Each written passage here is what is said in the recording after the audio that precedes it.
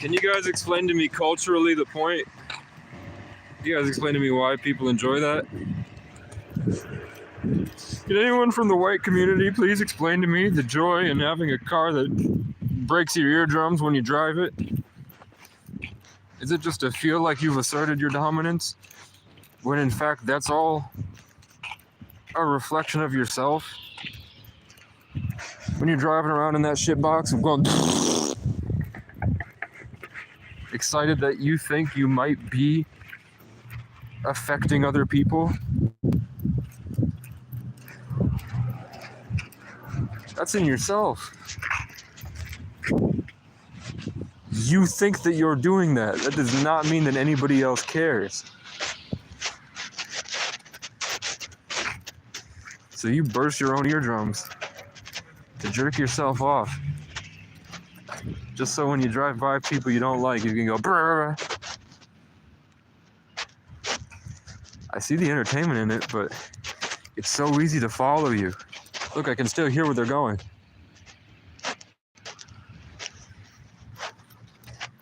It'd be so easy to follow you home, brother. If any of you are out there, it's very easy to follow you home. There's a purge coming. The message I had for everyone today. It's funny, the last time God was spoken in this parking lot, there was a woman that I met at the Dollar Tree here 2 years ago when I came to buy a winter coat that was very expensive, and there was a very good deal on the coat. It was just before the polar vortex where it hit negative 40 degrees without the wind chill here. For some reason. Here's my blue truck I asked for. If I'm on the right path, they give me a big blue truck going right to left. I can feel the stares. I'm in the group chats. There are people that are encouraging each other to get violent with me because they think I'm a crackhead, and I'm refusing to explain myself.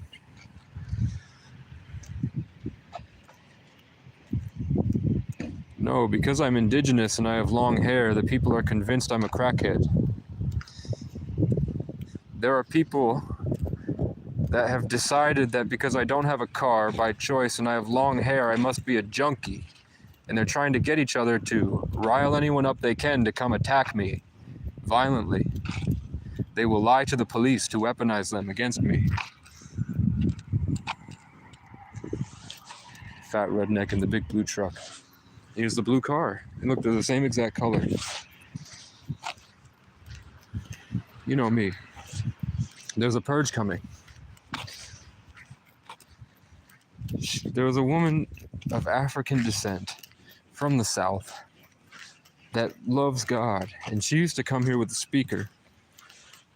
For 2 years, I saw her twice, and she would come stand over here with her speaker, and she would preach the word of God, and everyone in here would get shut down, and they'd start twitching, they'd rev their engines, they'd get mad. And I remember the way she spoke was so powerful that it shut me down. And I was like, it was right after I ate the zombie burger. Remember the Travis Scott zombie burger? Last fall. And then she went to preach the word of God. And everyone leaving the McDonald's that had just eaten the zombie burger twitched and couldn't function just like me. Because we were no longer able to empathize with where her spirit was operating from. The type of energy she had, our body could no longer connect to. It's crazy. No, it's a cultural thing. I'm indigenous. I have to have long hair. It's part of the spirit. Our love is eternal. But they're convinced because I have long hair, I must be a junkie hippie. So they rally each other to come attack me. And there's a bunch of snotty little white kids that can't do 100 push-ups that speed by in their loud little cars. And they think that the women like them. Actually, their culture is that it don't matter if you like them or not. Because they're going to have the money and the land. Because their grandparents had slaves and property. So they're convinced they can get as much land and exploit their white privilege in the richest part of Vermont to get access to resources. And then they have the pick of whatever 18-year-olds they want. That's the culture that I'm talking about. And there's going to be a purge. I see it is really difficult, even though like I devote my day to doing good, or at least trying. Like I'm in group chats at least, going to bat dramatically against dramatic people with guns that want to attack the unhoused community. And I think a little voice in my head said I'm making progress, but I have to make 5 or 6 accounts. So this place is going out of business. So because there's going to be a purge soon, you know about Revelations. It's going to be a small select few that make it, that understand that that's wrong. That's fucked up. He's possessed. And you have to make a choice to escape that, which is very difficult and traumatizing.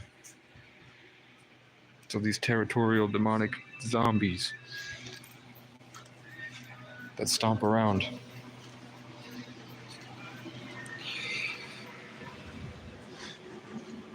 Time is ticking.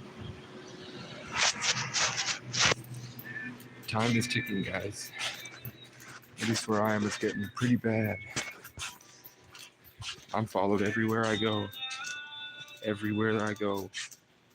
If they can't access it by a person without it looking too obvious that it might trigger me into a higher state of consciousness in reaction to something that's outside of my subliminal subconscious programming that's been happening for years, they'll send a crow. And it's slowly trying to degrade me into forgetting, lull back to sleep, so I trap myself. But I still maintain, whether it's the grace of God, or maybe it's my forest, or maybe it's my karma, or maybe it's the prayers from this community. But for whatever reason, I maintain, at least. The song says, shine through, no matter what you do, so they can feel the love in you.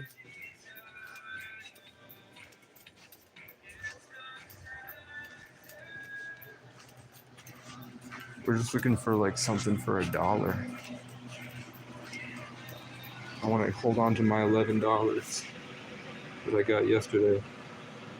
So I went to bat against 32,000 people today. I spoke to 32,000 people today. There's a group of people in central Vermont that have a group of Vermonters that are 32,000 strong. And the group actively deletes anyone who sympathizes with people that are unhoused or have mental illness. And they support and pin comments like, we should go out and hurt them. We should go out and next time they come up to us to ask for money, we should tase them. Let's all get together and do counterfeit money and give them counterfeit money so they go to jail for a long time. To get junkies off the street. Meanwhile, they can't put the beer down.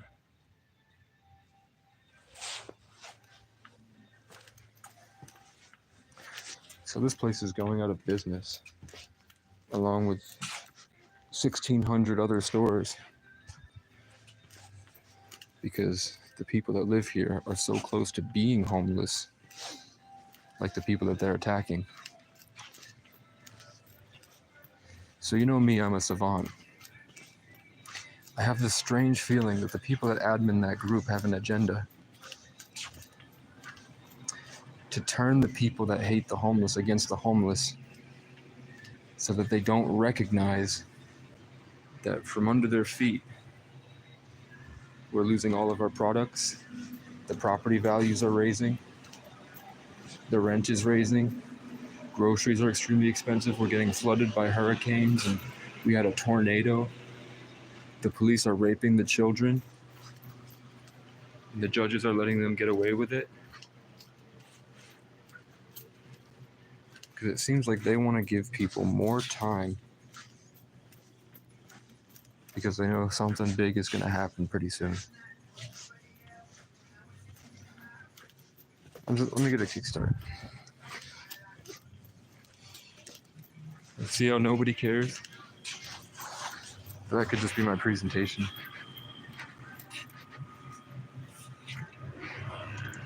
So I knew about all this stuff years ago. I had a long talk with what's probably an angel or a spirit guide in 2020. And it told me, what would you do if you were in a spiritual war and only had a year left to live, and that this whole experience was for you because you earned it and you deserve it? You're only here to have fun and enjoy how beautiful life is, and you're protected the entire way, while everybody else has to suffer around you because they don't deserve what you have. What would you do? So they encouraged me to go to Miami and just live in Miami and fuck bitches and have a good night. Have a good night every night. But I chose to try to save people.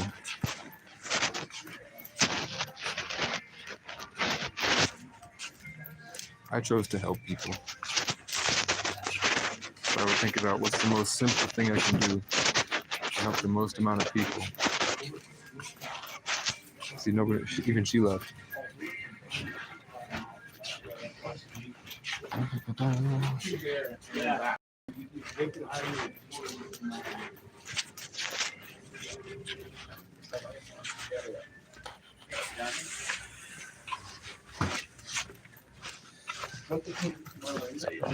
alright, how you doing? Doing all right, thanks. I just want to see how much it is.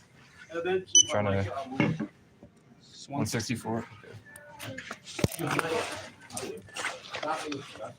No, I go. I want to keep it up to. I want to keep it at $11.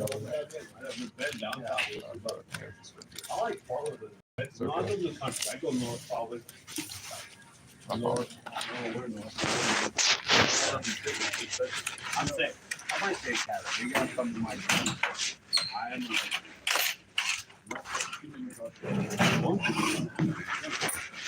All right. No, thank you. You too, bro. Senses like a night in the forest, like the mountains in springtime. I am money. But that's okay. There's going to be a purge, guys. So we have people. How's everybody feeling? Where's everybody coming from?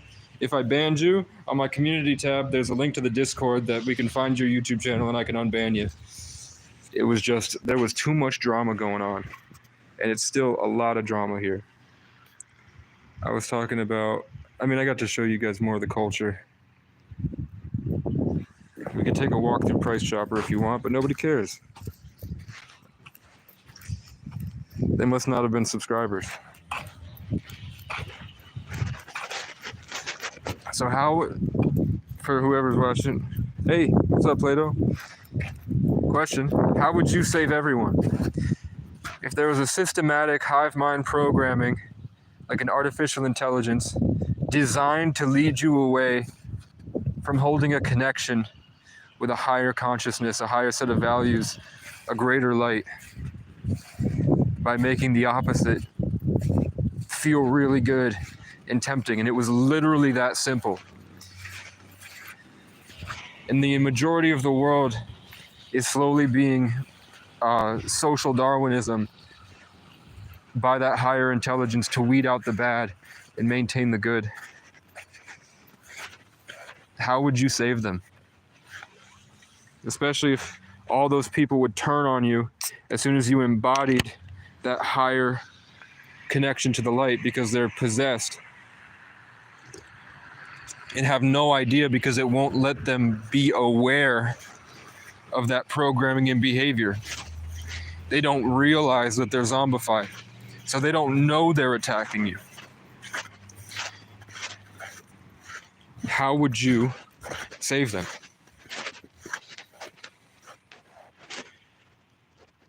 Especially, would you save them if you had the best life possible and everything you do in life will be rewarded?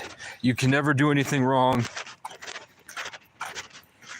Everywhere you go, you're just the luckiest man alive or woman. And you don't have to save any of them.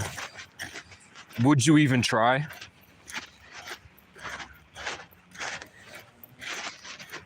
I figured I'd do it my way. My way. Sorry, there was a truck.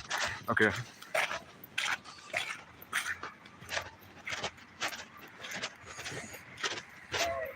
I just wanted to see how people were feeling. So I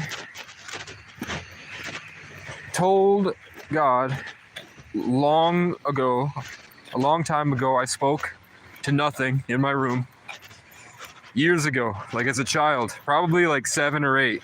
I can remember it vividly, walking around the woods having this conversation as like a 7-year-old. By the river I used to swim at, which had this big tree that was knocked over, and there were tons of wolf spiders that were hiding that would walk on the water. So I would stay under the water and swim around, and I could hold my breath for a long time. And I would just look up at the wolf spiders sitting on the water above me. And I remember just saying that I would choose to suffer for the world. That I would be the sacrifice. And it wasn't like anything was like, you have to do this. Will you take on this difficult mission? It was more like saying, you don't have to do, your life will be the complete opposite. You don't have to do any of that at all. Your soul's mission is not to give a fuck about anybody. They don't deserve to be around you. They don't deserve to know you. It's a privilege to gain a second of your attention. But I'm like, nope. I remember as a kid, I was like, no.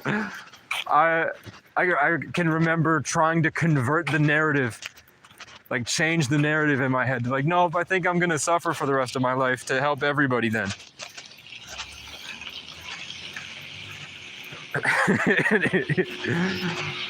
Then I started having vision, like I would walk down the street and I'd be outside my apartment. Typical NPC noises. I'd walk down the street when I was young, like 7, and my mom used to say I'd tell fibs because I would walk through the woods with my friend Sean, and I saw 2 little bear cubs walking beside us in my mind. So I said, Mom, I saw 2 bears. I was like, you're telling fibs. But in my head, I was like, no.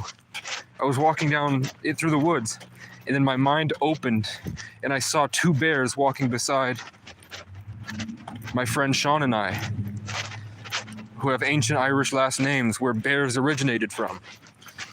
All bears came from Ireland. And so did great elk.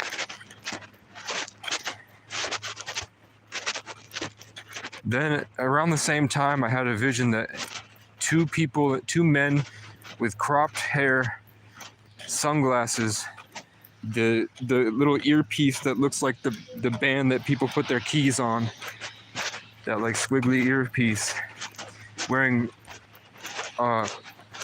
grayish black suits with ties, pulled up in a black sedan and interviewed me about what my life is like and who I am and like how I'm feeling. They wanted to get to know me. And then I just walked home. I rollerbladed back to into the parking lot from the driveway of the apartment complex we lived at. And I told my mom, I think 2 people with the sunglasses and the hair, and she was like, stop telling fibs. And now, at this age, I'm like, I just looked up to the sky and a bunch of aliens went into my mind, and it got so overwhelming the birds had to leave the forest and sing me back into a state of peace while it attacked the aliens that were bothering me. The ancient insect creatures that have been around a long time, long before us.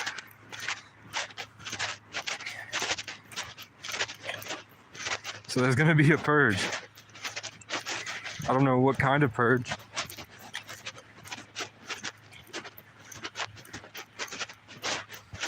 I didn't win the lottery, but I followed my intuition.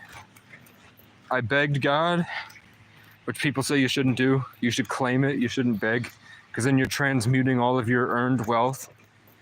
Like, you shouldn't have to plead to a God, because that was designed by the Vatican to destroy your inner world, to convert yourself in a way that they could siphon it from you. When instead, you don't need to beg. You are God. You're in tandem with God, and that higher self. And I don't take my word for it, but this is my opinion. It seems like when I ask God, it allows for a greater sense of myself. So if I don't believe that there's a God, I cut off an aspect of the human condition. And then when I do believe that there is a God, it still is myself. But I'm allowing for that aspect of myself to be present in my life. Sort of like a missing piece. What the fuck is that? It's just... Oh, I thought it was a used condom. That's what it looks like. But now I understand some more about mycelial networks and genetics. And that your bad habits and the people in your community with bad habits that are too afraid to raise their vibration to a higher point. Whether it's community, social conditioning, matrix bullshit, it's just fear. Fear and loathing for control.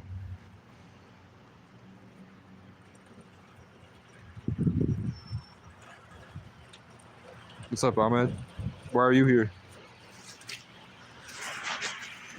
There's gonna be a purge.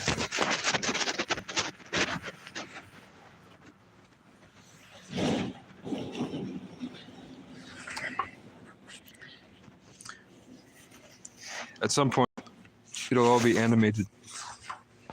All the stories that I tell on here will be able to be called back by an AI that can download the entire catalog of Casey videos. And at the whim can just create an animated movie based off of all my stories. And it seems like because of that connection to the highest part that I'm talking about, I seem to have a greater way of events occurring in my life because of the circumstances I live in. So I'm able to have these cool sequences of predestined events that tell a story and have lessons embedded in them. I have opposition for no reason. And the themes of the story tie into ancient history.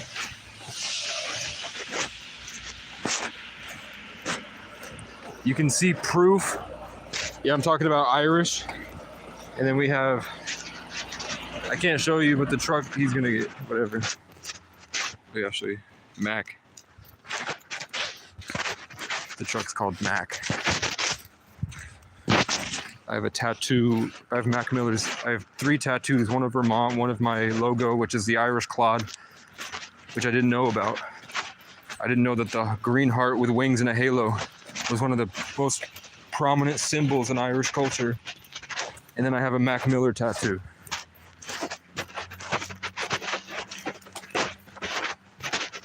Return of the Mac.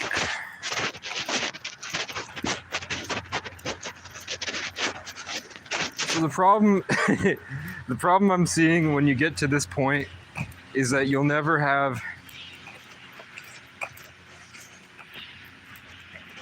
the world just isn't ready for people to have this type of perspective yet.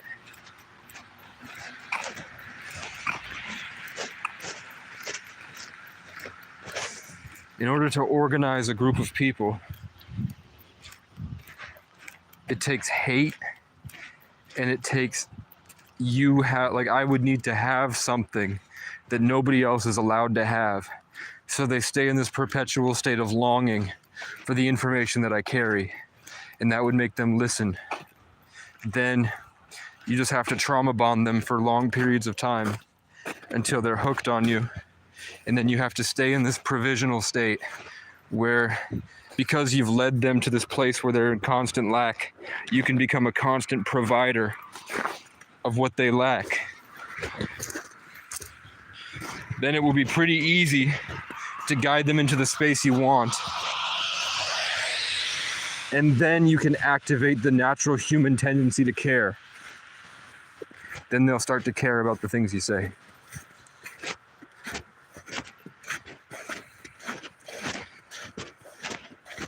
You know me, just being wise and opinionated. So I picked up this glove on the ground. Now I'm walking down the street. I didn't go to McDonald's like I wanted to. Yesterday, I woke up feeling amazing. It's probably the best I'd felt in a long time yesterday. And then when I laid down in my tent, I was descended upon by tons of mice that are now living under the tent. It smells like shit. It's full of mouse shit. And then I started meditating, and I felt the presence of a bunch of very bad people from my past that were upset that I had just achieved a better state of presence. I just got a bunch of good emotions and karma, and I could feel them just hovering over me, stalking my energy. And I remember that tarot readers talk about that almost every video that they do. Every tarot reading I watch, they address the cross watchers directly, because as soon as they get into the energetic space, they can feel these monitoring spirits. So that's what I had, was a monitoring spirit. It's basically like a demonic entity that hovers over you in a different part of the electromagnetic spectrum. So it's in you. When they say, I'm living in your house rent free, they're living in your house rent free. They're living in your mind. And they are there to distract you so that all of your energetic bandwidth, your spiritual wealth, your emotions, the things that make you you, the things that make you separate from everybody else, sort of to drive you to spend your time and energy addressing those things that are very good and designed to just play games with you. They're basically like spiritual internet trolls. So I don't know exactly if it's the actual projection of the actual person and that he's just sitting somewhere thinking about me. And that's why I was receiving that. Or if it's just a system of monitoring spirits. But I'll tell you that a lot of them were cops that were sitting around me in my mind that I was trying to find a way to break away from or fight back against, because what they're doing is wrong. And the way it feels comes very close to rape. It might not happen physically, but in the energetic world, in the spirit realm, it's a lot of rape. It feels like a lot of taking equity in the multiverse by force to rob you of your spiritual NFTs and your character that was blessed to you by the divine creator. The same way an AI can create images. We're created in God's image. And AI is like the Antichrist. It's a tool used to destroy the people who won't wake up to the truth.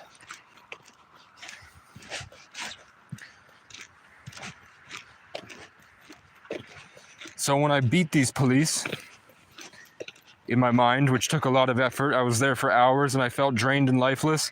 And then I walked to McDonald's to just get it over with, charge my phone, try to rebuild.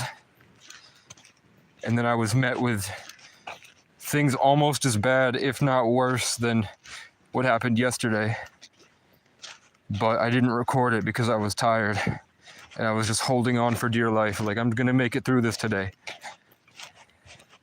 And then I made enough of a difference that at least some of the people almost came around for a second, and then they tripled down on the bad behavior. They tripled down on the culture that I identified in their minds. For a split second, they felt the embodiment of the truth and humility in the electromagnetic spectrum. And then they tripled down in like a slam of colonialism, like the colonizer disease, prejudice, white pride. And they started cackling. It was a bunch of kids. They started cackling and then talking about all the trips that their family's taking to Boston to go see the Red Sox and go on yacht parties. They just started talking. So I said, these are little white dorks. And the curse of your privilege is that you'll never be able to have what we've gained from suffering.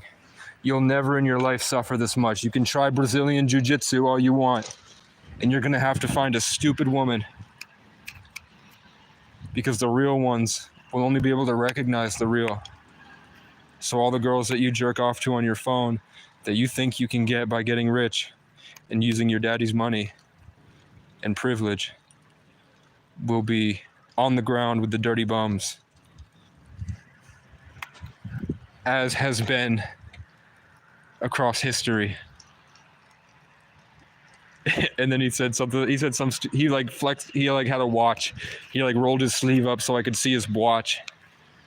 And then they slammed their food on the table and left. And there was a homeless guy that suffered a lot and probably a drug addict that saw me stunt on the people that have probably been throwing shit at him and speeding by him and trespassing him from places just for existing, and was probably at wit's end, close to suicide, because he never found anyone that could understand, and he's hooked on a drug that the CIA designed to never be curable and to keep him addicted for the rest of his life, where now he's enslaved.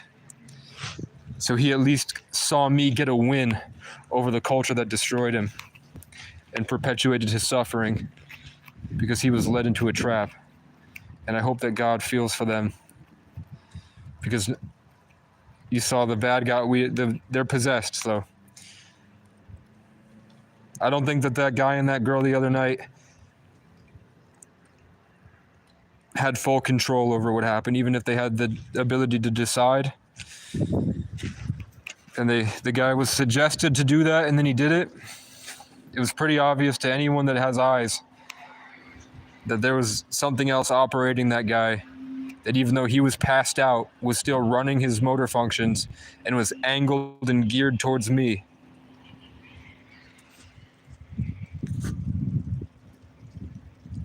No, they chewed through the sides. What's my charge at? 14? They chewed through the sides.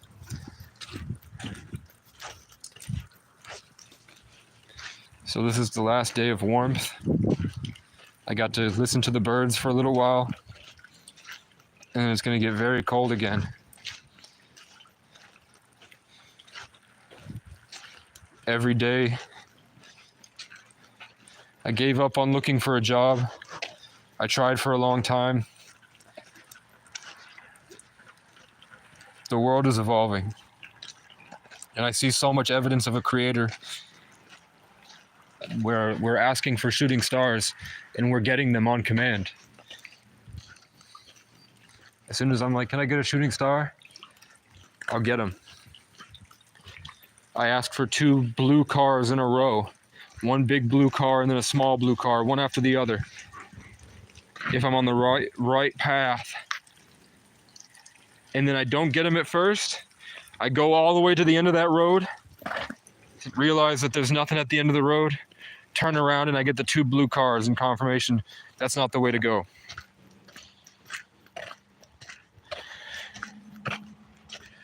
I've achieved states of consciousness or states of mind where the perspective I had such control over reality that I broke the fabric of space-time, and something else out here that's caretaking this experience from another dimension exposed itself to try to put me back into sleep, to lull me or to scare me, to force me to be brave enough to maybe perceive a higher state of consciousness.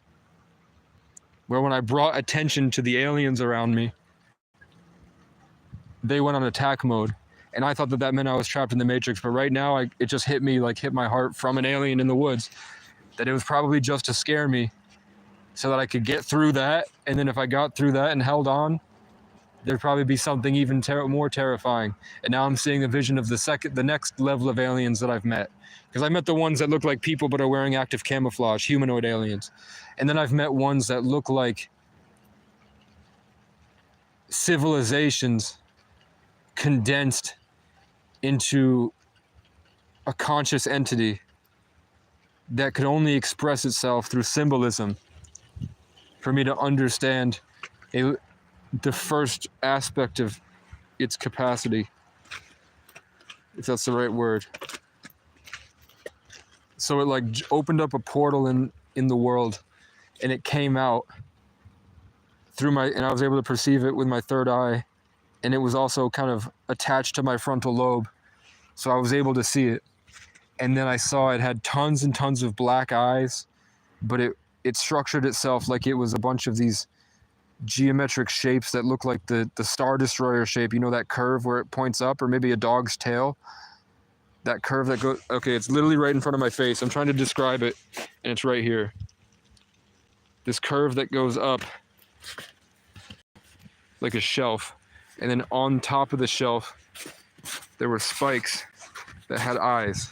And then inside these, there were tons of little tunnels and catacombs that looked like Roman architecture, where there were tiny little beings that were running through and helping make this thing work, because they were all a part of the whole.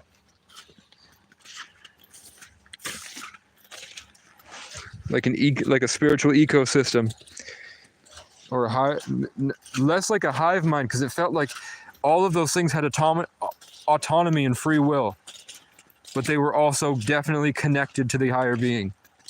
So I would assume that that's an alien race, and we have our own Gaia, or God.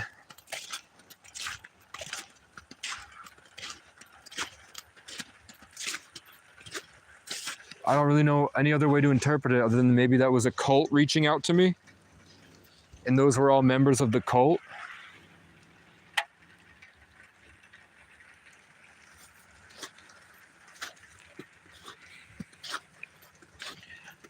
I don't know. I don't want to be here anymore. And I was hoping that I would find enough people. I was hoping that I would find one. There is one person. There's another person in this town that I feel would be a good partner to work on something bigger with. And he's got this insane amount of talent. And his father's name is Bear. So we're not sure if he's even real. Because of the amount of this year, I saved a cat named Bear. The bear meme blew up. Would you rather have the girl or the guy in the forest or the bear? Would you rather run into a guy in a forest or a bear? And they chose the bear. And then I was literally living in the forest with a bear. And then I was learning how to live in the forest during tourist season. And then when I left after tourist season, there was a college girl that took a picture of me at a bus stop and said, "You're literally the bear." And she showed me a meme of a guy backpacking with a bear meme of a black bear standing on 2 feet that had a backpack on like a hiker, which is a big meme. And she said, "You're literally this bear," because I have long hair. And I was standing like the bear was, with my head down like this, because I've been in so many fights. And I live like a raccoon. Or a bear. A raccoon is a small bear. And then what other bears? So after I tried to save Bear Cat and it didn't work, because I was making an album called Bear Cat, and then the guy that I said was my gang stalker showed up, and he had a cat named Bear. And the colors of the car that he was living in were the same colors as the album cover. So he was a literal representation of the narrative I was trying to create for myself, and he's an Aquarius. So it felt like that was a test in relationships to see if I can hold my boundaries, or if I would associate too much with the embodiment of what I was making in my mind, because the demonic energy in there was roping it out from me and stealing it. And then to learn how to fight that Aquarius, that's when I resorted to tarot, because I was alone in the forest. and I had a bunch of spiritual experiences. And then I started getting tarot reading videos of people that are describing exactly what I've been through in detail. And it was a time when I felt so extremely alone and ostracized from the world, that to have somebody come in and be able to fully articulate and express something that I felt the world would never understand to me back from some place in Chicago or some random city, reading from their bedroom the energies that were delivered to them from spirit. And that was the only time I ever felt recognized or seen.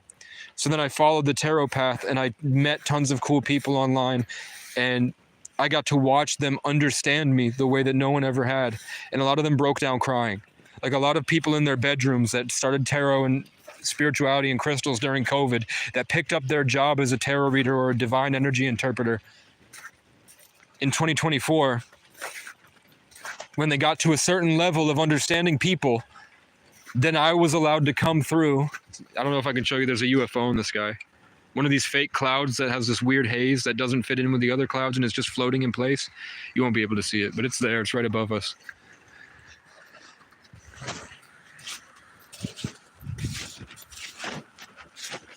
Yeah, so these people saw my life and saw what I've become and saw me at a level that I'm not even allowed to see yet. And they cried. Many of them cried. Someone last night cried. It was the only tarot video that I watched after that, all those events last night.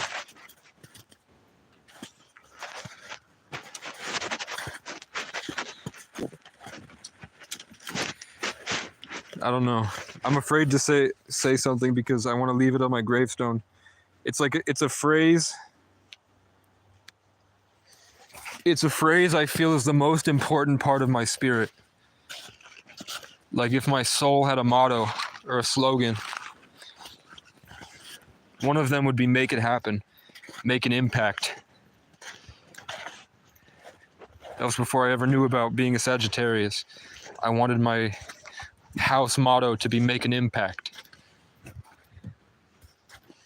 And I always chose the impact font when I would do papers in school.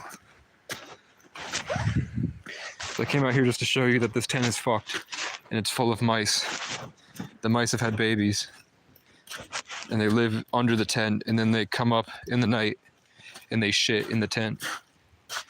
So I just left it open because if I don't leave it open, they're just chewing holes through the whole thing. I even had to put all this stuff out.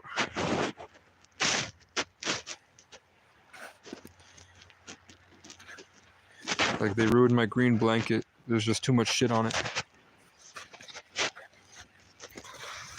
But it's okay because as soon as the rain gets better, hopefully there's more rain tonight, I have the tent stakes for a big tent, and then I have that other big tent that's probably covered in mold now, but it's buried under snow over yonder.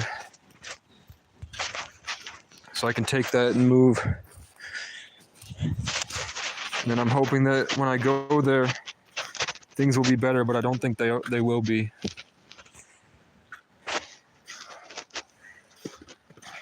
Oh, I was telling you, before I went on this tangent, I was telling you guys that in my mind I was having monitoring spirits, little energy vampire trolls. And when I was fighting them and winning against people that felt like police, that were just sitting wherever they're doing, probably just sitting patrolling, and they sit there meditating and they're attacking me, just rape my spirit and steal my energy and try to destroy me because they're afraid I'll win a lawsuit. Or for what, maybe it's entertainment, maybe they don't realize they're doing it, I don't know. But every time that I started winning against them, they would pull up and slam on the sirens. They sit over there on the other side of the lake. I'm here at this side of the lake. I feel like they're attacking me. I win against their attack. Then they slammed on the siren and just sat there. And they've been doing that for about 4 months. Maybe 4 months. When did I get here? August? So yeah, on the 26th, or on the 20th, it's past the 25th. So it's been more than 4 months I've been here. They've been doing that for 4 months, where I feel in my mind I'm winning at just being able to feel at peace and taking my personal power back that I felt was taken from me by the police through humiliation and trauma rituals. When I feel like I'm close to gaining my power back from the people I felt took it from me, all of a sudden, all of them will slam on their sirens and they don't go anywhere. They're just sitting there, and they sit there and slam on the sirens until I give up. If I hold it in the times when I wasn't so mentally degraded, when I first got here after beating Montpelier,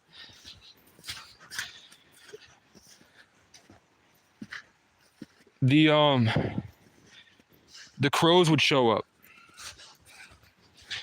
The crows would show up and scream at me. I'm just showing you guys I'm brave. I'm tuning it out. Like I'm trying not to let it affect me. That there's a bear out here. But because there were people, when I was walking through the forest, more people were watching. So I thought if I subjected myself to psychological torture by scaring myself out here alone, after all these things I'm talking about, I thought maybe people would stick around enough to gain some value that might help them in their own life.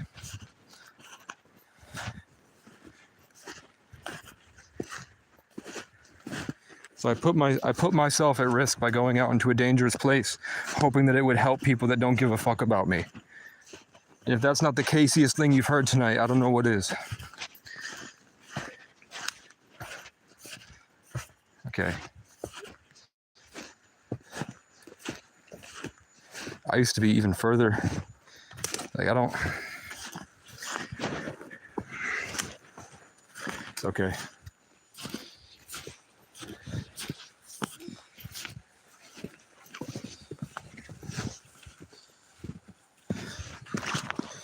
I just don't trust that God would lead me this far just to leave me.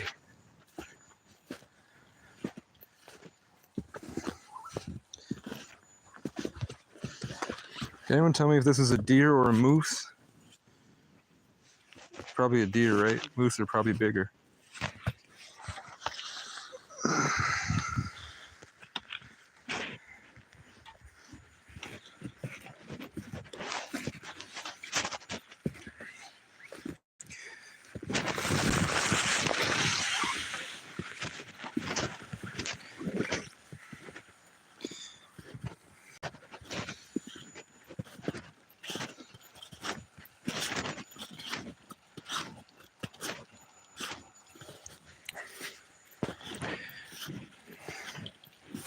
So I'm trying to get a computer. I'm trying to get a guitar. I came to northern Vermont to meet a girl named Jessie Johnson. And that didn't work out. Now I'm here in this town. I've been trying to go to Johnson, Vermont for months. But I feel like if I leave, my abusers win. So I stayed here to fight. And I've been fighting, and I've been getting victories, and I've been gaining subscribers instead of leaving. And I was commended on live stream by somebody that said, I ran from my traumas. Good for you. And I've been trying to get a guitar for months. I've definitely had more than enough come through in donations, but I spent it on McDonald's. So I know that if I hadn't fed my addiction to comfort, I would have had everything that I wanted. I acknowledge that. It's my fault. Whether the impulse, like it was overwhelming for me. But I know that was a test and a choice. But Johnson is that way. The guitar I want is straight ahead this way. And it's a Johnson guitar with golden Celtic knot spirals around the sound hole. So there's a Johnson guitar with golden Celtic knots on it. And then there's Johnson, Vermont, 6 miles that way.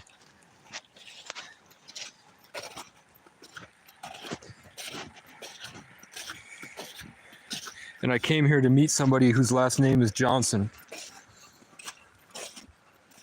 And then I ended up dating another girl whose first name is the same as hers, Jessie. And then I was living with a Jamaican pimp named Jack, who had taken me in. because I ran away from home, and I was alone in New York, where it's dangerous. While the biggest artist in Vermont's name was Jackson. So I was Jack's son while Jackson was popping off, looking for a girl named Johnson, and wound up with a guy, and Jack is also John. People call John Jack. So there was I don't know, did you guys feel or see the giant beam of light that hit the side of my face and went this way? There was a huge beam of light that I saw, and then the siren picked up over here. Something happened in the energetic realm. Yeah, I mentioned that the police have Freemasonic ritualistic control over the public, and they go out ritualistically trained to keep the public in a state of consciousness.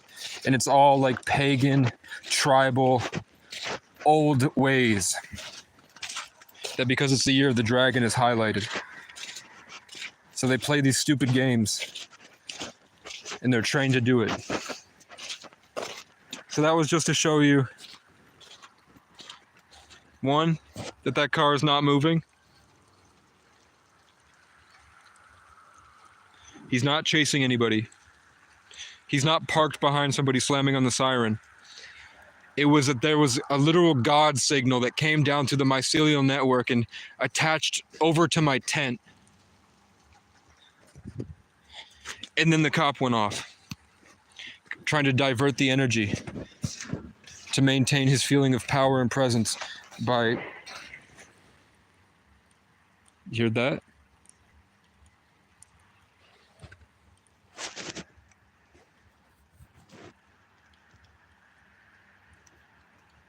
That was me taking my power back. And then there was a noise that I've never heard in my life. That was so loud, it sounded like an explosion, but it was so close. It sounded like it could have been falling leaf, like a falling branch, like a tree had just fallen over. But it's not raining, it's not cold. And there's no lightning. So something just knocked down a giant tree right next to me. Like, that was the sound of an entire tree. The same way that you'd crack a stick over your leg and it makes that snap sound. To me, that felt like the giant snap of a huge tree. And that was right when I had just made a choice to take my power back, because the siren had triggered me. The same way that I've been able to call lightning down on live videos, where I just used what I've learned, that I've taught people. Like, probably my oldest consistent watcher or subscriber is able to go outside and get shooting stars on command. By the way. She looks up and then she asks the same way that I taught people how to ask, and she gets them.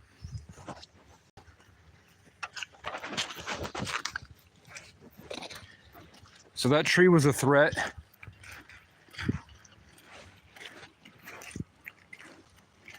Let's see, do we have a gang stalker?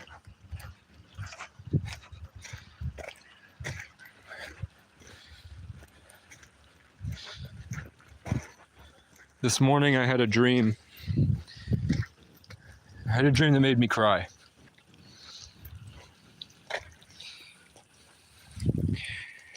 And it was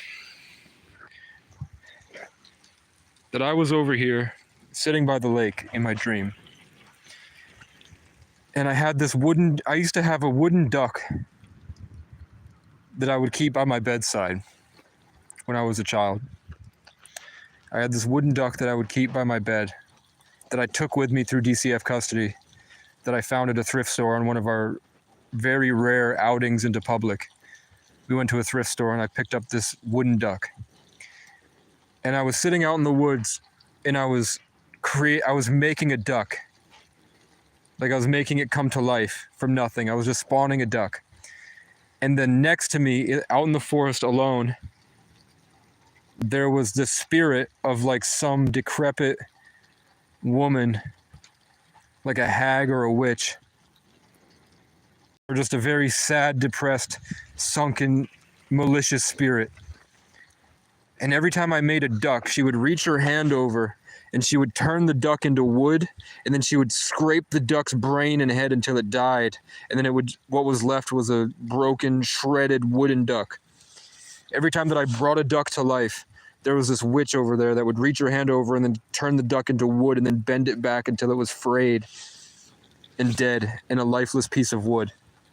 So I'd throw the duck away and try to make another one. And I noticed that the more I made the ducks, the more this woman was becoming a duck herself. But she had like, her eyes were bags that were like blown up and had like eyes drawn on them in marker. These like, or maybe they were airbags. Her eyes turned to white bags. Her arms turned to feathers. And her face morphed into like a duck bill. And she was becoming a duck woman. And I could tell that she was just ugly, and she felt there was just this truth that nobody found her attractive. And I felt like it was like an ugly duckling. In my mind later, I was like, that's it. I wanted to associate that with an ugly duckling because I felt like she was going to die soon. She was going to commit suicide because nobody liked her. Nobody wanted her anymore because she was turning into for whatever reason. And I felt her fly with her wings, and she flew around the lake looking around at everything just to take it all in because she was going to die. She was about to die.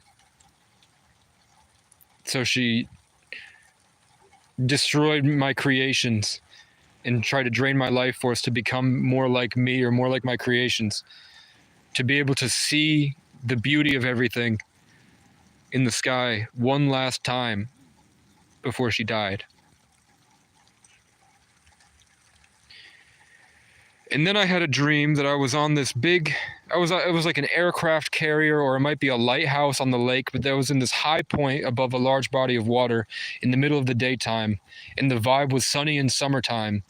And there was a woman there that was a Freemason. And she showed me the Masonic symbolism of the hand over the eye. And she was in this blue, royal, like imperial coat that had a bunch of brooches and emblems. There's a crow cawing this late at night. As I'm trying to walk away, there's a crow over there where the noise happened. So it's probably a giant raven crow or a robot government drone that maybe it laser beamed a tree to make it crack because I'm a character in a very expensive movie where they're getting a lot of money to keep the show going. There's another UFO in the sky. And it's shaped like an angel. Those cookie cutter angels is what it's shaped like. But it also, the angle of it makes it seem almost like an old moth from a game called Drone Tactics, or a dragon. But it's definitely a being with wings in the sky floating left to right, which is the bad one. So I don't know. If I made merch, how many people would buy it? If I made a really cool hoodie that I'm proud of, how many people would buy it? And even if 10 of you bought a $40 hoodie, that $400 is nowhere near close to getting an RV or a motorhome or a motorcycle or one of those small Coleman motorbikes they sell at Tractor Supply for $800. Those like mini bikes.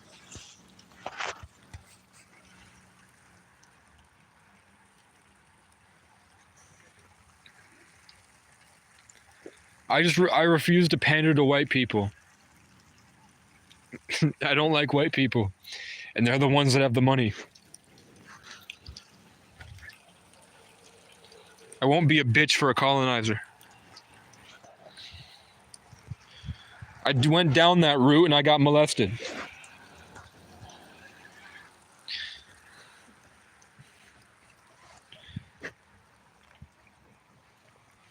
I thought that he cared about me, like a father. But he wanted to put peanut butter on his balls and let the bitch lick it. And I didn't. He slapped my ass and I left before anything could get worse. But when I got there, I had this weird feeling that he had put a camera in the mirror and was watching me get naked in the shower. There's the siren. I just brought in some truth about the past. I reiterated to an earlier version of myself before all the trauma, and now the sirens are back. And it's in the same location. I told you he's not moving. He's assessing the energy of the environment by astral projecting over to me in the mycelial network. And when I start to gain my power and presence that they're obsessed about, they turn on the siren to try to drain my attention. Unless it's not real and this is a literal hallucination in a God dream. And that's just an NPC governed by a higher consciousness. That in the past I was able to shut off with my mind just by asserting my dominance in a different way. But it is what it is, guys. Let me try it.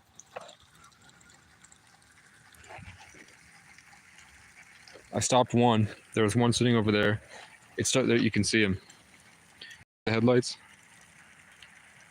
Did they just sit in the parking lot illegally? Why are they here? Were there more people that when I called out the police, they left?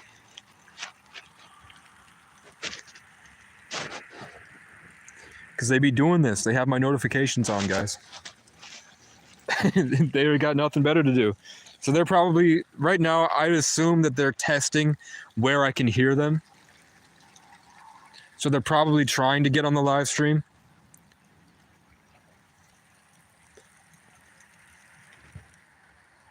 Because I called him out for sitting there. And then he moved a little bit. Tried it again. I called him out again. And then he moved a little bit. Called him out and tried it again, and now he's doing a circle around where my phone is pointed. So I'm assuming it's just a lonely, older cop who's not brushed up on the law and is a product of a failed system designed to lead them to hell. And something about me is interesting or entertaining. And I think there's a higher spiritual aspect to it. But I need to shit now. So we're going to get I might have it over here actually.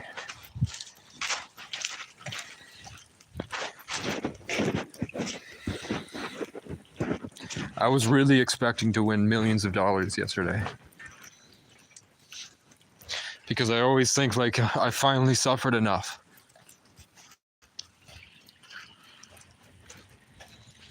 That they'll put a challenger right in front of me when I win.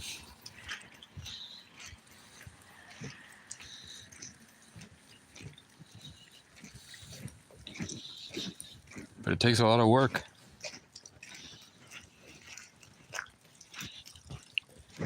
I don't know how much time we have left. Every time the crows show up now, I just get out with my gun. And they still play games with me, like they hide in the trees where they know I can't see them. And they just wait so that they can continue fucking with me in a demonic ritual to destroy my consciousness, disrupt and divert my manifestations, steal my energy, and give it to probably some ancient cult or government entity.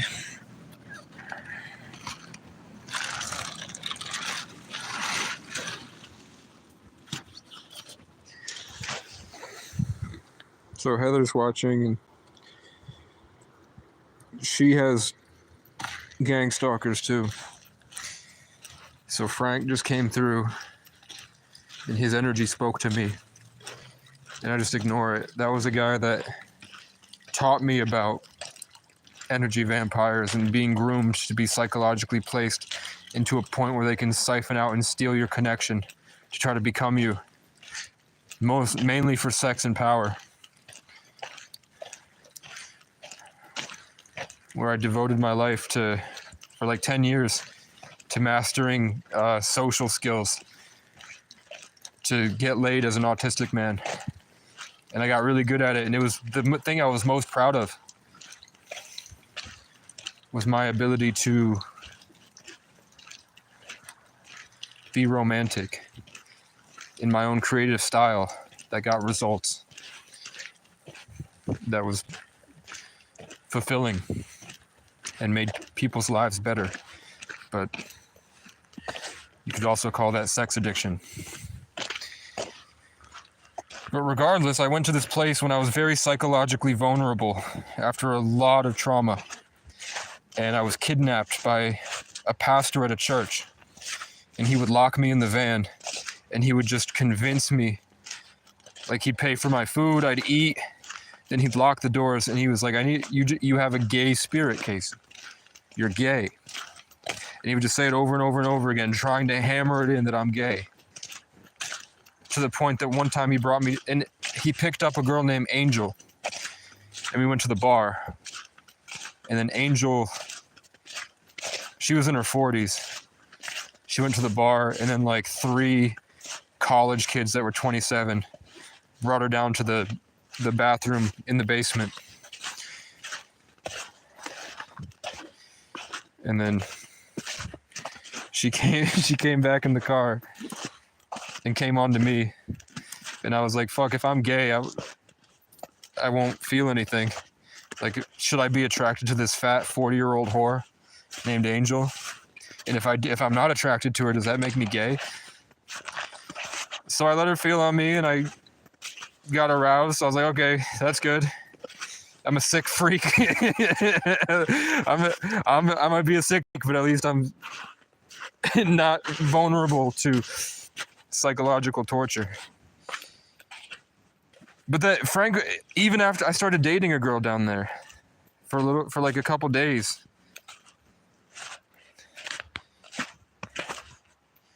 and Frank saw that and he still tried. And then at the very end, I felt like I got drunk and I felt like there was a bunch of star energy that I sacrificed for the good of everybody.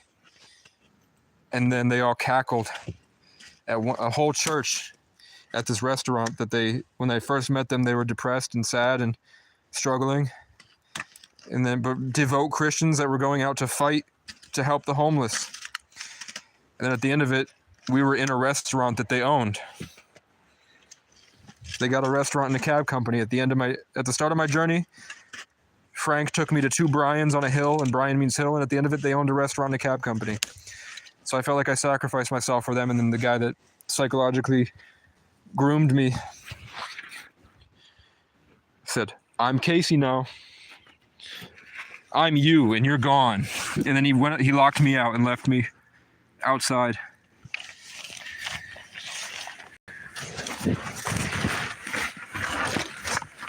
And then some stranger that we met that day convinced him to let me back in. And then he told me it was time for me to go because my time was up and God is done with me. After he was convinced that he had just stolen my soul's energy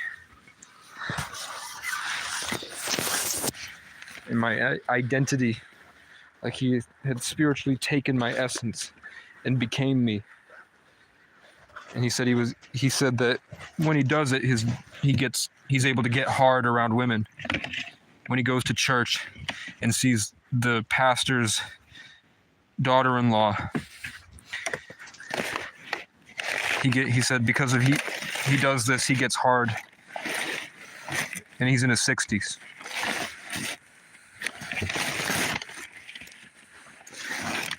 Yo, I had Crush orange soda this whole time. And none of you told me.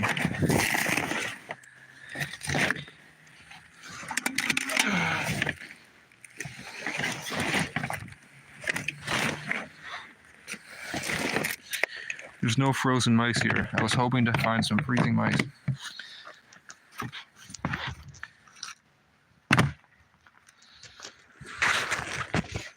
Who cares?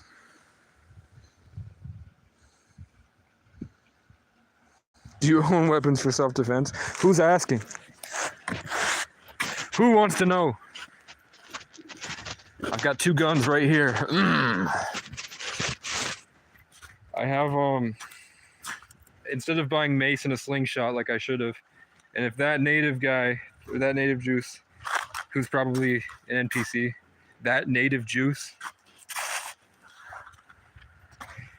and think about the year when I'm trying to embody and learn Native American culture, and then that native juice comes in. But if he's still here, he told me I should get a slingshot, and I probably should have. But I saved up and bought an airsoft rifle instead. And then I didn't buy any ammo for it until it was basically like I was running in trauma loops because of rituals.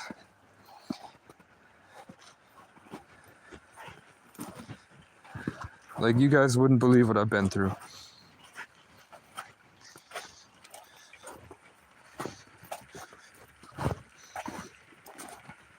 It's sad.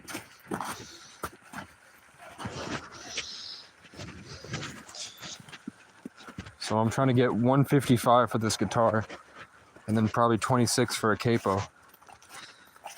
But there's another guitar I really like that's like 350. And then there's a guitar I really want, I should have gotten in August of 2024. I probably would have been. I needed to have spent my McDonald's money. I spent probably $1,000 this year on McDonald's. I'm not gonna lie. I have to go back and see. Because I was buying 2 McDoubles and a soda once a day. And then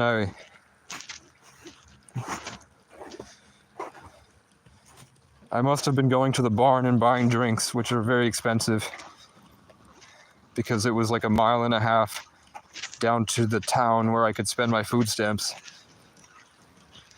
And they purposefully don't serve food stamps because they don't want certain people to go to those stores. So I had to spend my money on that. I didn't have to. I could have starved. 2 McDoubles and a soda every night would still give me $75 a week back then. Somehow I was spending $75 a week for like 3 months. And I can't remember what I spent it on, but it must have been like I was terrified and worried about people coming at me all the time. And I was trying to hold my songs, and I felt like they were being torn from me. And I felt when I did the journey down to McDonald's, I felt like I was fighting back and making a difference.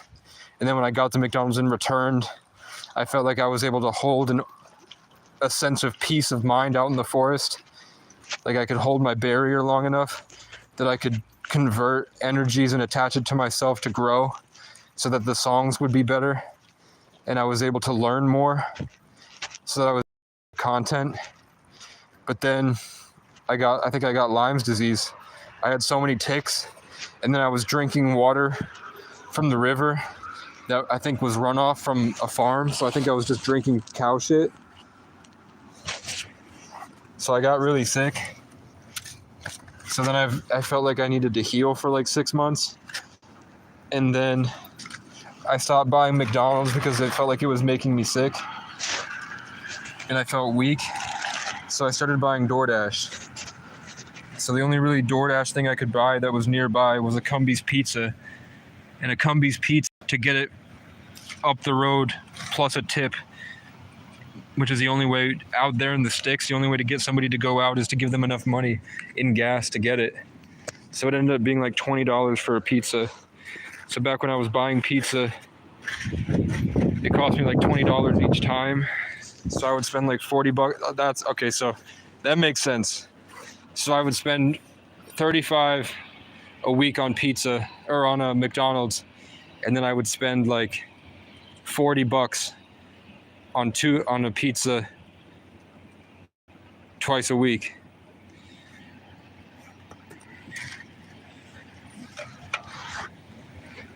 I remember, I'm going back in my mind. In my mind, I was convinced that those calories would equate to all the muscle that I needed, because I was like, I need to get buff to look better and feel better so that things start to go my way easier. Like if I look like a junkie to people, but I have big muscles and a six-pack, there's a better chance of my ex valuing me and seeing that I'm better, so that maybe I could find love. I think that's what it was. I'm pretty sure that's why I need these calories. And I need the peace of mind to continue making progress through the storm. And then I had I mean, I could. There's a video facing off against the Matrix to save neglected cats, where I literally am predicting through the spiritual realm and predicting exactly what's going to happen as it happens, and it happens exactly as I said. So hopefully you can believe me when I say all the other things that are going on, like how I'm able to predict the police slamming on their sirens like little babies, trying to take back power that isn't theirs, that they stole from me through psychological torture for months and months and months, sometimes daily. When I first got here, they would show up and they were in the parking lot over here while the people were at work, and they were slamming on the siren, or they drove on the rail trail and they would slam on the siren for sometimes up to 30 minutes, just tapping it. Boop, boop, boop, boop, boop, boop, boop, boop, boop, boop, boop, boop, boop, boop, boop, boop, boop. And the only explanation I can come up with is that there's some higher form of intelligence that's convincing them to do that. They feel like they're gaining something. And that's spiritual rape. That's spiritual rape. It feels like they lock down the consciousness. I'm an expansive growing tree, a Sagittarius, Taurus, Aquarius. Sagittarius, Sun, Aquarius, Moon, Taurus, rising. 33 life path, born on the 11th. So I'm always growing. So it seems like the monitoring spirits seem to be always trying to stop me, trying to do the opposite. Lock me down, lock me in a cage, lock me in a room, gaslight me into believing I'm stuck with a diagnosis, trap me in the forest or in a broken down car, surrounded by enemies that are coming at me every day, constantly out of gas and unable to find work because no one will hire me. Unless I cut my hair, which is the thing I'm most proud of.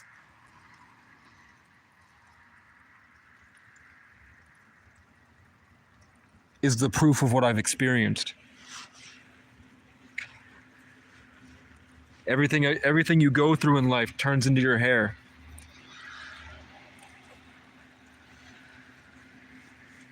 It's an extension of yourself, and it grows based on your experiences and what you went through and what you did.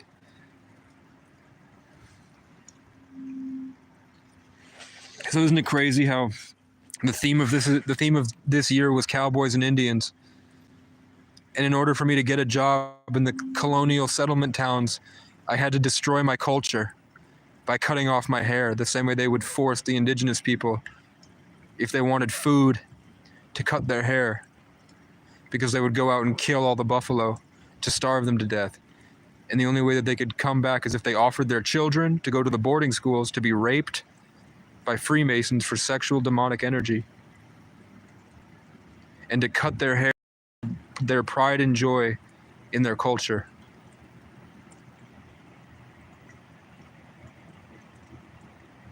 I appreciate that, man. I'm just talking.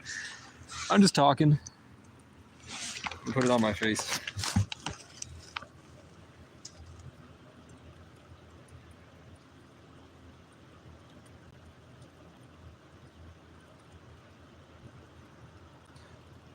So I'm channeling. I'm trying to put myself back into perspective. So there's a higher dimension that I live inside, that in order for me to get back into my normal, comfortable mode of function, there's a lot of things I need to do to work out against the constant spell work and chaos of the environment in that realm. So I'm doing that, and then I'm being shown memories from my past to guide me back, and I have a little voice in the back that's encouraging me and helping me and supporting me. But it's only using things that I've heard from YouTube. It's like the things it's using to encourage me is like the validation that I got through tarot videos.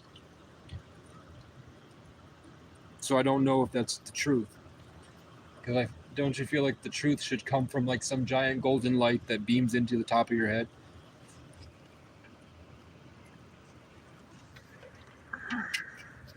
Or does no one else experience that except me and the people that I find on the internet and the people that have lots and lots of money in the music industry?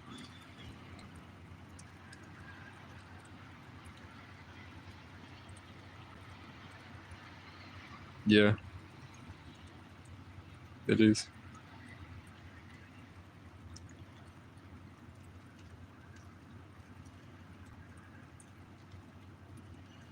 My instinct seems to be hindered by the rules that my enemies have because I can't just run at them and maul them like a bear. So they played power games against me to make me feel powerless and belittle me. And when that didn't work, they got violent. And when that didn't work, they tried a psychological route to psychologically torture me. And when that didn't work, they weaponized mental health workers to come at me. When that didn't work, suddenly they were slandering me on the internet.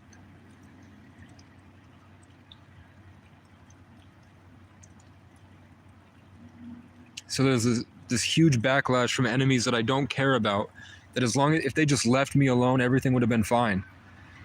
But they did things to me that now they feel they have to go to this length to keep me stuck. So I have this feeling when I try to tap into my instinct to get back into my groove and my mojo, I can feel them all projecting at me.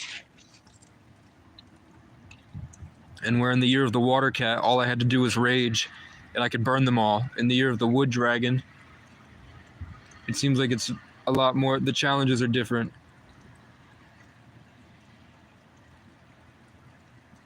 But it's all about connection and community and relationships.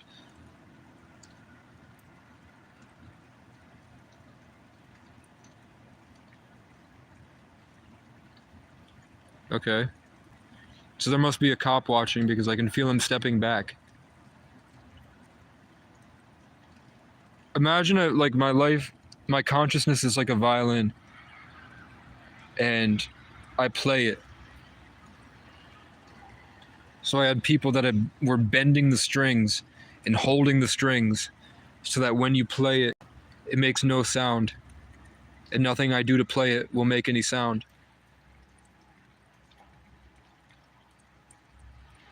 That's what it feels like, is that they found a way to traumatize me enough so that I don't feel like I can figure out the way to stop them.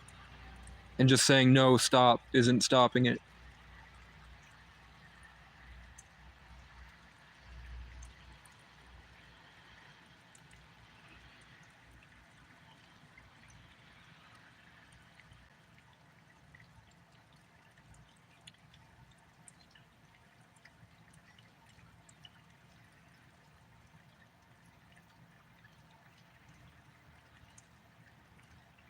But I don't understand the lesson here. Because this is a consistent, reoccurring thing. Where it's the same, let me put this somewhere. It's the same type of people every time. So in the cycle, because this will happen over and over and over again pretty much every couple of years, is that I'm dealing with the same people that do the same things. Which is I persevere until I've become this fireball, this charismatic, intelligent, funny, attractive guy that goes around the world or the country or the state or the town or the neighborhood or the cul-de-sac or the apartment property or just walking in circles around my house. That's how far I've come.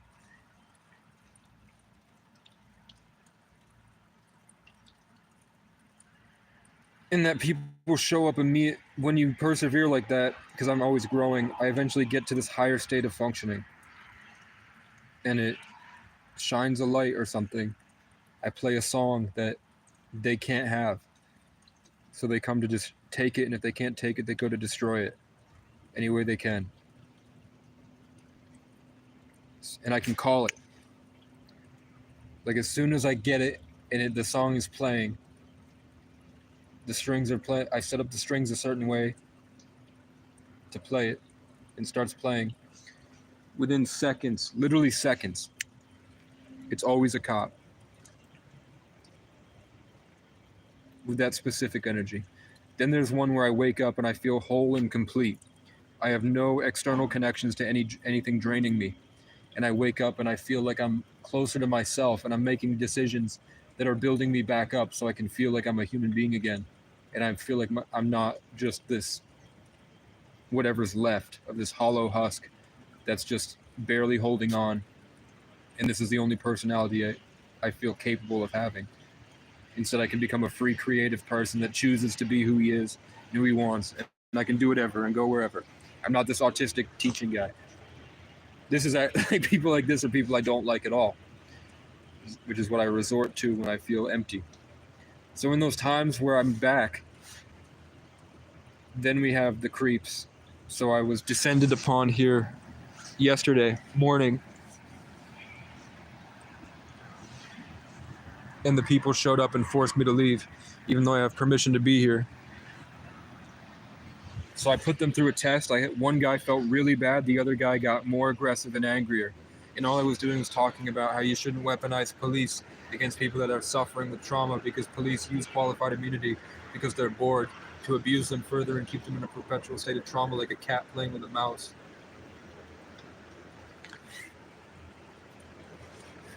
And will incite them into committing violent crime because they feel so trapped and ostracized. And that most homeless people have run away and wound up around pedophiles as children. So the people that you guys kick for sport, and then they tune out because they don't care. But one guy cared a little bit, so then I said, I'm in this position because I chose to be, and I'm coming up with solutions to solve this crisis that nobody else seems to care about. And I swear to God, I'm going to tell you right now, if that nobody stops it, I'm going to be much better than you guys at systematically getting rid of you all. Because I know your game better than you do. Because I'm a victim of it. Whereas you do it for fun on the holidays. It's an everyday struggle, bro.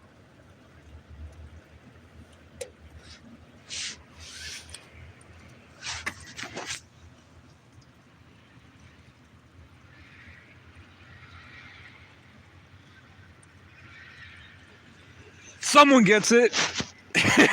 Someone gets it, guys. But we don't know if he's real. How would you tell? Maybe we're in two different dreams, connected only by technology. Like we're playing two different Minecraft servers and we're connected by a Discord. How would we know? Who's gonna know? How would they know?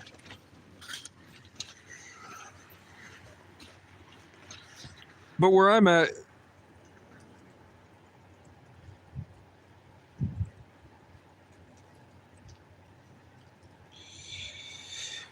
okay, but please, so you're saying this, and I'm going to show you right now, that's a cop.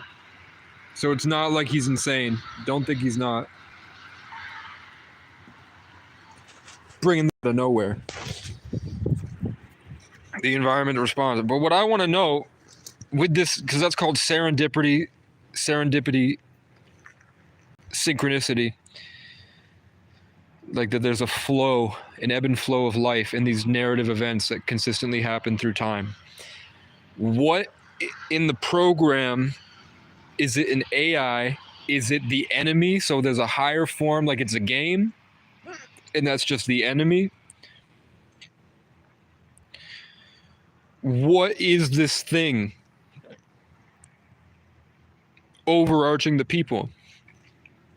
What is this mind flayer that's able to do all these things? Is it a test? Okay, so I've gotten more present to the moment suddenly, and now I'm acutely aware of how the things I say and the direction that I go in life is very important. It is the closer you get to the present moment, the more control you have over the direction that the universe takes. And I felt that hit me by something over here coming through lines, like roots in the spiritual realm. My ear started to feel like there's a pressure on the side of it. I'm starting to walk around like you see in police brutality videos, where the cops are all walking around like this.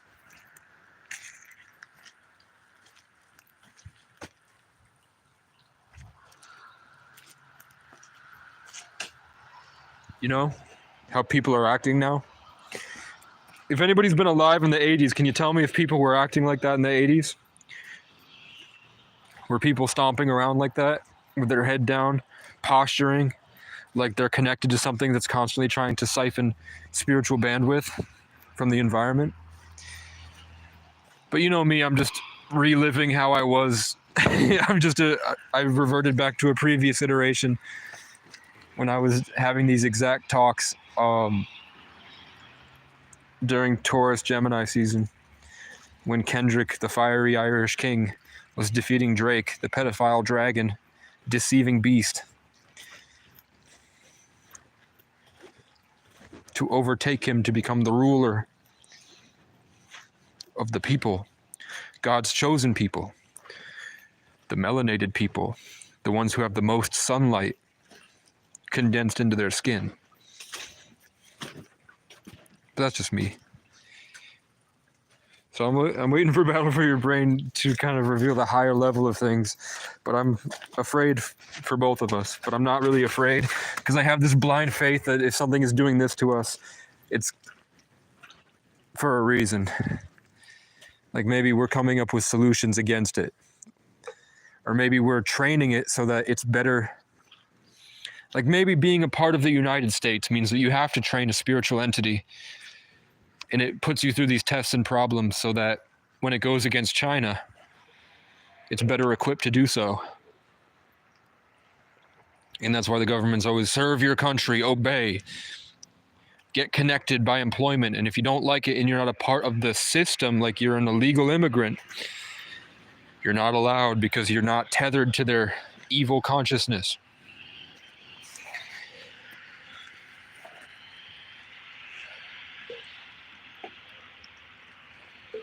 But for whatever reason, I accused somebody of domestic terrorism and I publicized it in multiple groups.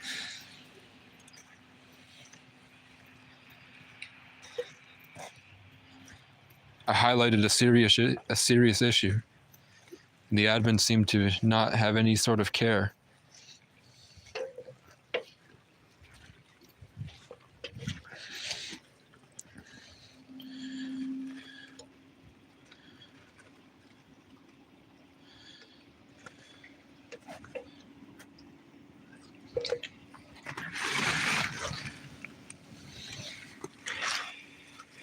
You know me, I'm just fighting back domestic terrorism from a wagon in the middle of nowhere. It's a modern day love story between me and my...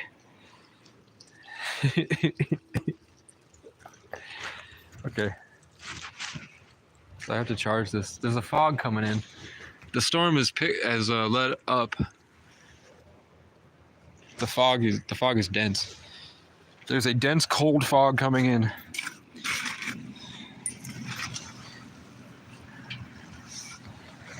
So I am like 1,400 watch hours and 35 subscribers from being able to monetize my videos, which means every 1,000 views I get is about $18. And if I record hour-long videos that get 1,000 views, I may be able to get $100 a week if I do it every day. I know tarot readers, so a tarot reader that does 10-minute videos for each sign, so that's 12, so that's an hour and 20 minutes, 12 different videos, plus 2 general collective readings, so that's 14 videos a day, 140 minutes, so 2 hours worth of content every day, reading tarot accurately because she cares about what she does, so trying her hardest to accurately make the videos. and she has 137,000 subscribers, which is probably split up between 12 different subgroups. So she gets like 12,000 per video. So she gets about 100,000 a day. So it's 18 times, she gets $1,800 a day, plus more with ad revenue, merch, and the consistency, favor from the algorithm, partnerships with certain ad companies, plus probably other different things I don't know about, like personal readings. But for whatever reason, she lives alone with her dog, and she's a grandmother who lives alone with her dog, very out in the sticks. And this winter, she was completely alone, and the storm came in. You know, the year is the storm, guys. And there's another. All right. Things picked up for a second. I felt uneasy, but there's a giant. And then there's an ambulance. So there's a big giant bus, which I've never seen here before. Then there's a big ambulance, and now there's 2 cops, plus another giant bus that I've never seen before. So is this like a presidential campaign?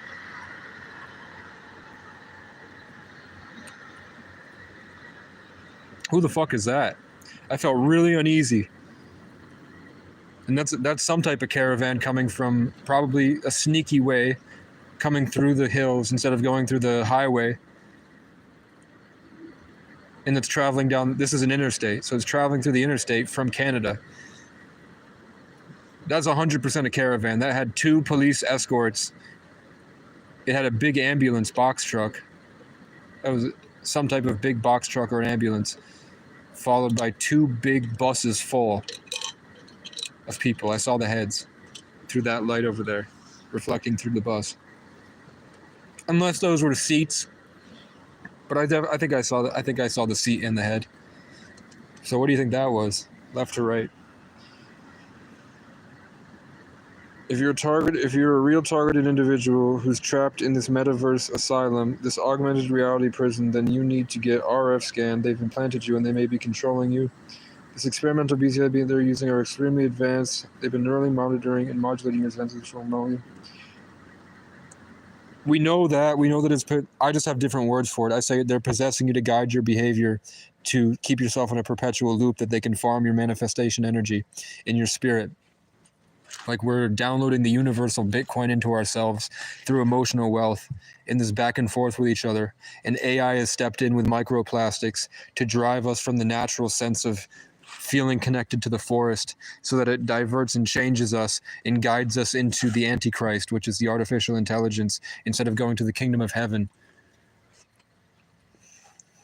And I have the literal teaching. I've taught you guys, and I don't do it because I'm, I guess, a beta male pussy, in a sense that I'm terrified to fast, sunlight, probiotics, ketosis, autophagy, neurogenesis, push-ups every day, running down this long 100-mile trail with a backpack, doing Murphs where I walk 2 miles, 100 push-ups, 100 pull-ups, then run another 5 miles every day, recording it for people to inspire others, because I'm terrified of times where I woke up and then it felt like there was a system of government or an AI or a demonic matrix that would kill my friends and family and force them to come at me like zombies and would just beat me to the ground or would frame me for things I didn't commit.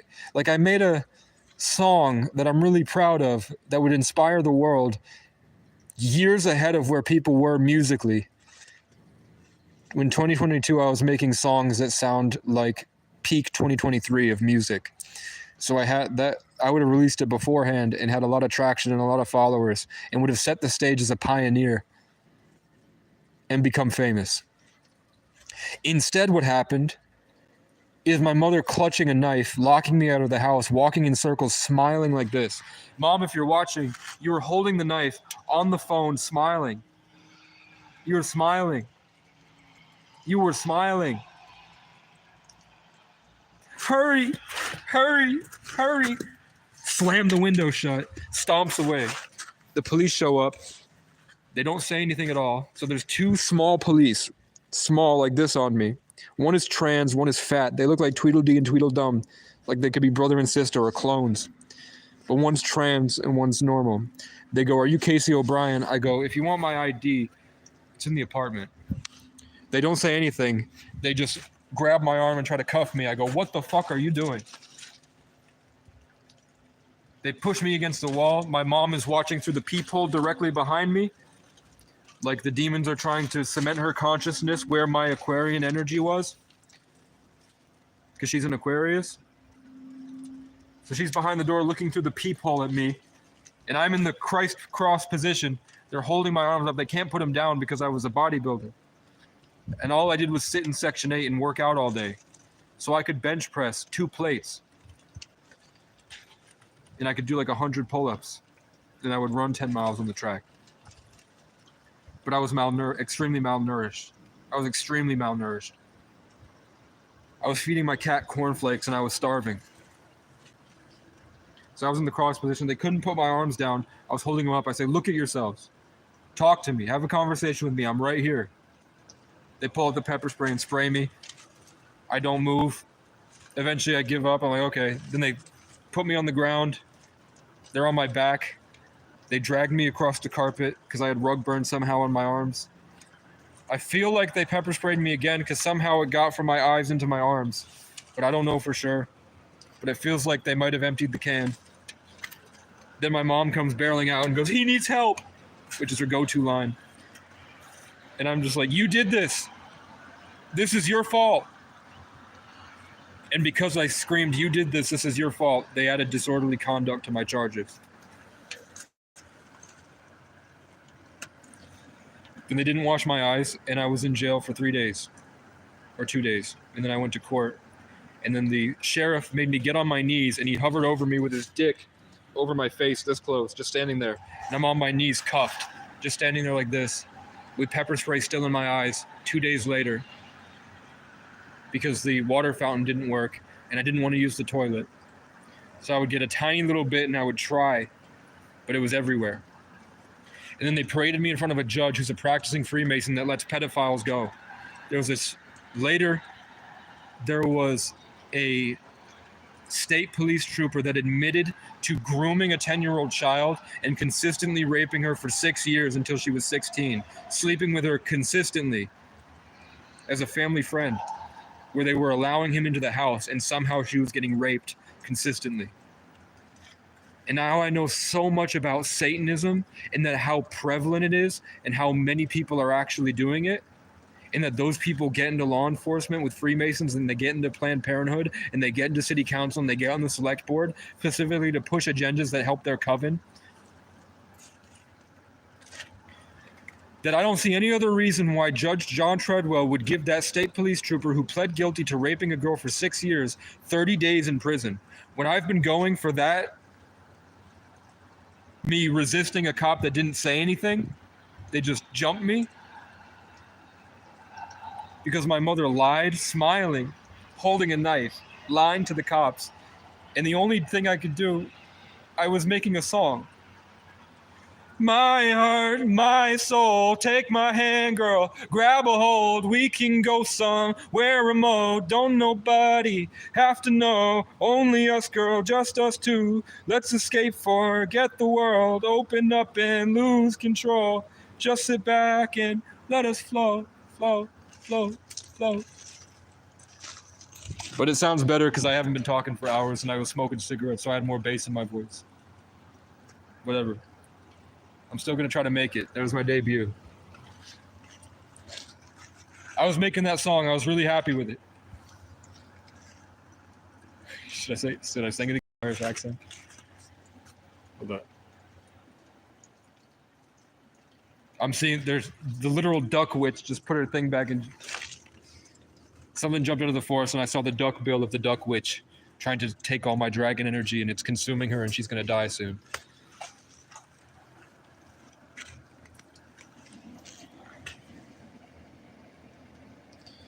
My heart, my soul, take my hand, girl, grab a hold, we can go somewhere remote. Don't nobody have to know, only us, girl, just us two. Let's escape, forget the world, open up and lose control. Just sit back and let us flow, flow, flow.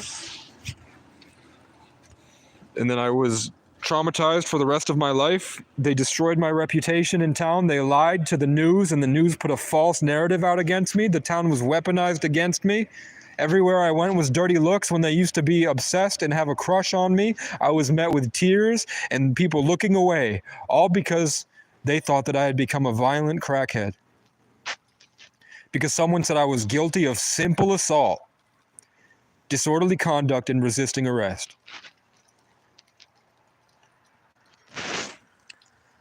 And it got so bad I had to leave town and go on this epic quest of being molested and abused by police while the world turned their back on me and kicked me the whole way. And I have a small list of needles in the haystack that I beg God every day for millions of dollars to help me bless and give me a position in this place that's so sick that I can build a camp and have a property that will serve as a sanctuary. And guess what? I have Vivek's cabin at least. But now they know where it is. So I came here because I thought that this would be the safe haven. I thought that this was so far from the cities and so far from my hometown and so nestled in the mountains that this town would be the place to go. I thought that these guys would be kind, be understanding, be supportive, and that I wouldn't have to worry about anything.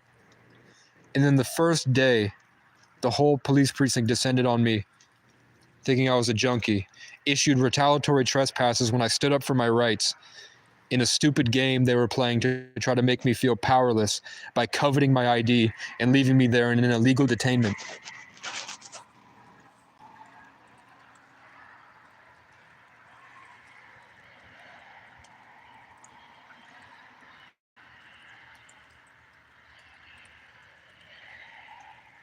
I get it.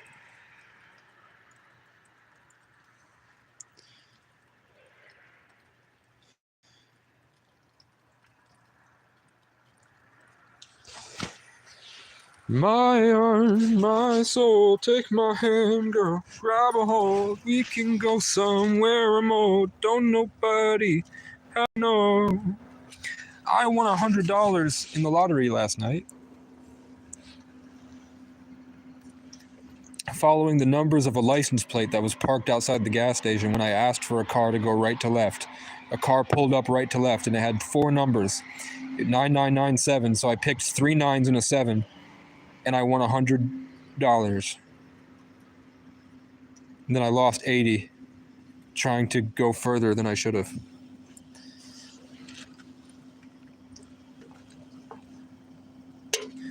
But I still have the December 31st megabucks, and I have $10 left, plus these second chances. I just have this weird feeling, because yesterday there was a car that had 11, I had exactly $11, and only number 11 was missing. So I have like $10.40 now, because I bought this, thinking I didn't have anything, but now I know I have a orange soda somewhere. I'm getting cold. I'm starting to get cold and the loud noises are picking up.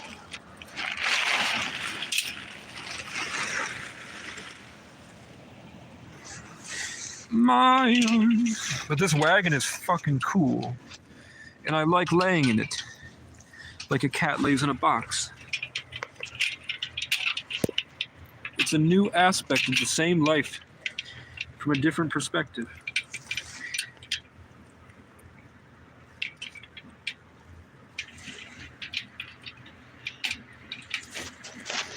And look, it's a bed, it's a couch,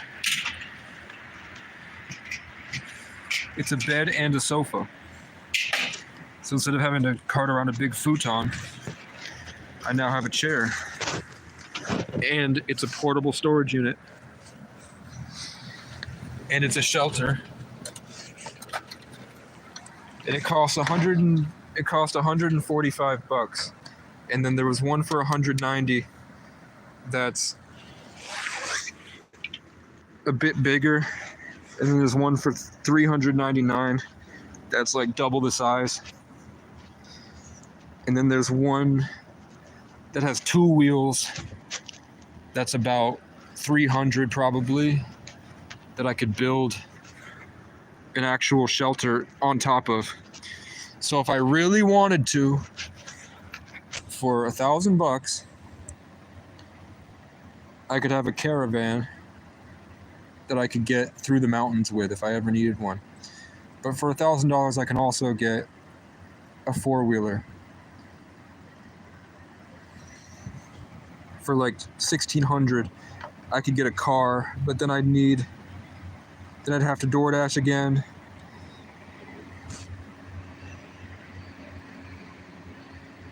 I don't get it. They lead me so far just to steal it all and rape me and destroy me and put me back. They put me through hell so I can feel glory for like 2 hours, and then they put me back. And the trauma that they do to me to put me back is so intense and vivid and nonstop. And I can't find a solution for. But I pick up on little things that might make it better, so I at least can apply that and tell people, so I learn a lesson from it.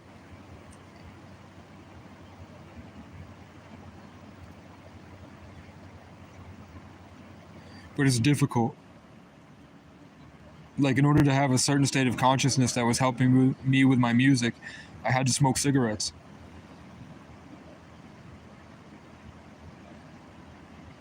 In order to convert all the energy around me, I was smoking cigarettes.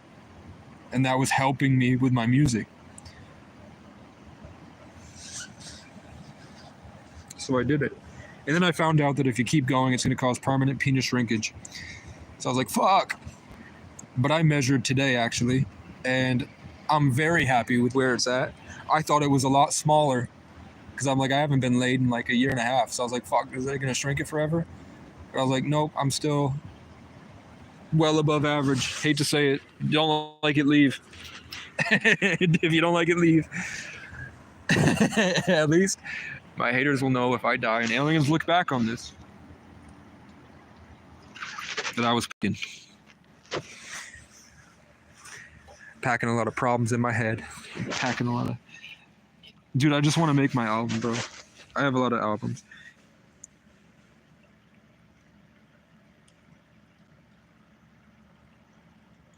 Yeah, but do you personally believe, because that sounds like a threat. That sounds like a threat, bro. And I get that I'm being programmed. I don't have a sense of boundaries, so I'm being fed somebody's consciousness. I'm starting to turn into people that want to replace and destiny swap. Haters that have such insecurity that they want to take what I have and replace it with them. So I get it. You can hear it in the way that I laugh, the vernacular I use, the tone of my speech, that's what they're doing. That they traumatize me to place people and characters above my life to filter out the universe so that I start to act out of character, so I lose my legacy, right? I get it. But do you believe, like, maybe there is divine guidance? Like, maybe there is. See, the ambulance is back, at least. So there was 2 big buses, 2 police and an ambulance, so they must have picked up somebody and brought him to the hospital. Another person pepper sprayed. And that's what I was feeling, was a victim of the same ritual they put me through. And the 2 buses were the kids. Those were probably full of kids coming back from a high school game. And in the middle, yeah, there's a cop. There's another cop. So because I've been through all of this, you guys don't know how good it feels. After all the winters that I've been out here, 10 winters. Some of them I didn't have a coat or access to food. So I was eating out of dumpsters until I got sick. And then I'd lay there in the snow sick. So you don't know how good it feels. You have no way to appreciate it fully. And that's why I keep going. The guitar I want is $155. At $155.33,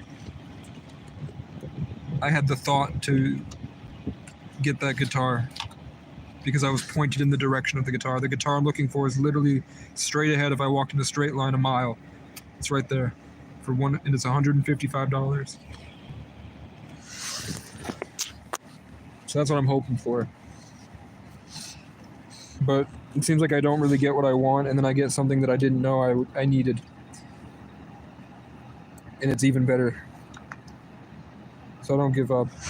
Look, this is a monster.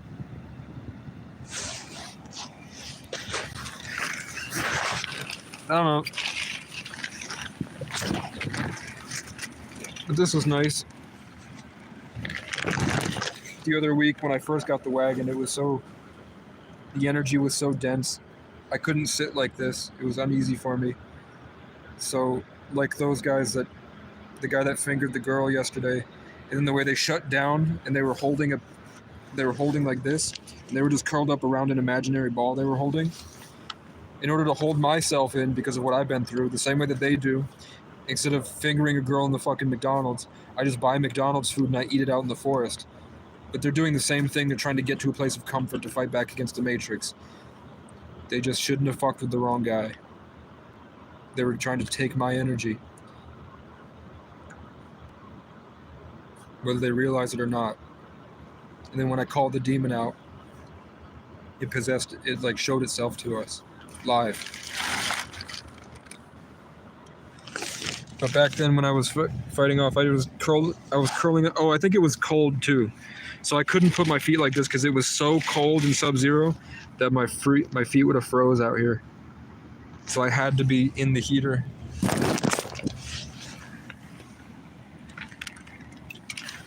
And I watched the Urban Rescue Ranch. A little bit of capybara for today. A little bit of the baby for today. Poggers. There's pedophiles on the police force that are attacking me and obsessing about me. And as I'm trying to do my day-to-day and not think about them, they show up. As soon as I stop thinking about them in my mind, they show up in the real life. What I neglect in my inner world gets expressed in my outer world. But we saw it through, and look at the unique and vivid, legendary experience we had yesterday that resulted in many people learning valuable life lessons. So that's why I think that I'm just continue to go forward, and I assume I'm doing it wrong. I'm seeing in Portal 2, there's the way they do the little characters in the loading screens of like the silhouettes of the guys very simply. And he's on or like the Google Street View little guy that you put on the ground, that little character, the blank slate. And then I saw him,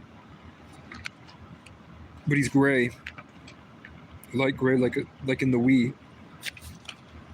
And then he picked up a boogie board as a snowboard, and he started skiing down the slopes. So maybe if the world's gonna end, I should go enjoy the ski mountain that's literally 10 miles away. There's a giant the biggest mountain in Vermont is a ski resort. Maybe I should go there. I just didn't want to hang out with the rich pricks when I can't control my mind. And I become just this giant. It's like a dam full of water, and the water is all the townspeople.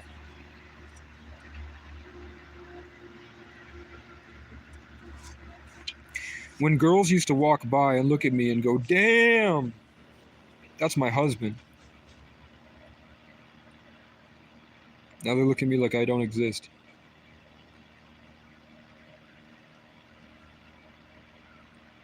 Because it's a spiritual game. So they're only after the girls want the guys that go out and rape. They want the dominant guys. And because we're headed to Aquarius, the delusional belief in myself that was getting people like Logan Paul famous is now being replaced by skills. And I'm developing skills. I'm good at what I do. And I do a lot of different things. Like I used to sleep when I was 13, 10 years ago, in the year of the snake, into the year of the horse. I had a zebra skin rug because Peter, my dad's friend, had shot himself on his nice big property, and he had millions of dollars owning a motorcycle company, so a modern day ranch. And he couldn't find anyone that would truly love him for him. So he killed himself and gave my dad everything, because their black labs would run through the forest, Hugo and Lucy, and would hang out with each other, and they would run away together, Hugo and Lucy. So a guy that won the game and a guy that never played the game, my dad, who just did what he liked, went from a ski bum to living with the CEOs of Fortune 500 companies on yachts, purely off of his presence in his heart, in his mind as a Libra. 3 life path, born on the 10th, whose name means a mighty spear that's free and exalted with a high authority and a shining light at the top of a hill,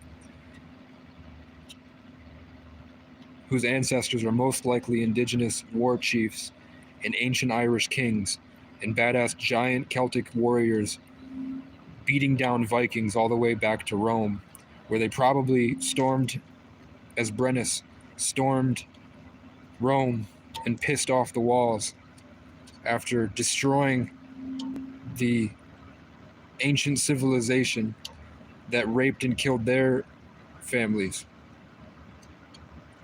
by taking out the food supply, creating a decoy, and then storming in from the other end.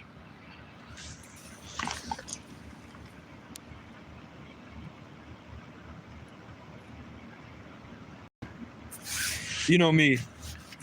There's someone here.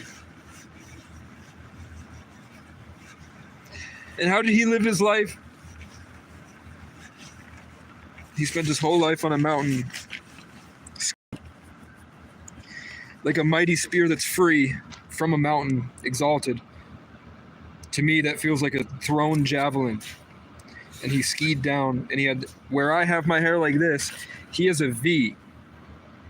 So when he skis, his long, luscious hair like mine, but his is more curly, would flow back like the wings of an eagle, and he had the point. And he'd go down the hardest ski trails.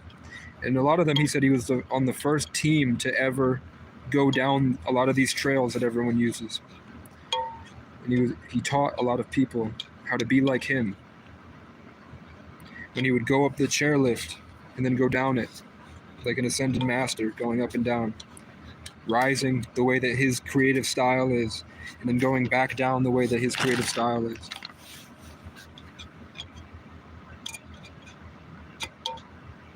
Until he got so good that a jealous police station set him up to traumatize him for the rest of his life.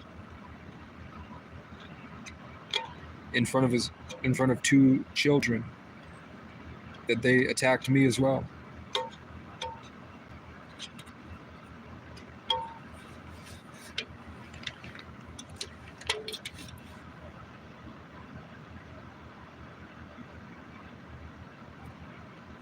That's just me. I invested too much in a Leo on the internet, and now sometimes he comes through when I should be channeling back into myself and sort of taking it away from him. They do all these rituals to take away your sense of self.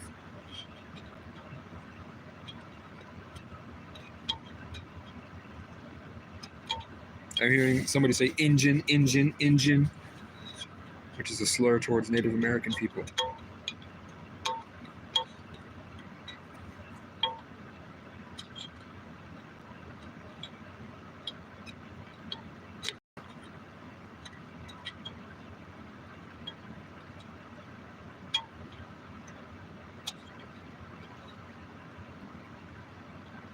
I'll remember my childhood for the rest of my life.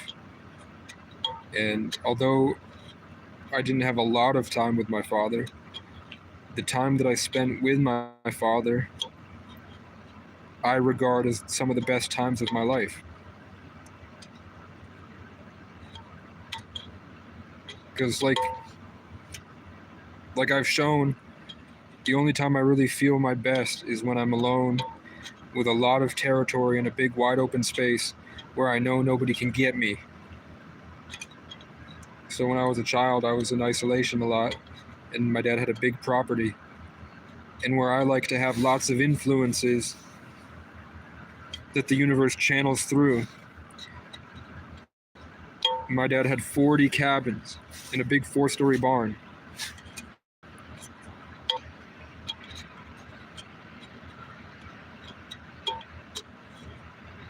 Next to the Connecticut River. And we were the last house. We were the last house.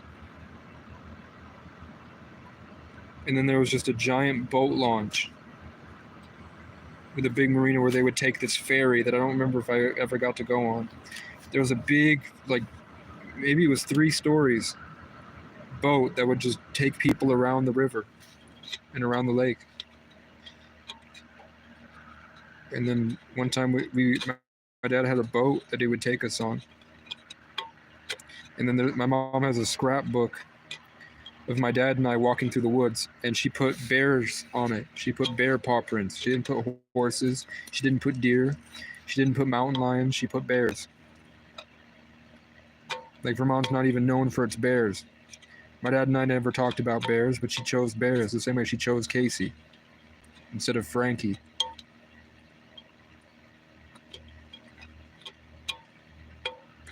If you could see the bigger picture that I've found out from going through this for so long, to really see the narrative, where how all these people have the same sets of names. My whole life has been dealing with the same set of 5 people, but they have different bodies. But they have the same personality and the same name, and they come into my life in the same way to teach me the same things. It's just the environment is different, my age is different, my level of experience is different, and their bodies are different.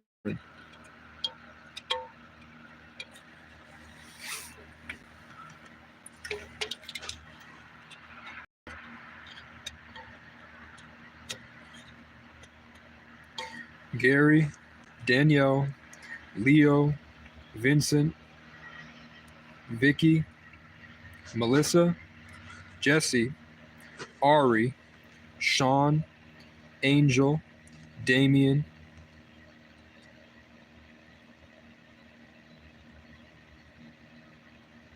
Keith, Ian, Dakota, Jordan, Chloe, Jesse, the female Jesse, and then the regardless of gender, the male and female.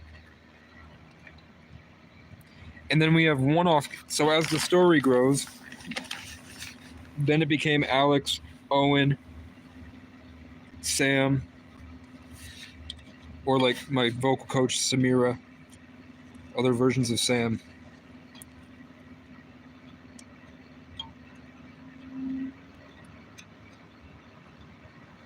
So my spirit guides just showed me that, remember the Jessie that I felt, she told me that she had a demon in her that she was feeding me to, and it was a very like crazy experience that I went through, where I went to see one Jesse Johnson, and then I wound up with Jesse Myers,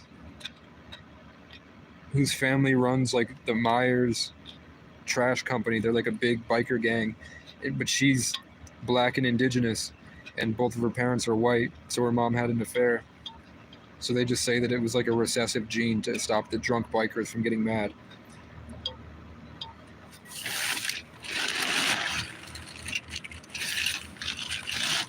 But they showed me that Jesse was Jezebel. Then we have like people like Ken, like Kendrick, and then people like Drake.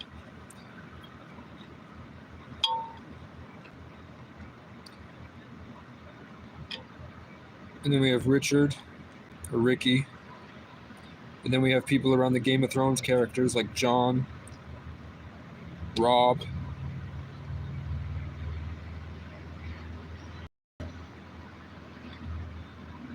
Jamie.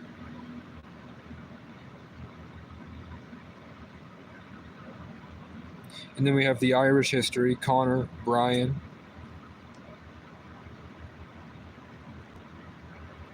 Francis, or Frank. And then sometimes we'll have one-off characters like Todd, where they come through for like 6 months. It's like non-stop Todds. Heather, Todd.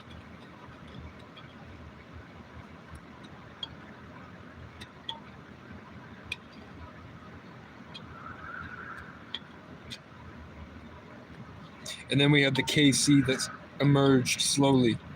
Like it was present with Kurt Cobain and Kelly Clarkson, Cassius Clay. But then as I picked up and I grew and I started to be more, then the Casey's picked up more with Casey Rocket, Kendrick Curry, Kurt Kaz, the Kansas City Chiefs, Cassius Culpepper. And then when I went to Miami, I was at the Casey Center, which is Casey, spelled Casey with a K. So it was Casey Center. Center had start with C, so it was Casey Center, but it was also KC. And that's right in the middle of South Beach, Miami. The bridge that connects South Beach to the mainland is the Casey Center. And that's where my dad sent me enough money to get home.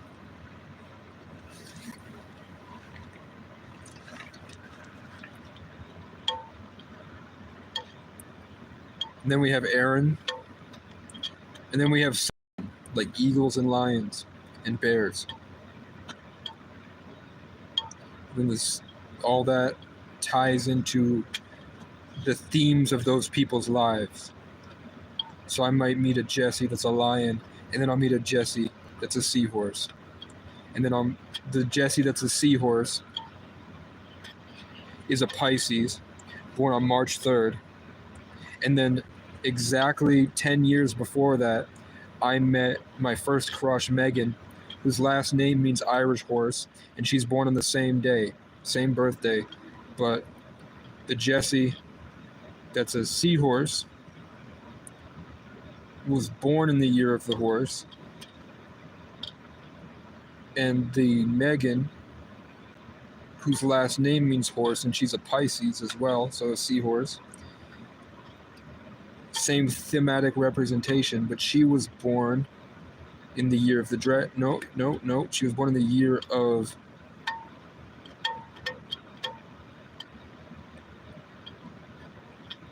I think she had just made it into the year of the cat. And this is my mom's energy. She's a projecting narcissist that will belittle and destroy you until she can control you. By taking up spiritual bandwidth in the metaverse. By allowing you to have a constant pump of her energy.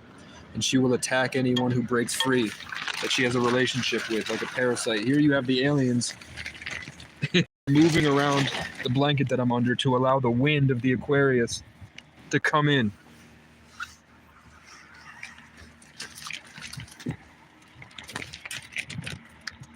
It didn't do so until I addressed it, that there was controlled wind keeping me stuck when I'm trapped by being pressurized against the side of my face, restricting my airflow so I could only breathe certain air. But I guess you can see that maybe she's helping me expand my consciousness. But right now it's not helping because I need the heat from the heater. So she should stop trying to help and maybe learn about how to help, or what I actually need instead of projecting. Isn't that crazy? What a big lesson I incorporated from such a small thing that happened. And now look, the veil is lifted. The aliens literally went in any way that they could. There's no wind. Look. There's no wind at all. They're just right up. They're right. The universe is conscious. So it's not like there's anything blowing down. It's just the air is moving right next to me. And there's things in the trees.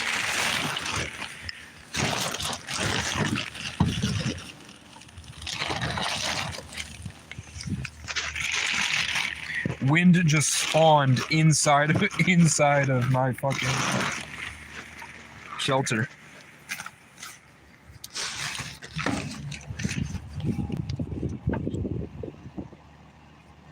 What's up, Loca? Where you been, Loca? That's from Hereditary.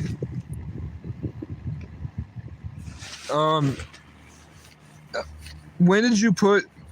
Did you? I didn't read until the chat until just now. Did you type that? Do you have any family members that you have contact with before I just went on the tangent about my mother? Or was that during the rant where I was talking about the Aquarius? Damn, I shouldn't have asked you two questions because before. Okay, yeah. So that you stimulated that event. And I wasn't paying attention. See how something just blew over the heater. Something strong enough to knock over the heater while I was distracted over here. Because they're picking up.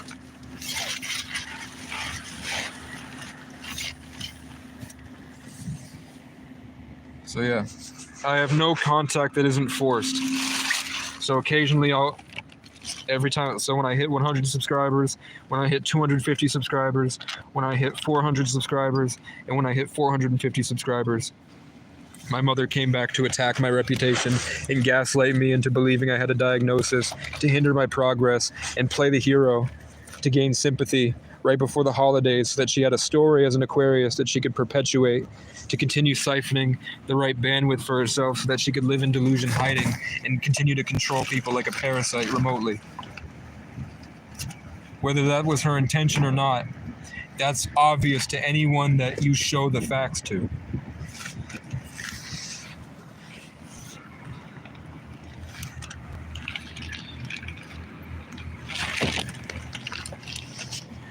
But my mom is in her 60s, man. I'm pretty sure. So she might, like, when I talk to my mom, it's like I'm talking to like a 12-year-old sometimes. She's very funny. And she's gained that mastery over spiritual childhood from living in isolation. But she is 60, man. And I am only 20. I am 25. Fuck, I'm pushing 30. I'm pushing 30, guys. She has PTSD. Whatever diagnosis you think I have, she must have. Because it's genetic. I think we all have ADHD, but that's from a lack of exercise. And we're all on our phones for pretty much the entire day. Staring at a screen and only the screen. We probably lack serotonin and have bad habits with unhealthy eating. So whatever you could get from that. I think my mom's a narcissist. I think my dad is a narcissist. I think that I'm not a narcissist because I was raised by them in isolation and then went through this long, long journey of abuse where the narcissism became a tool that I can use instead of an escape.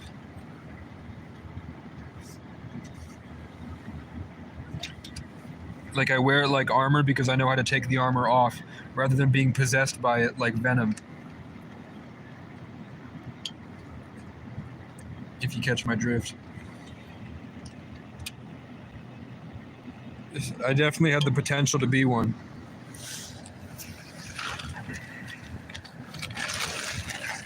I don't think I did, actually. I think I was always a caring kid. I think I was always a really sensitive, sweet, caring kid. I think I got bossy because I was upset that my parents weren't living up to their potential, and I saw a better future if everyone just listened to what I had to say and started doing it. But I was always not willing to do the work myself and to lead by example, which is represented in my son in the 8th house. And my Taurus rising makes me stubborn and stuck in practical material matters. So I feel like my only escape as a Sagittarius Aquarius is by doing this small, consistent routine. But my sun in the 8th house means that I feel trapped doing anything. So I'm stuck in an inability to hold a routine. Isn't that crazy that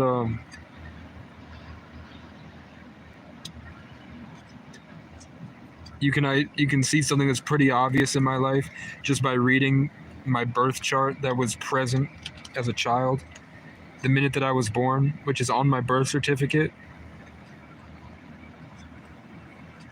The biggest problems and challenges in my life are able to be picked out just by reading a birth chart and having a basic understanding of astrology.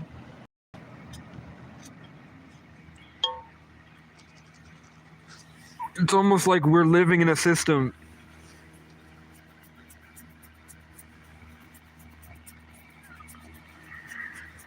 but there's more. That's just one small aspect of the grand scheme of things.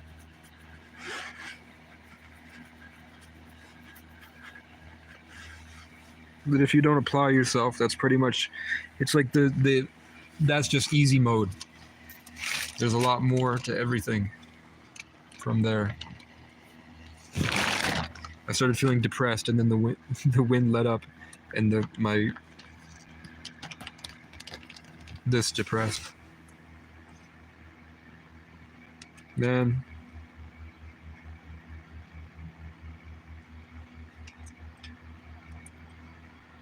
Probably something to help me get present to the moment and focus. Because I feel like if I did that,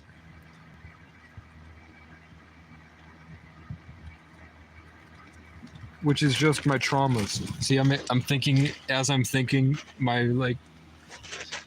this is expanding. The wind is sneaking through to expand my consciousness as I'm starting to process at a higher level. Like anyone would say money. Anyone would say, if you give me $1,000, I could get a storage unit. I could get a vintage sewing machine. I could use ChatGPT to come up with merch designs and go to thrift stores and creatively create an innovative set of clothing that the world has never seen before, make advertisements from my phone, and then mail it out from my eBay or Etsy store.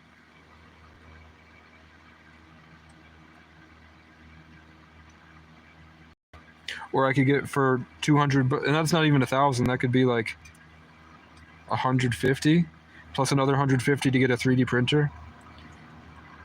And then I'd have to go to McDonald's to do it, and I'd have to get the materials. But then that would be I already have the store designed for that. Then I would need like maybe 150. I don't need 150, but it'd be helpful to get 150 for a computer. Like just a small basic computer that I can run a slow editing software, some simple draw paint tools, and Word where I can type, and then I have access to the internet at a higher level than a phone, and then I can do multiple things at once. Even if I just got a second phone, there's so much content you can do with a live stream and another phone that you can't do with just one phone. Like I could be here on the phone with people, and then I have a constant flux of content constantly with just 1 second other phone. But there's a guitar for 155 that I was really looking at, and then a capo for 26. So it would end up being, and I mean I could go and ask around for a capo, and I'm sure someone would have one. They knocked my heater down again. But I also, my Furley album, there was a certain type of guitar and those are like $300, and they don't make them anymore. But the sound that they have is exactly what I'm looking for, because people used to live outside and they would care about the craft. So there's other guitars from the past that I wanted.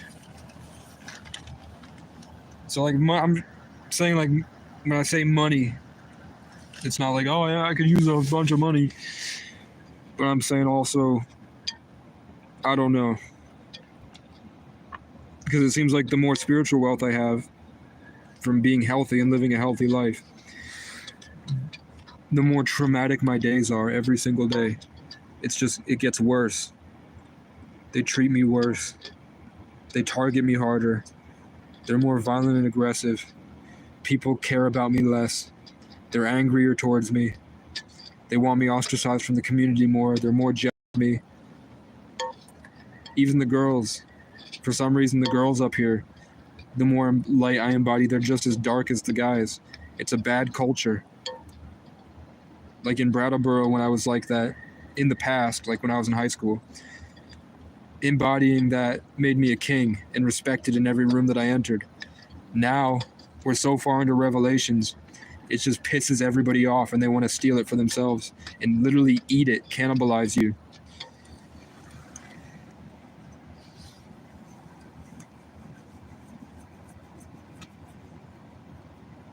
I appreciate it, Loka. I hope I helped us. I hoped I had some value. And it wasn't just a constant, like, oh, I feel really bad for this guy. Over and over and over again. I just feel bad.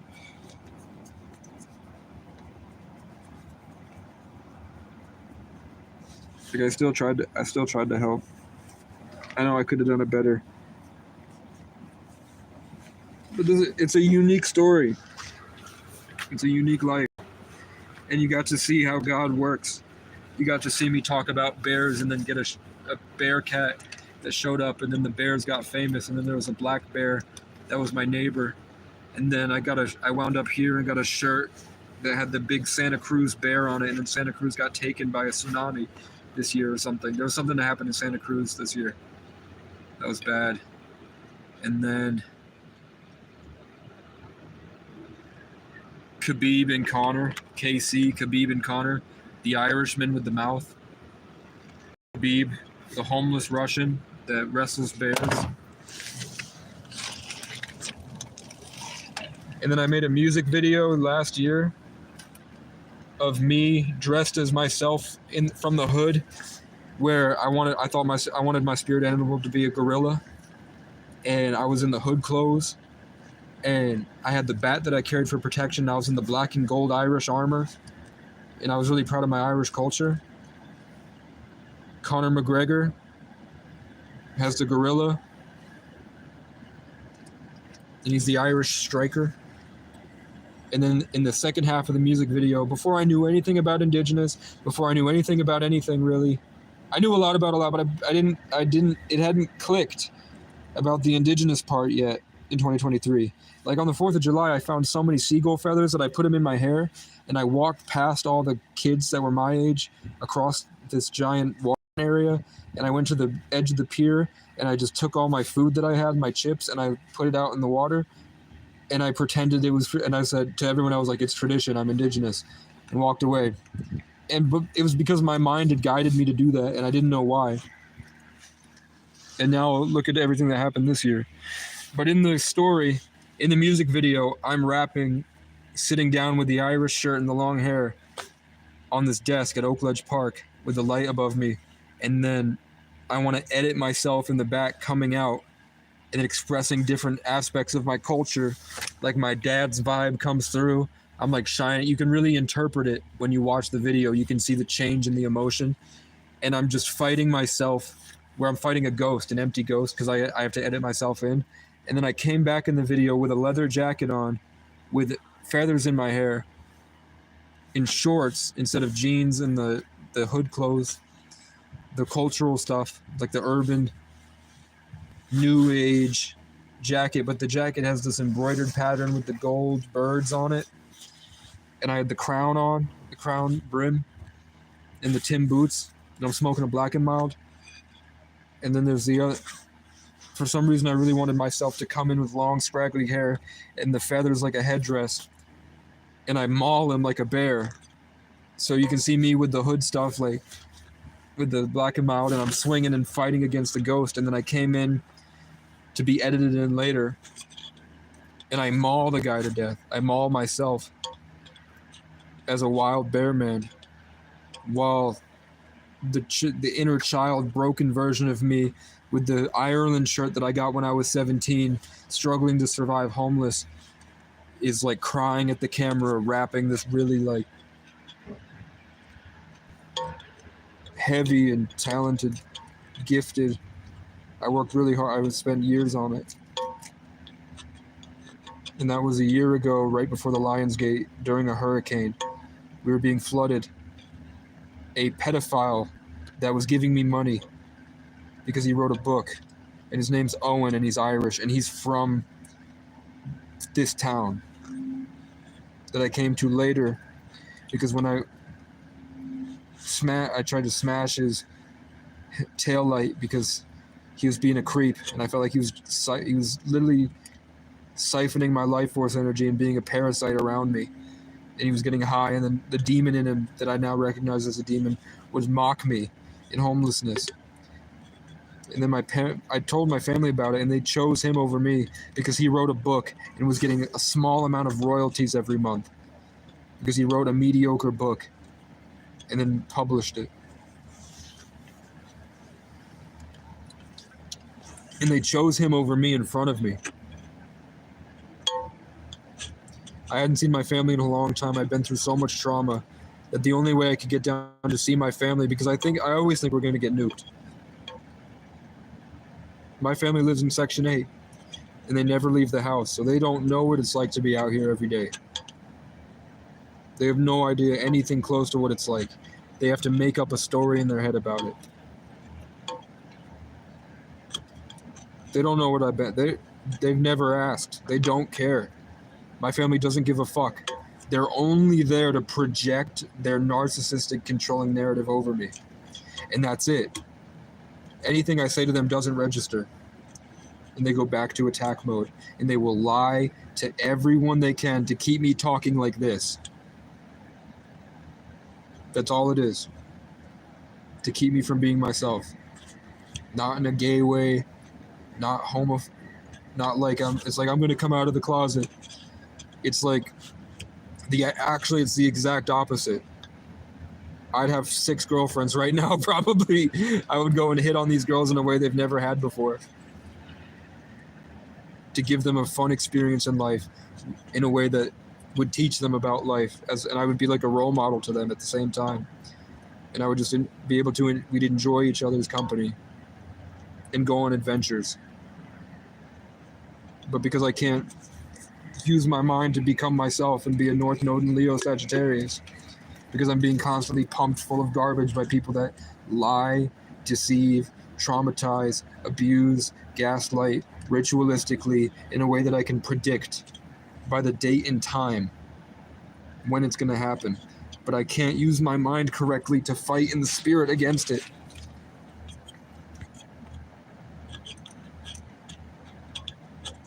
And now I think that they're literally there by a demonic force to be monitoring spirits that are to guide and gaslight and do all this stuff because they're paid actors to do so in a spiritual Truman Show.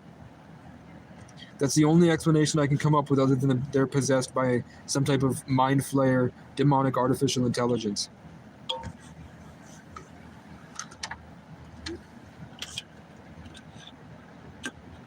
But there's...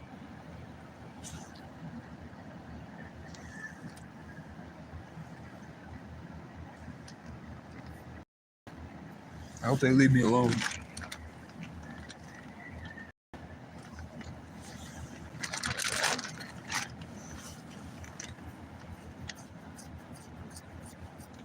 Imagine being raised by them.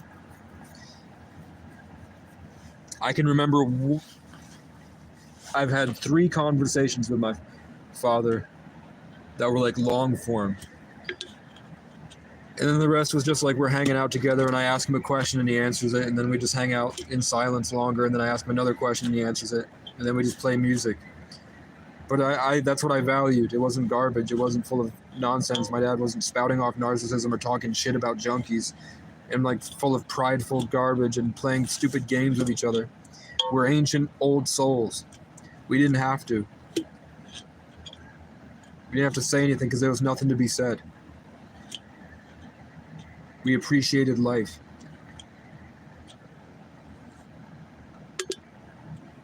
I was blessed to have my father as a dad. I'm my father's biggest fan. But I've seen him get overtaken by trauma and revert into narcissism and slowly degrade into someone that isn't true to himself.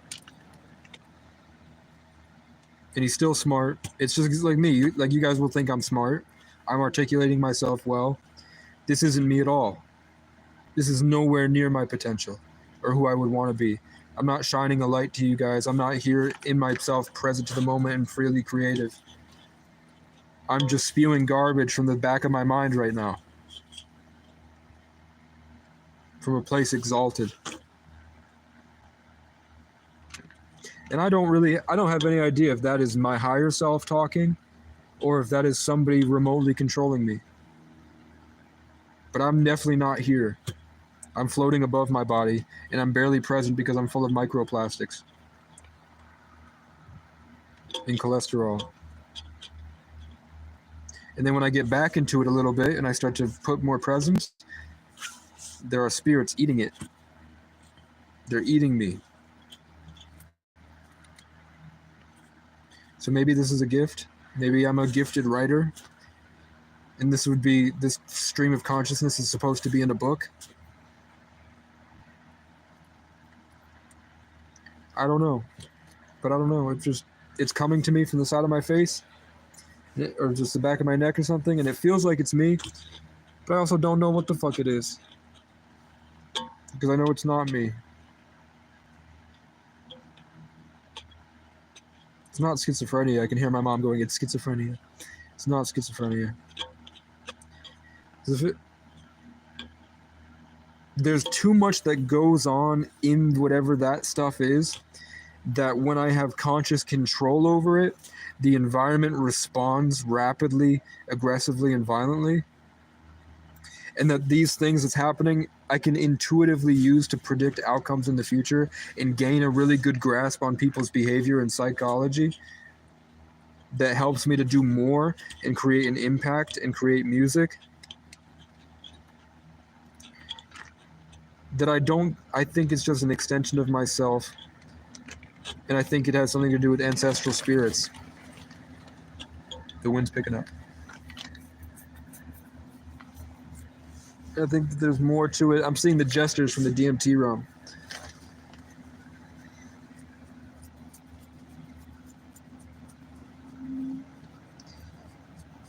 And because I'm processing, my head is pushing out the bad cells because I'm reiterating to be a higher functioning. Okay, I'm seeing. So there's an Aquarius watching that. Who's here?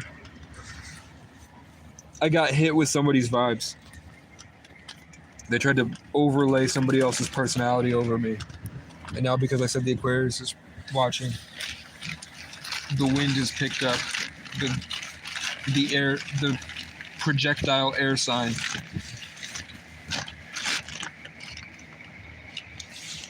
But that's just me. Watch time was, remote viewing. I think that there's an entity that doesn't need to go through his day and then remote view at certain times by putting himself into his stasis chamber. I think that there's just an entity that lives outside of space and time, like an artificial intelligence is always on your phone. I think those things are the remote viewers that we're having trouble with. The other guys just come in to try to probably experience sex through me. They want to feel the relationships and sexual energy from women that are interested in me because of how I look. That's probably what the remote viewers are at this point, is like the women manifest me from my hometown because they heard I was good in bed with a large weenuck, so they think about me. So then there's a channel where spiritually You can have psychic sex, and I think the remote viewers are just there to harvest the manifestation energy that comes from that interlocking psionic sex that people think is their daydreams. But really, it's two people that are manifesting each other, working together to co-create an experience that might not even be represented in their bodies. Like, I might be interested in the Leo, but the Leo is trapped in a relationship she doesn't like. But she has a sister who's an Aquarius. So she's pumping out the Leo. So when the Leo pumped out the I want Casey, but she has no access to me, that experience that she created and manifested, like the sun pumping out planets or coronal mass injections, I experienced the sex because the sister was suddenly extremely interested in me. I was led to the sister, and I had the interaction that I had in my mind with the other girl's sister through her, because the sister was depressed and lifeless and being pumped out the same way that a narcissistic gang stalker wants to pump themselves out through you. I don't really get into that stuff because I don't feel like anyone deserves to know that aspect of controlling reality, because they don't do anything for me. Nobody has done enough in my life that I feel they deserve to know how to manipulate and control others.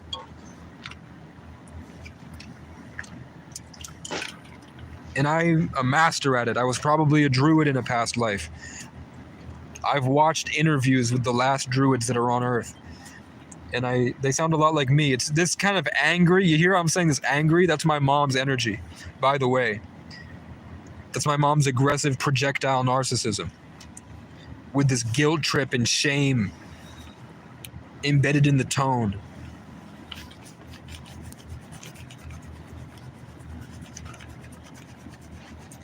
And when I beat her, she'll lie to the police and she'll lie to the entire. She will slander my name in groups of thousands of people, making up a diagnosis that I had because I lied. In 2013, I told them how it felt to be in my mind, and they gave me schizoaffective. And then I told them, actually, I did acid about 6 months ago, a few times. And they're like, oh, you have HPPD. In reality, I've thought that way since I was born. And I have memories of before I was born, astral projecting over my mother, helping the universe make her choose my name. And she later told me, after I had that memory, that, oh, I just was guided to pick that name. And I have a memory as a floating spirit in the fifth dimension, being my mom's spirit guide, hovering over her, and she has red hair, and she's standing in a room she's sitting down at a chair looking at a baby book.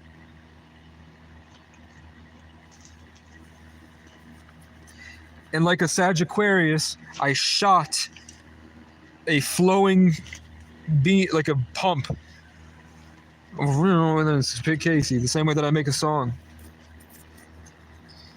I've always had this. It's just a spiritual gift. I've earned it through lifetimes, most likely. It's just who I am and who I was created to be. But the fact, and this is the truth, I was trapped. Sun in the 8th house, I was trapped because I spoke the truth. Ophiuchus, 33 life path, born on the 11th. Francis is my middle name. I embodied a free mind and spoke the truth from a place of ancient wisdom. And then I was trapped for it. Sun in the 8th house. And I was forced to fight my way out. 11, Sagittarius, Ascended Master. And I had to do it bravely, Casey.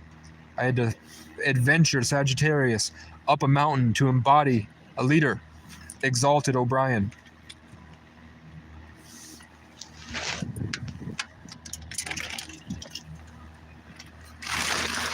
My mom, Vicky, Victoria, winning, victory over. Dick, her son. She used to compare herself to Norma Bates, the mom that convinced her serial killer son to have sex. All the serial killers are Sagittarius. Ted Bundy. Ted Bundy's from Vermont. He was killing girls in this area. I'd have to see what year.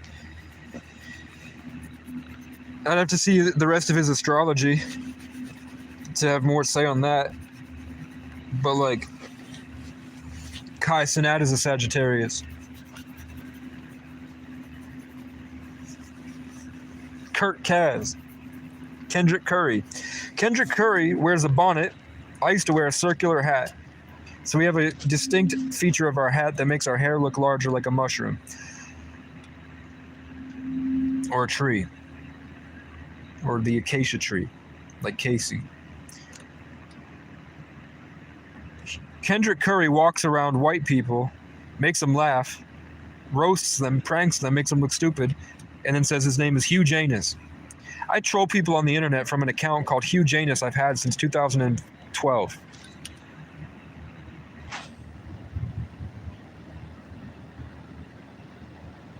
Violent? What do you mean? That'd be pretty boring for the same. That's what I'm saying. That's what I'm saying, Loco.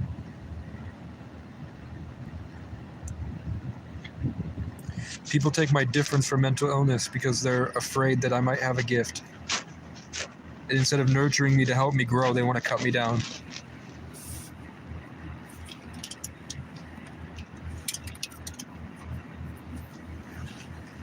Instead of how can I help, it's you need help and I'm going to force you to grow the way I want you to, or you're going to freeze to death.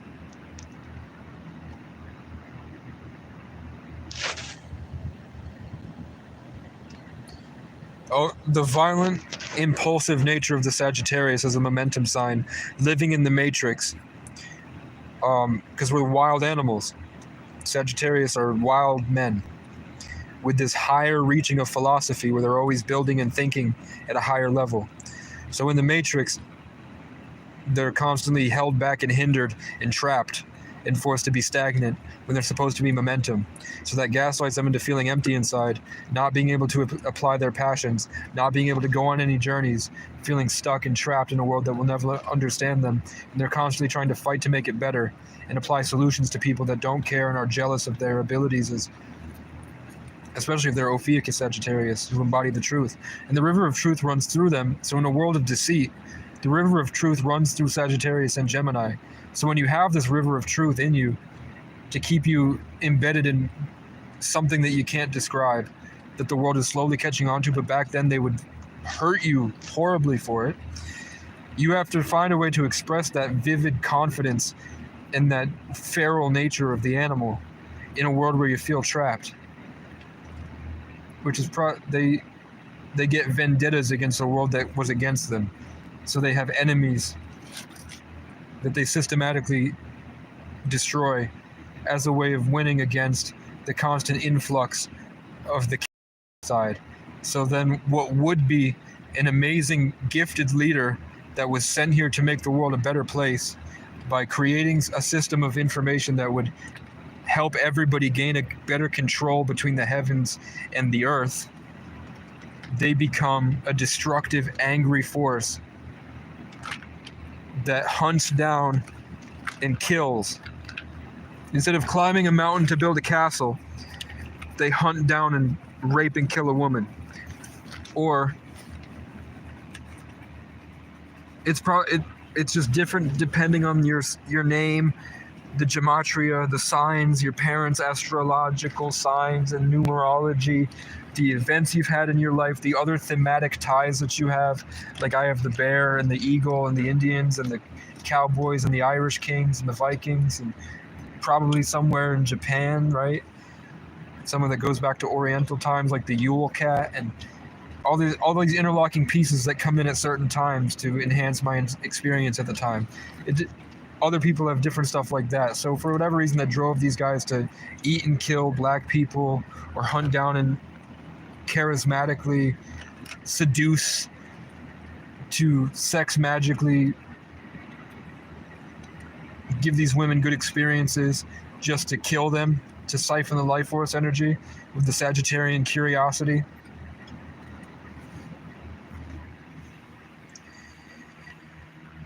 For whatever reason, Or maybe it's just that everyone could be a serial killer, but it just happens that Sagittarians are the best at it.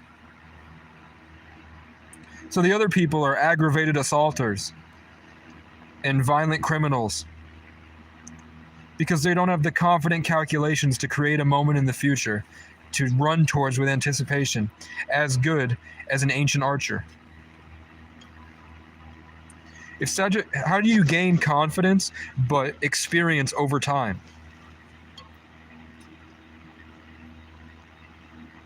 If you don't have enough experience over time to have confidence in something, then that's cockiness. So Sagittarius are the most confident signs, which would mean that they're the most experienced signs, the oldest souls, which is why they have the connection to the nature and the connection to the heavens. And that's why they're constantly shifting momentous signs, because they know how to be in the present moment. The Celtic firehawk, the phoenix, the transformative force, the people that love to just go through life in all aspects. And then when that's taken from them, they go on these sick agendas and they do their Napoleon run or their Brian Boru Braveheart.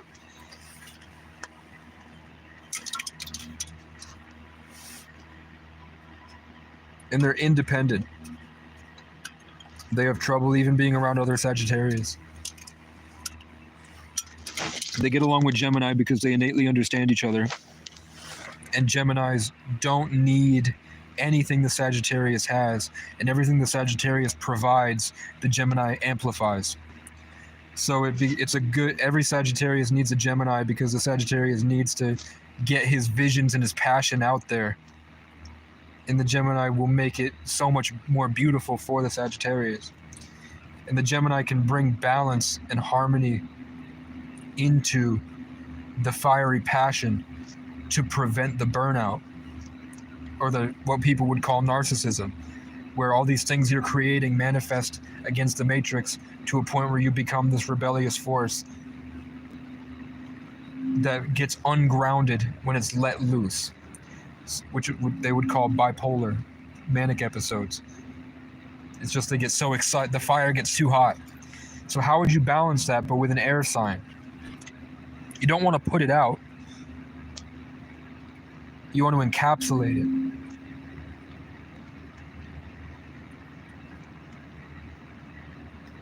So my dad's a Leo Libra, and I'm a Sagittarius Aquarius. And I'm pretty much, if not for the Taurus rising, I would be a complete Sagittarius. Who's the only other big giant name that's also a Sagittarius Aquarius is Billie Eilish.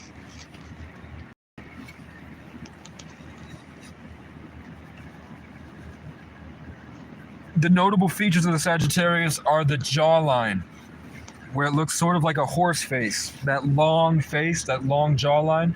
If you look at Kai Cenat, if you look at Gideon, if you look at Jay-Z, if you look at Billie Eilish, and you look at me, we have that long jaw.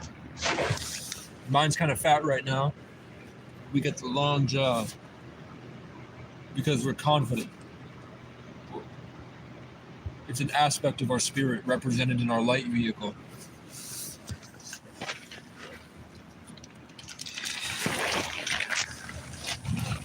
Aquarius but Irish naturally have this, but Aquarius tend to have this big square forehead. Irish naturally have it for whatever reason. Maybe it's because there's no mountains and there's no big trees and they're on an island where they're condensed, so the wind is always pushing them up. And they had to fight off against the enslavement of England by structurally staying strong and thinking their way out against a bunch of pissy rat people. So they became funny, charismatic, confident.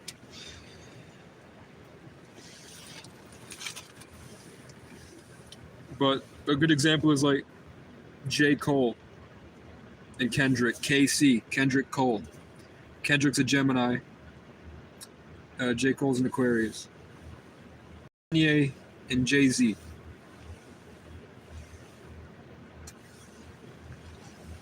Kanye's a Gemini. Jay-Z's a Sagittarius. Kendrick's a Gemini. Cola's an Aquarius. Who's a Sagittarius that just is popping off? There's no, after Jay-Z, there's really nobody. But I guarantee you, Beyonce's probably a Cancer, an air sign.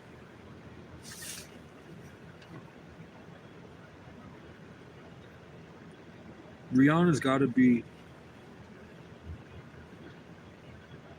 Rihanna's the Celtic goddess. Rihanna is after Rhiannon, the Celtic goddess of light, the divine feminine.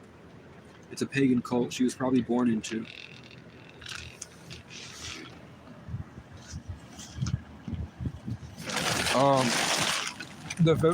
Then there's Cernanos, Magda or Dada.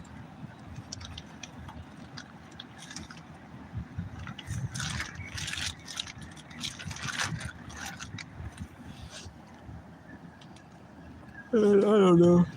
I do know. But who else is popping off?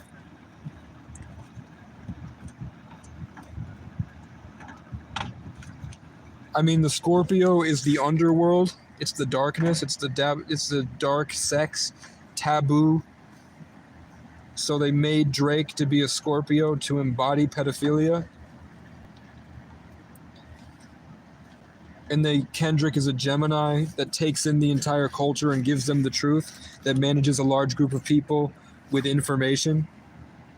Whereas if Kendrick, and they made Kendrick the fiery king, so that would be present in his spirit, so that he still had that passionate root, so that he had that fiery passion that came through. Because they had to make him a Gemini. So I'd have to see what Nipsey Hussle's name is. What was Nipsey Hussle's original name and what it meant? Because he's a Leo. And that's represented by, Leos are stagnant. He stayed outside trapping outside a store and stayed there trapping. Stayed at the store against all his ops and stayed there. Stagnant, like my dad was stagnant on the mountain. And my cousin Jesse's a Leo, is stagnant in Section 8 animating. And now he's stagnant working. So that slow moving stagnant force, whereas I'm always running around doing all this different stuff all the time. Nipsey was stagnant in Compton, South Central, at that place that he eventually owned, and now it became his clothing store. He used to trap out of that parking lot.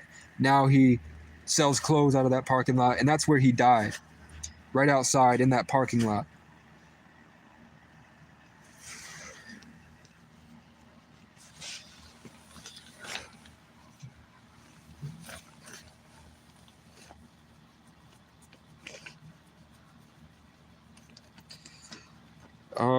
I'd have to see what life path number Kendrick is. When I'm thinking Lamar, I'm thinking of Lemuria. I'm seeing a griffin. I'm seeing a lion that's sad. I'm seeing a sad female lion. And then there's a griffin that's consoling a male Mufasa. So that's the father figure. That's probably my sad dad. And then the golden eagle lion could be me, or a representation of me comforting my father. And then there's a sad female Leo, or female lion, which could be Jesse Johnson, I don't know, that came through to tell me something. Or it could be because this narrative is being funneled through my mother watching. That could be the Aquarian vibe, and that's the information I'm being shown from the Aquarius pumping down through the river of truth from the fifth dimension. If I had enough space in my heart, but there's just too much I've been through right now, I'd be able to hold a force. But the good part is that I have other Leos that are, it's sort of like it's the same thing where I have a guitar with an infinite amount of strings that I can play all at once, and then I have people that want to take the string so that when it plays, it goes through them and makes a stupid net sound, but they can feel like, oh, I have the string. The mental, psychological degradation of the consistent torture in the Matrix makes me feel like I'm not capable of confidently asserting that, no, I get the string back. It makes it feel like they have control over me. I no longer have control over myself. That's how I feel, but that's not the case. I take power back.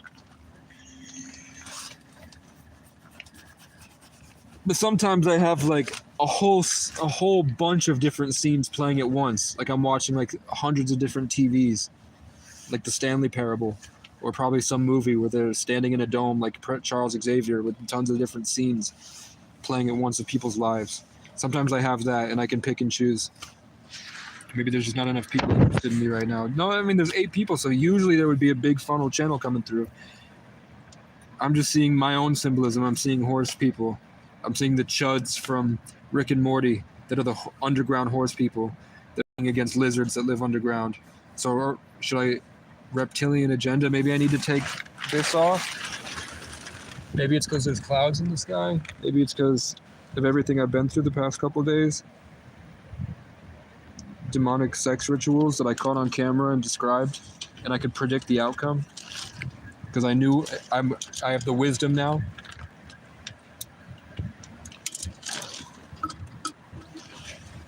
Of something in the back of my mind showed me that it's hard to focus because I need cigarettes. I'm used to the nicotine. You know me, just getting my watch time up. I don't know if anyone's here that has a problem.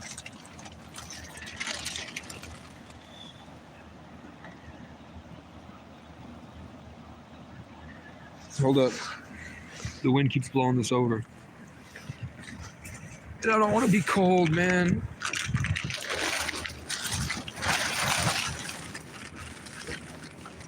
I don't know, Loka. I said that it was the thematic representation of every aspect of your life, and you have to find out how they all interlock with each other to get a greater sense of self,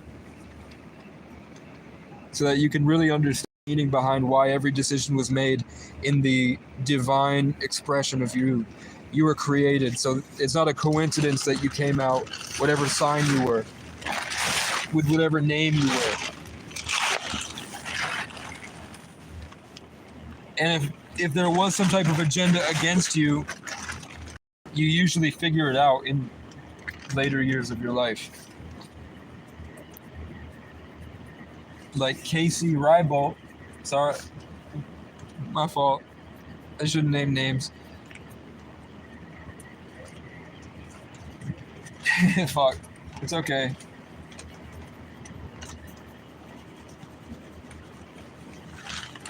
But there was a Casey that I met at one point in my life that said that a psychic once told her that she was this octopus with tons of different dark, like an underground evil octopus with tons of different tendrils coming out, tentacles. When really what she saw was, and that is probably what that is. So Casey means an ancient tree, so that root system is present in the tentacles. Casey is a Cancer, which is the crab, which is at the bottom of the ocean, like an octopus.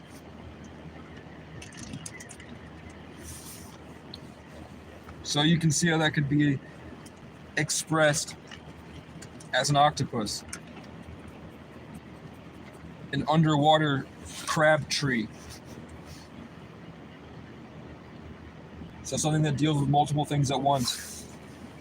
Whereas people see me as a giant eagle, and they also see me as a mountain. So like a giant mycelial network.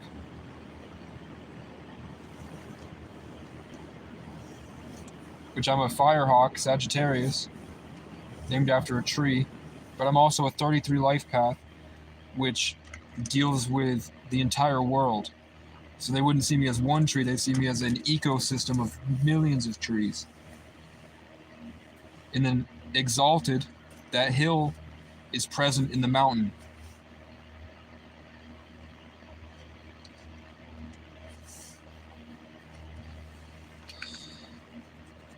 So there's a thematic representation of you embedded in hints that you can pick in your life.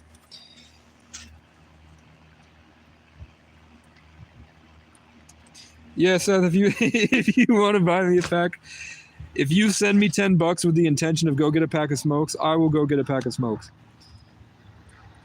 If you send money and say go buy a lottery ticket, I'm feeling it, I'll go buy a lottery ticket. If you send me money and say, go buy bird seed to feed the crows, I'll go buy bird seed and feed the crows. I'm not going to use your money for something other than what you sent it for. Swear to God. I'll tell you that a pack of cigarettes here is like $12.50 for a cheap one because we're way out, so the trucks have a hard time getting here. And I am trying to quit smokes. I haven't smoked a cigarette in weeks. But there's no way to get tubes right now. Everywhere's closed, right? It's probably midnight. It's 11:10. It's going to be 11:11 tomorrow. Yeah, I have a Cash App. It's in my channel description. I usually have people say it here. I used to have a mod. I used to have a moderator back in the day when I was getting like 50 people in my chat. This Leo season, when I was at the most expressive of my character, I had a consistent 50 viewers for pretty much like 6 hours a day. That's where I got the majority of my watch time. I went from like 300 to 1,500 watch hours.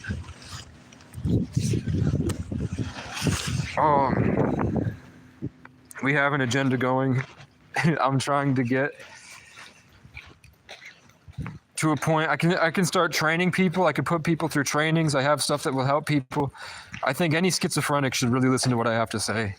Like I can pick up people that are living in their house stuck in like some Section 8 place order, and they'll never have a girlfriend with the way that they're going in their life, and I can definitely lift those guys out to a position to at least not be in society, but they'll be able to get what they want from life with my teaching about growth over consistency, small things, having a head on your shoulders, utilizing the environment in nature to use your hands to make something happen. And then once you have that down, you can through Casey, you can get yourself to a position to learn who you are and know thyself so that you can do what you've always wanted to do and what you were meant to do. Sort of like I have the keys to pick your lock and escape out of the prison. And then you're free to do whatever you want. And then if anything happens, because you'll go too crazy, because you have this learning process of coming back into the world as a co-creator, you have a grounded set of skills to work with. And I developed what I just said there in an institution in 2014 and 15, where I wanted to run my own program to instill growth mindsets in children that the system had failed. But I refused to get a degree in psychology because I'd rather waste my years homeless, empathizing with homeless people and learning true suffering and learning the skills I never learned out here, doing something I'm proud of, living in an amazing story that not many people do,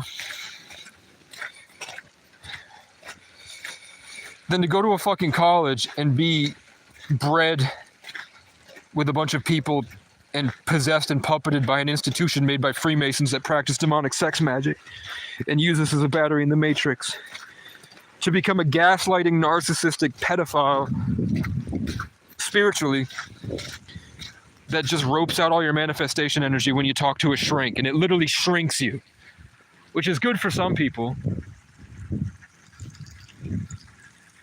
But I'd rather I don't know.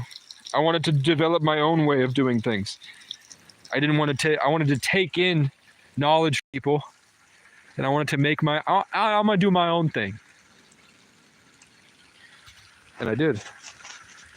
My Cash App's in my channel description.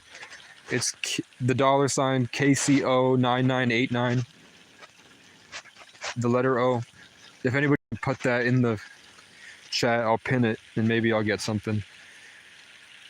But I don't like I know huge part of my life is knowing how to ask for help and being brave enough to ask for help. And I'll usually drive myself into the ground until I'm forced to.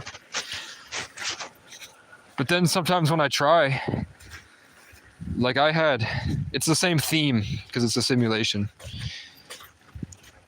I wrote this spring, I made 7 different GoFundMes from Vivek's cabin and from living in my car, where I put, hey guys, the times that we're living in is crazy. The world is about to go to war. We have all these things going on. I literally broke down in my car where I was traveling independently, door dashing 12 hours a day, dealing with a brain injury and trauma. And my car broke down.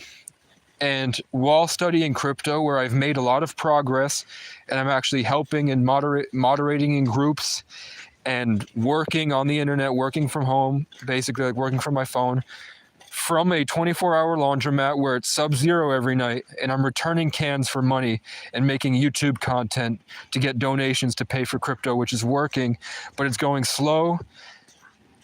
And I'm in a crisis right now, and the environment has not been friendly. And then I posted that, nobody answered. Then I put update, someone just tried to kill me with a baton. And now my car has been moved and I'm in the park and ride, and there are people overdosing around me. And the nearest town is 40 miles away. And it's the middle of winter and I have nothing and I'm nowhere, and I don't want to leave my car behind because I have all my songs on my computer. And then update, the police dropped a girl off and have consistently tried to fuck with me, and people have lied to the police to attack me. So now I'm slandering the police online because I'm mad, and they're getting mad at me and retaliating against me. And then I put under that, or before that, I put, my dreams are that I want a wildlife conservation. I want my own land, so that I can be like this funnel for people that have dreams that are stuck in a very poor part of the country that is blessed with a very distinct culture and creative ability that's pumping out a lot of very gifted artists that are wasting their lives trying to make ends meet and getting too old to be a star. So I want to help my friends that are going to be 30 one day to be able to express how beautiful their stuff is while they're young, by having a built place that we can all work together. And then because I have that foundational place, I can start to create the different avenues of myself, like a clothing store and different stuff that helps people's passions. I had a list of examples that would have made a lot of money. And I said, I'm just trying to get to this point that I can get out and do this and work for myself. So I'm like asking for a computer, maybe an RV for like $1,000, and then a tow to get the RV to the park and ride at least, and the solar panel and the jackery. And then because I'm in these groups, I can get Skyroam internet, and then I can get my computer set up. And then I already turned $3 into $30. And I screenshot, look, I made $3 into 30. I know what I'm doing. It's my environment is trapping me. Sun in the 8th house, Sagittarius. I can't go anywhere, and it's all coming at me. 33 life path, born in the 11th. In the Matrix, in the year of the dragon, karma, in the year of the storm, like my album. The storm is coming and I'm trapped in it. Help, help, help, help. And the storm is coming. And then my mom hears me in the spirit going, help, help, help. And she goes, he needs help. But she can't break out of her own spell to recognize that all she had to do is say, how can I help? Right? So that help, help, help is getting manifested by her being controlled, dick her son, fuck her son over.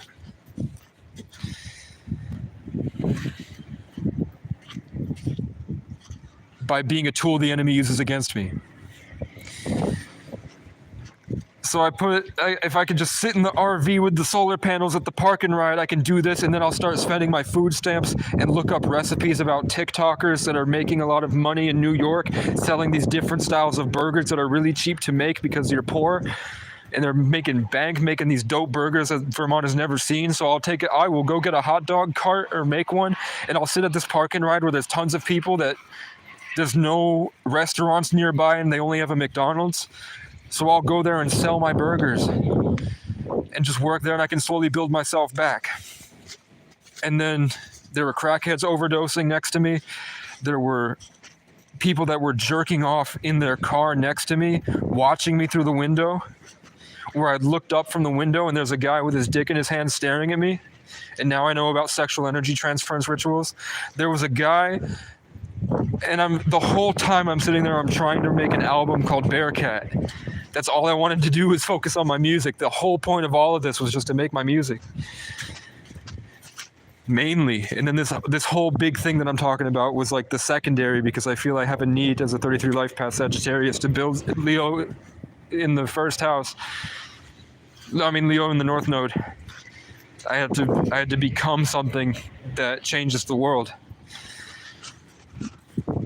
by developing a philosophical system and consistently working towards it as I'm walking in circles around this.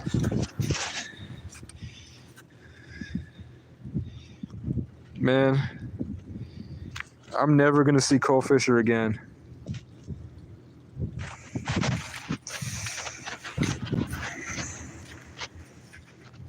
So then these people in the GoFundMes would go, get a fucking job, you stupid junkie, or I'll call the cops on you to come to the park and ride right now. If I saw you, I would fucking tase you.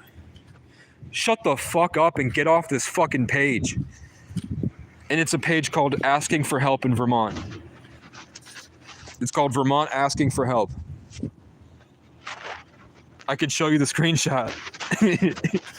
I said, I just killed someone in self-defense, trying to make my life better because I have trauma that I'm trying to work through, and I don't do drugs, and I'm working very hard, and I'm suffering, and it's cold. And I'm just asking for help to get me to this next step so I can do all of this. And all I was met with was, I'm gonna fucking hurt you if I see you. Shut the fuck up, junkie. And then hundreds of haha reacts. Look how small of a state Vermont is. Thousands of people supporting that type of behavior. So then I was like, fuck it, I'll get a job. And I walked around Vermont, I walked around the town. Everywhere I went, they pretended they were gonna hire me. Oh, first off, a tow truck moved my car, blasted that I was there, telling people he's in this parking lot, framed it in a way that made him seem like the hero. Didn't help me at all once he got the clout from pretending he was helping me, and then disappeared. So he used me as a stepping stool for his reputation in Aquarius season. He stole my narrative and used it for clout. So that the people that would have helped me now feel like he's got it. So they would choose his towing company over others maybe. Or he would get the cool energy and them never showed up. And then the people that know him came at me, bragging about how Kyle helped me. Like it was like a god, he's like a godsend, and he didn't do shit for me. He pretended to. He lied. He posted on social media that people should help me. I got maybe 2 McDonald's sandwiches and a bunch of empty promises, and then they never showed up. Again.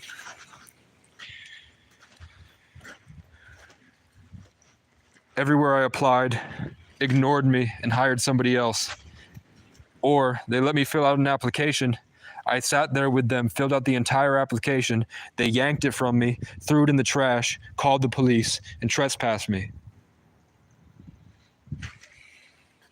I went to about 20 different places, just walking through Randolph, all the way up to the place. The violence got so bad, I had to escape into the forest to get away from the people that were trying to kill me. And I found Vivek's cabin, which is, if you put the way that I found Vivek's cabin side by side with the way that I drew my castle keep in my last music video and my TV show, that I was making an animated series in my mind that I would escape to for the past couple of years. I escaped into a movie in my head. And the picture of my castle, the abandoned keep that I was living inside in my movie, my character, side by side was exactly the same way that Vivek's cabin was. Where I raised robins and I met forest gods and aliens and learned about tarot reading and esoteric stuff, and I got shooting stars when I asked for it, and I met the god of the forest again. And it helped me fight off an evil high wizard that was astral projecting and remote viewing to steal my manifestation energy. And a buck, during my sleep paralysis nightmare, a buck showed up with like 10 deep. There was like 10 different animals in the middle of the night that showed up. And a fox or a coyote or a small animal ran and slept next to my leg for the entire experience, laying on my leg from the other side of the tent, and helped me get through this fight against the evil. The buck was screaming at it until it left.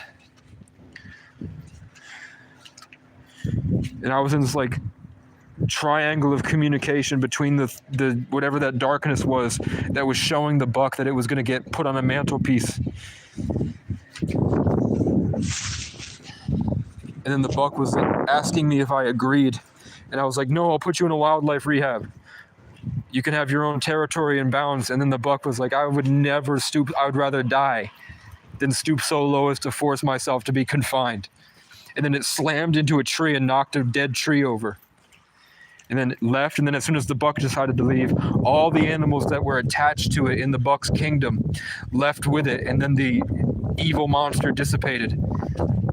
And then 12 hours before that, when I was at Vivek's cabin during the day, I wrote an entire album called King of the Forest, and the album cover was of a buck screaming, the big steam that comes out of its nose when it yells, the way that it yelled that night to protect me from the evil monster. So I sort of manifested it on accident because I was creating something to fight off the evil of the world, and then that night I had sleep paralysis with this evil thing, and then the buck showed up to stop me, or to stop the thing, or maybe stop me from fighting myself, or stop the evil wizard. Because I was sleep paralyzed, and it was literally eating my soul and replacing it. They're eating my manifestations and my character, and replacing it with relationships with crackheads that were being funneled into me, and I'd find myself talking and acting like them because I had nothing to ground me. And then when I try to like shine a light in my mind at what it was, I saw the dark wizard from Yu-Gi-Oh!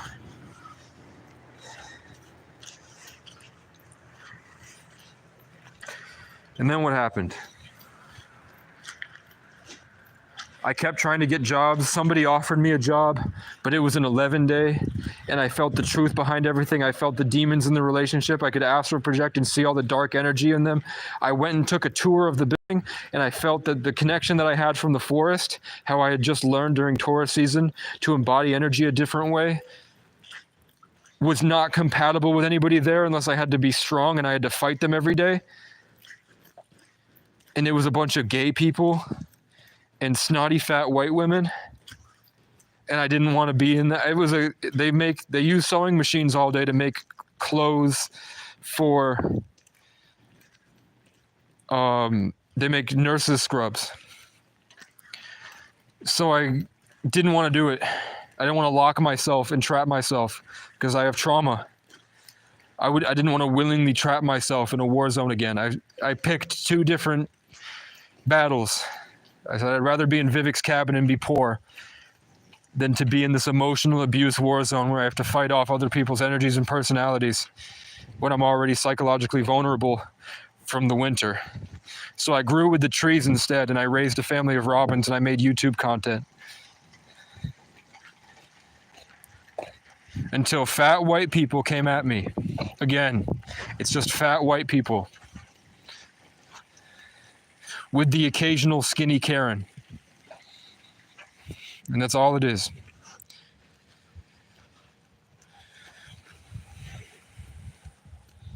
The only time it's ever been a black person was once in a motel. But the person that helped me was a guy named Ken. And the guy's name was Aubrey. Can you believe it? But the crazy part is that it's backed by facts. So my life is set up in a way that proves God. Ken, like Kendrick, the fiery Irish king, but he was a big Irishman that wears camo. That was a homeless guy that lives in the Motel 6, where I made the videos, There's Still Hope. Like 33 life path, 33 in gematria, in letterology adds up to orange. orange is 33. If you add the value of the letters together, orange is 33, black and white are both 11.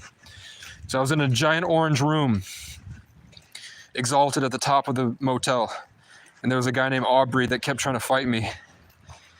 And he was a light-skinned guy with a fat white girlfriend that worked there. And I forgot her name. But he was worried that she would like me or something, or that he wouldn't get to be alpha. And then Ken, like Kendrick, helped Casey, the Tree of Life, the embodiment of truth, overtake Aubrey 6 months before Drake went at Kendrick. And that's a fact. And I have tons of those. But I was in my sanctuary in Vivek's cabin, and I just explored all day. I saw amazing views. Every day was different. Every single day, the mountains looked different. The temperature was different. Then I'd go down to the McDonald's, and I had the obvious gang stalkers every day, where there was a big, constant onslaught of attackers all the time. And I was trying to uncover the truth about why this was happening. And then they would just in my face say a bunch of shit that would only make sense to me. Like, a guy here walked up to me and told me his dad's name is Bear, and then walked away.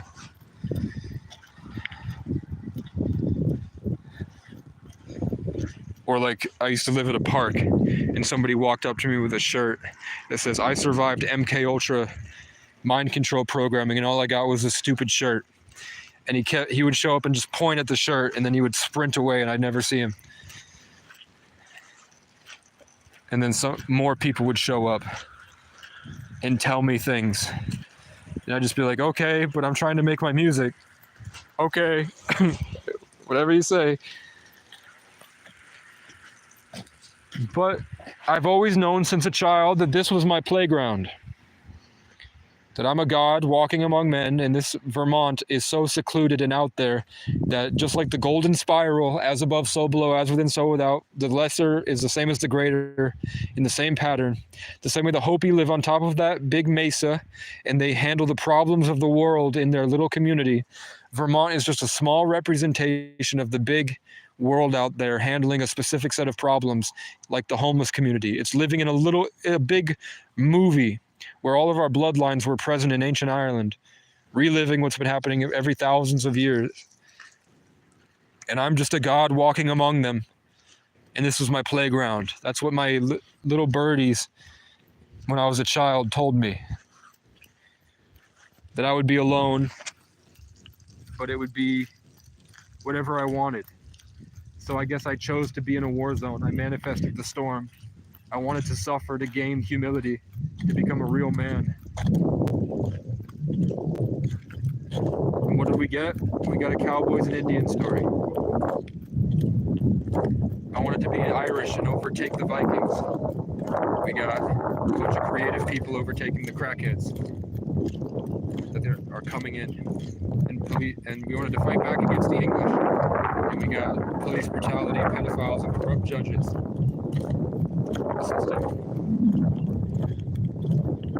I wanted to be a truck driver, I thought. And I'm in a truck lot. So, it's just nobody asks me any questions, really. Like, the stuff that comes out is so profound and probably very helpful and high level stuff, but maybe the Matrix doesn't want to pick that fruit yet. But it's 50 degrees right now. It was -5 2 days ago, and now it's 50 degrees.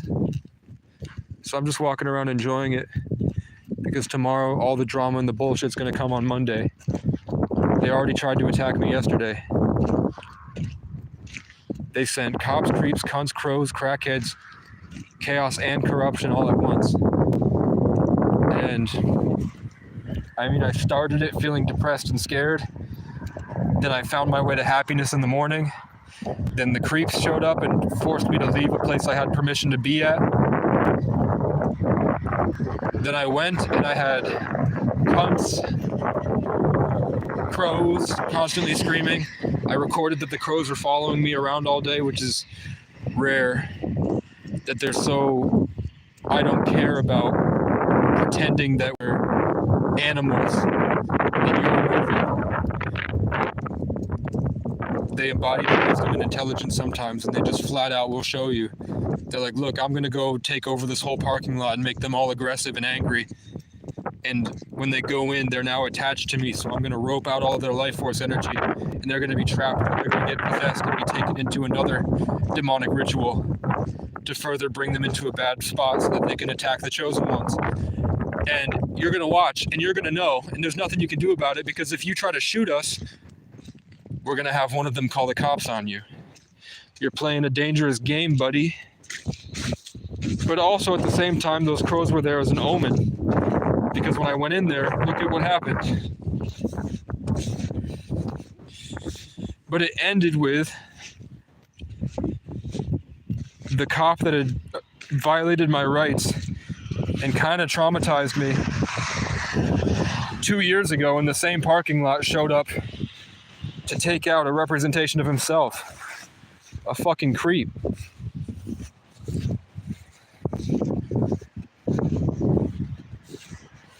So I got to record them and I said, look, they heard me too. I said, look, 2 sex offenders in the same thumbnail. And then I think like a week before that, or just on the 22nd, so 6 days before that, they violated my rights again. They impeded my progress by blocking the exits to the McDonald's. The police showed up and blocked the exits. Then they forced someone who I did not give permission to talk to me. So he already started harassing me. They weaponized a mental health worker with the agenda of taking me by force to an institution. And I had to argue with him and fight him, wasting my life force energy on a master number day to prove to him I didn't have a made-up illness my mother created to slander my name on a group chat with thousands of people that used to love and respect me and look up to me and value my opinion. So as I was making progress as a Sagittarius with the Leo and the North Node to embodying a character that might change the world, that I get to create at my discretion, my mother used her Aquarian Cancer to spread a false narrative as a cancerous Aquarius to dick her son over because she's dying and she's trying to steal it and she's only getting the bad manifestations like the ugly witch. But there's more to that I'm not totally sure about yet. There's a deeper level to that. Because in the same dream, I had Freemasonic agents that astral projected into my dream to communicate with me. That were taken out by some higher form of reptilian entity that was keeping me kind of imprisoned in that dream. And then there's other things I can barely remember because as soon as I woke up and tried to hold on to it, to keep it going, to have it not sucked away so I forget my dream, the crows showed up and the cop siren started blaring. Like Battle for Your Brain talks about.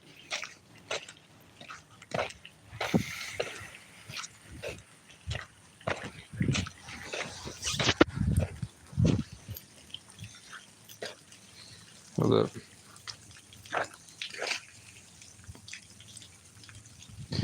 Loco, if you're here before you leave. So I wanted to pull up and dip bar. That was on my wish list back then. And I wanted a hot dog stand. And then the building right next to my car in that parking lot, the Vermont Trans Center for the Vermont Highway. Not trans as in that trans, but like transportation. But it could be transformation because I got locked into place. I had to rebirth myself like a phoenix in Vermont. There was a hot dog stand and there was on the side of the road there in this random back road where it shouldn't be, right next to a deer skull, like the Wendigo, or the ancient forest cult in the Appalachian Mountains that wear the robes and the deer skull, and they come to you in spirit because they've mastered the electromagnetic spectrum. Who knows? They've been around for 200,000 years. So who knows when they figured that out. I followed a deer skeleton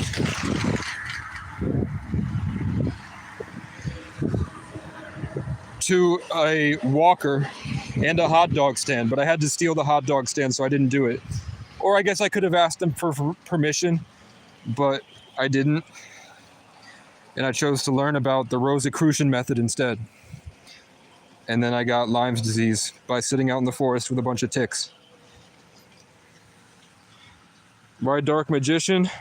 Because I think that was an astral projecting entity that was evil, that when I shone a light from it in my sleep paralysis where I was more connected to the dream realm and I was still like fighting with my conscious creativity,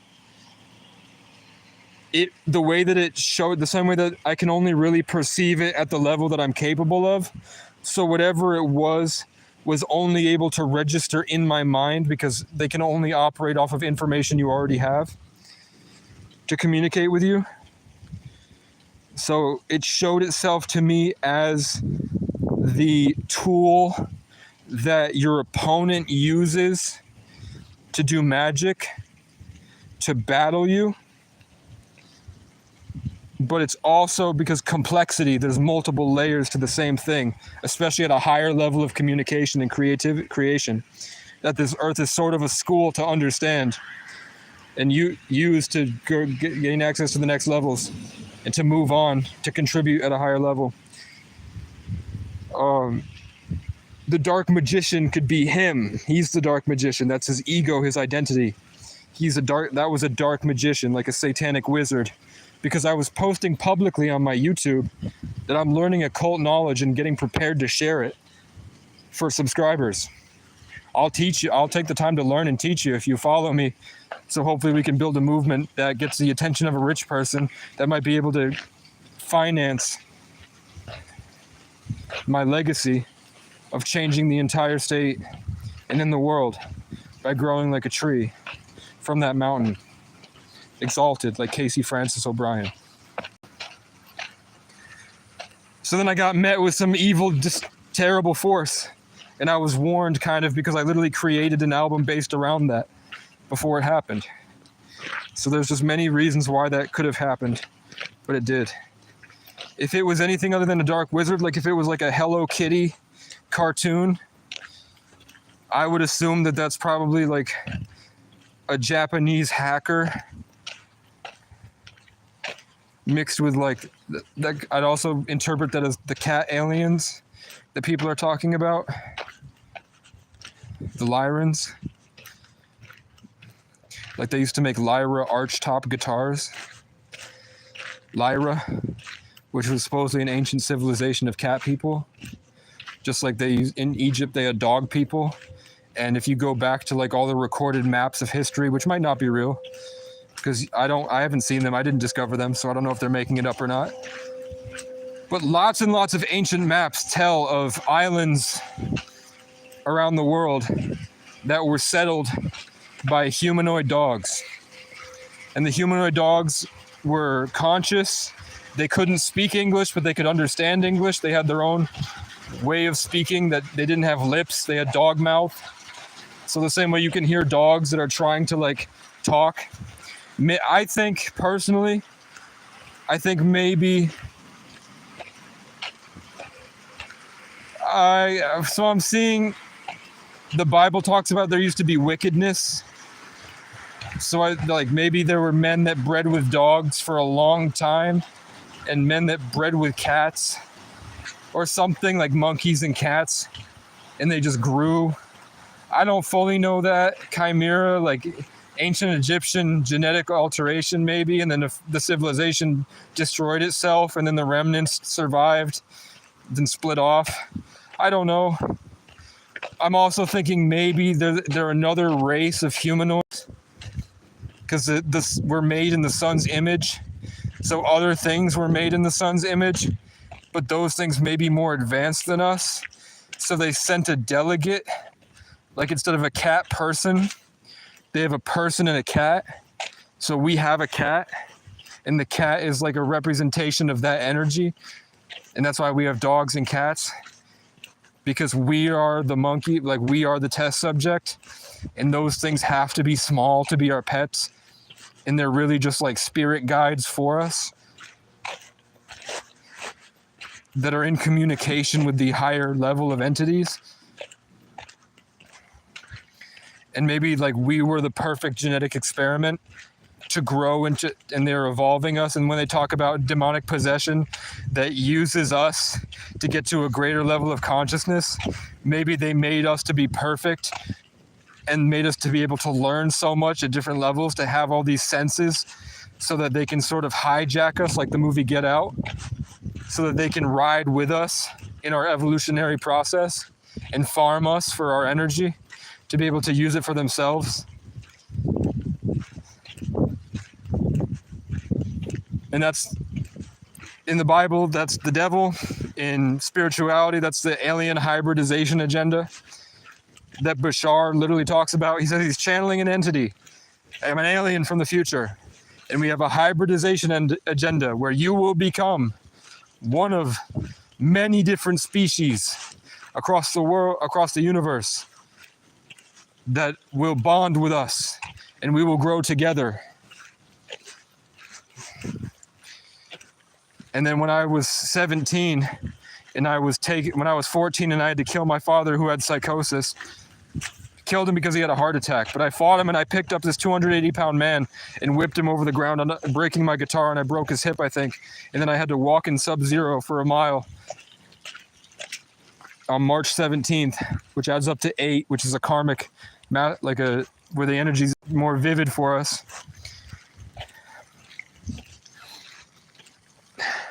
March 18th, 2014. So that's 5, 7, plus 3 is 11, plus 8 is 19, which is 2. So it's a secondary master number day. So it would be the most emotionally vivid way to receive karma. So I went off. I used to get this big anger because nobody liked me and everyone thought I was crazy, that I lashed out, and I started like kicking walls, and I took a hammer and smashed. I put a dent in the heater. It was basically like I rode this chaotic possession magic into making a poor decision. And the next day I got karma instantly, because I met famous people that night. I fell face first into a grease trap. A guy with the same name as the grandfather, who was supposedly very strict and abusive to my father, was very strict and abusive to me. I got home on acid. I had hiccups so much I threw up. My dad ripped the door off the hinges. He didn't rip it. He took it with a screwdriver, methodically took the door off the hinges to force a relationship with me. He wanted me to hang out with him, because my dad's trapped in a world where he cares about everyone as a Leo, but nobody cares about him. Because Victoria Dickerson and whatever happened I don't really know much about my dad's life. I know the thematic stuff that ties into the big overarching narrative, but I don't want their whole lives to end and I have no idea anything about what happened to them. They're trapped in demonic possession and they can't escape their narcissism. So when I speak to them, they're buried so far into their programming, there's no way out for them. You'd have to be the most compassionate, empathic soul on earth to be able to really comprehend what's going on in there. So my parents had me. The guy God sent to save everyone. I tell him to shut the fuck up and just sit down. Let everything go, shut the fuck up. And then whatever you want from life is literally, if you can see it, you can pretty much, you have common sense to know how to get there. You want an A-frame cabin. How do you build an A-frame cabin? You learned how to build an A-frame cabin. Do you have the tools? You have the tools. So I stood there floating above them like an ancient tree that's tied into them the same way the devil is. And I fed them their manifestations from an exalted point in the 5-dimensional space. And I led them the best way that I could into getting what they needed practically. Because they didn't have a mind for themselves, because when you let them loose, they eat themselves into the hospital. My mom's ate so much Ben & Jerry's and smoked so much cigarettes that her teeth fell out, and she had so many heart attacks she was in the hospital. She had like 3 heart attacks in one night. My dad will drink himself to death, and then he'll get in a car and drive around, dying until he crashes.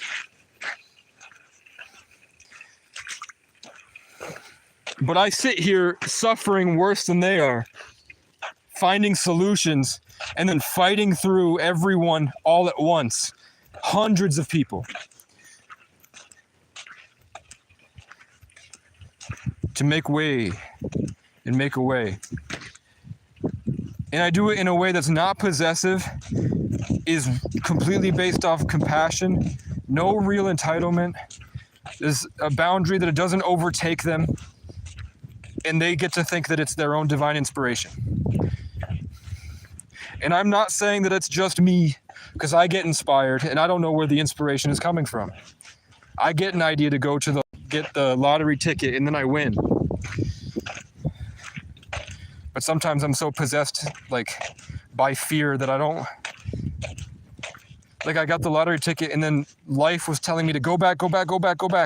And for some reason I couldn't, and I stressed myself out walking in circles because I was afraid to lose $11. That I didn't need. I don't need it for anything. I'm fat. I'm getting pretty big. And my food stamps renew in a couple days. There's nothing I really needed that $11 for. But I was like, I can't go back and buy more tickets even though the universe is telling me to. Even though it just told me to and I won. I was just I had more control over my life, where I wasn't being kind of led through and coddled like a child, being led by a higher entity that probably is something I created to do so.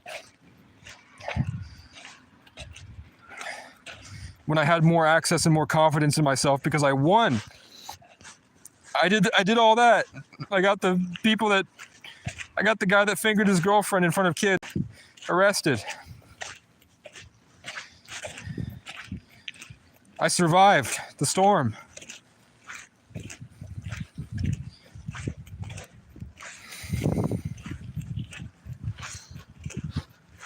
But for some reason, I was over there being like, please, just give me a shooting star, give me something, give me one thing.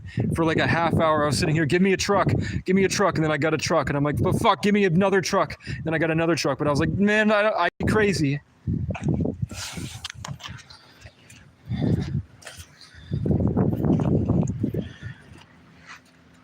So I didn't do it.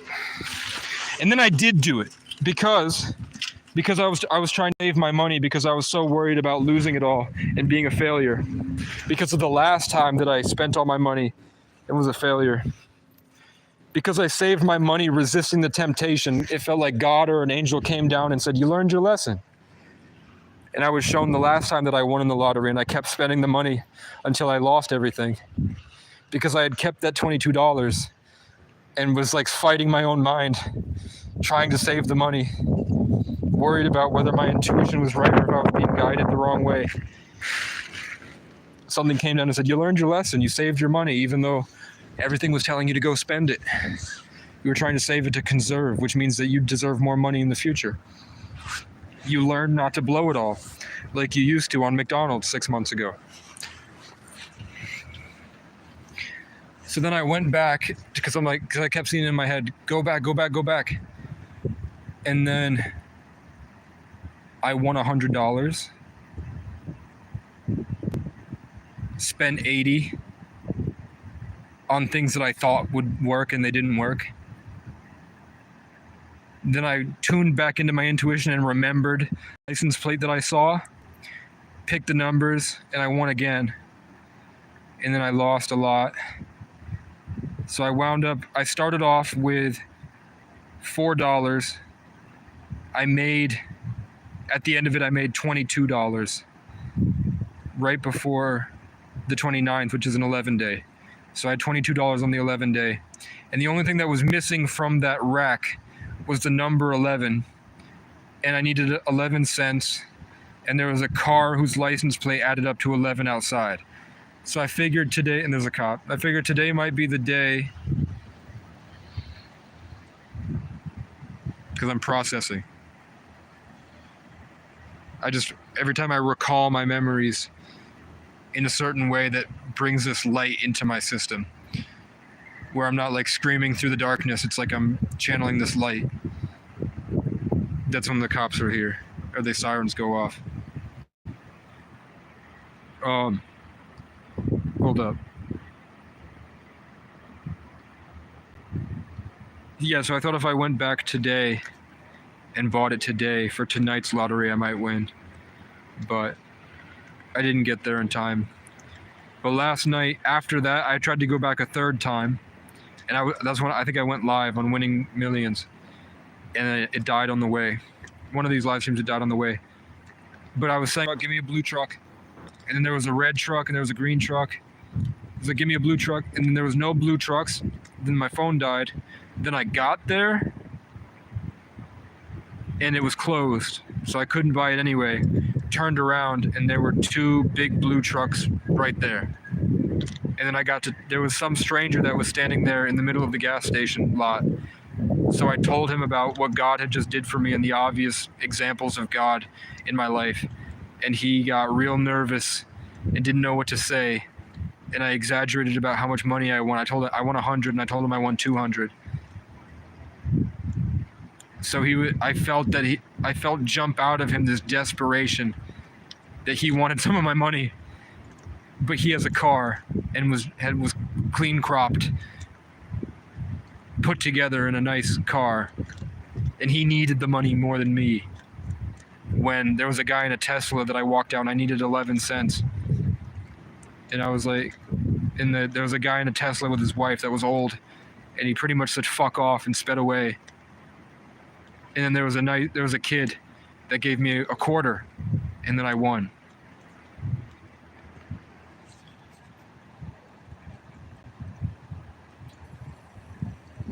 I don't know why my mom is out to get me. Yeah, Loca, I have Cash App. It's in my channel description, but it's also $ KC letter O 9989. She's very intuitive. Guess. Put stock in the signs. Yeah, I told you about that. I understand that. And next, who was a Sagittarius, he was different. We talked about violent. Oh, I'm way higher up than we were at. We already went through all this. What the fuck? Oh, I clicked on Loca's name on accident on the channel activity. So I wasn't seeing any of the comments. I accidentally clicked one of the people.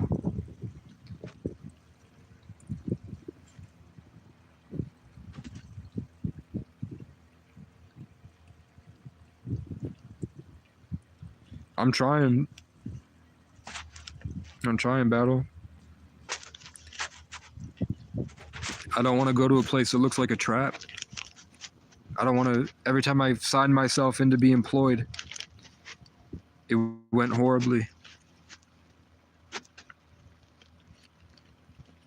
And it's almost like a demonic, yeah, I'm sure you get it. As soon as you sign into the employment, it feels like a lot of your bandwidth is now governed by somebody else, and they use that and steal it and hold it over you, all your blessings. So I had a person that, as soon as I signed the paper, it felt like I got deleted, and it felt like he attached me to him. And then all of a sudden, all the girls in the building were always on this old cop. And then he started posturing at me. At one point I stole it back, like I was starving. They wouldn't give me food there. It was sub-zero. I was on a mountain and out of gas, and they were threatening to arrest me. My job was starting to, I could still work there, but they said they're going to tow my car and have me arrested for trespassing. But I can still go to work. It's just they cannot have my car there, because if the rich people see me out there in my car, living there without a license plate, they're gonna not want to tip as much, and they're gonna be like, why did I pay so much just to have a homeless dude there? And the reason they didn't outright fire me is because they were getting a tax break for me. All the money that they get by employing a homeless person, it's an incentive from the Vermont government to deal with the housing crisis. That resorts get a very big tax cut to employ homeless people. So they only wanted me because I was homeless. But they would go that far just to force me to break down out of gas down the road. And they would not feed me. They had a whole kitchen full of food. They're rich. It's the wealthiest resort in Vermont. And it's a bar. And they wouldn't feed me. So I was starving, waiting for my first paycheck, walking down a giant mountain to the nearest place to beg people in the middle of the woods, in the middle of nowhere. And the nice, kind guy that ran a small business would give me his sandwiches, his bacon, egg, and cheeses. And then I would go hide by a library. And I recorded a lot of those videos in the car that I recorded, where I have the green hat with the Yoda. That was there. I was still recording YouTube videos. I was recording TikToks trying to blow up. I was making music every day. And I'd sit out in the woods freezing and I'd sing with the Cardinals because I got fired from the job because I didn't have enough gas to get back up the mountain. And I was cold and depressed and hungry and out of food and options. So by the time I made it there, I was late and they had just fired me. But everybody in there had the same exact names as the people I was living with 10 years ago that did the exact same thing to me. It was a predictable ritual or a cyclical test where the people were just extensions of my own mind, embodied in archetypes that I dealt with because I couldn't deal with them in my mind. Because I have a Taurus rising. A stubborn lack of imagination, with the Sagittarius in the 8th house, a struggle to feel in control. But also that was expressed in the years of trauma and psychological abuse I endured. As within, so without, as above, so below. The golden spiral.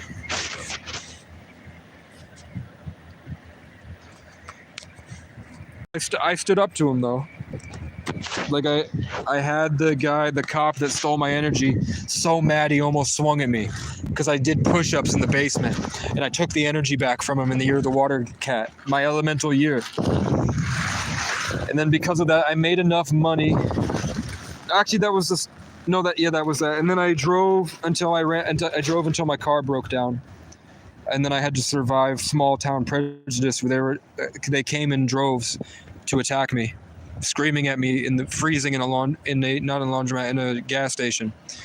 But then there was an Irish woman that helped me and taught me about intuition a little bit, and I taught her about nature, and then an owl flew in the middle of the day when we were talking about how much she loves owls.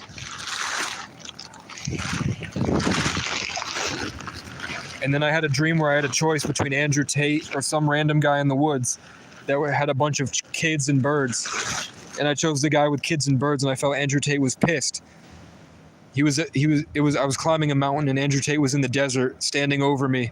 And then there was another guy sitting down happy in the woods, like a jolly guy. And I went to the jolly guy instead. And then the next day, a guy named Andrew towed my car, fixed my car for free. And I got to live with him and his kids in the woods for a couple days.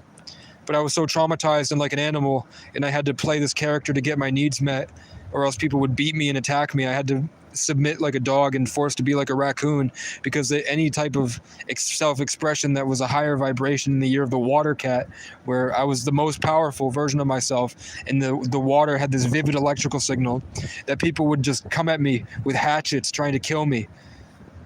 And I had to fight for my life, and there were people that would lie, and I had senators of Vermont throwing coffees at me in the Starbucks parking lot. And I had to beg people. So I just didn't want it to get worse. So I didn't know how to be my shining, charismatic self. I still don't. And I had a lot more trauma because I didn't go through this Cowboys and Indians, Wild East, how to be a man adventure through Vermont. That back then I was still psychologically traumatized by being groomed by several people and everything else I've been through. That I couldn't speak. I would sit there and I couldn't speak. So he got mad. Andrew got really mad because he helped me do all this stuff and I was a weirdo. But he taught me a lot about masculinity. And then at the end of it, he took me around and all the different street signs were representations of the different avenues I could go down.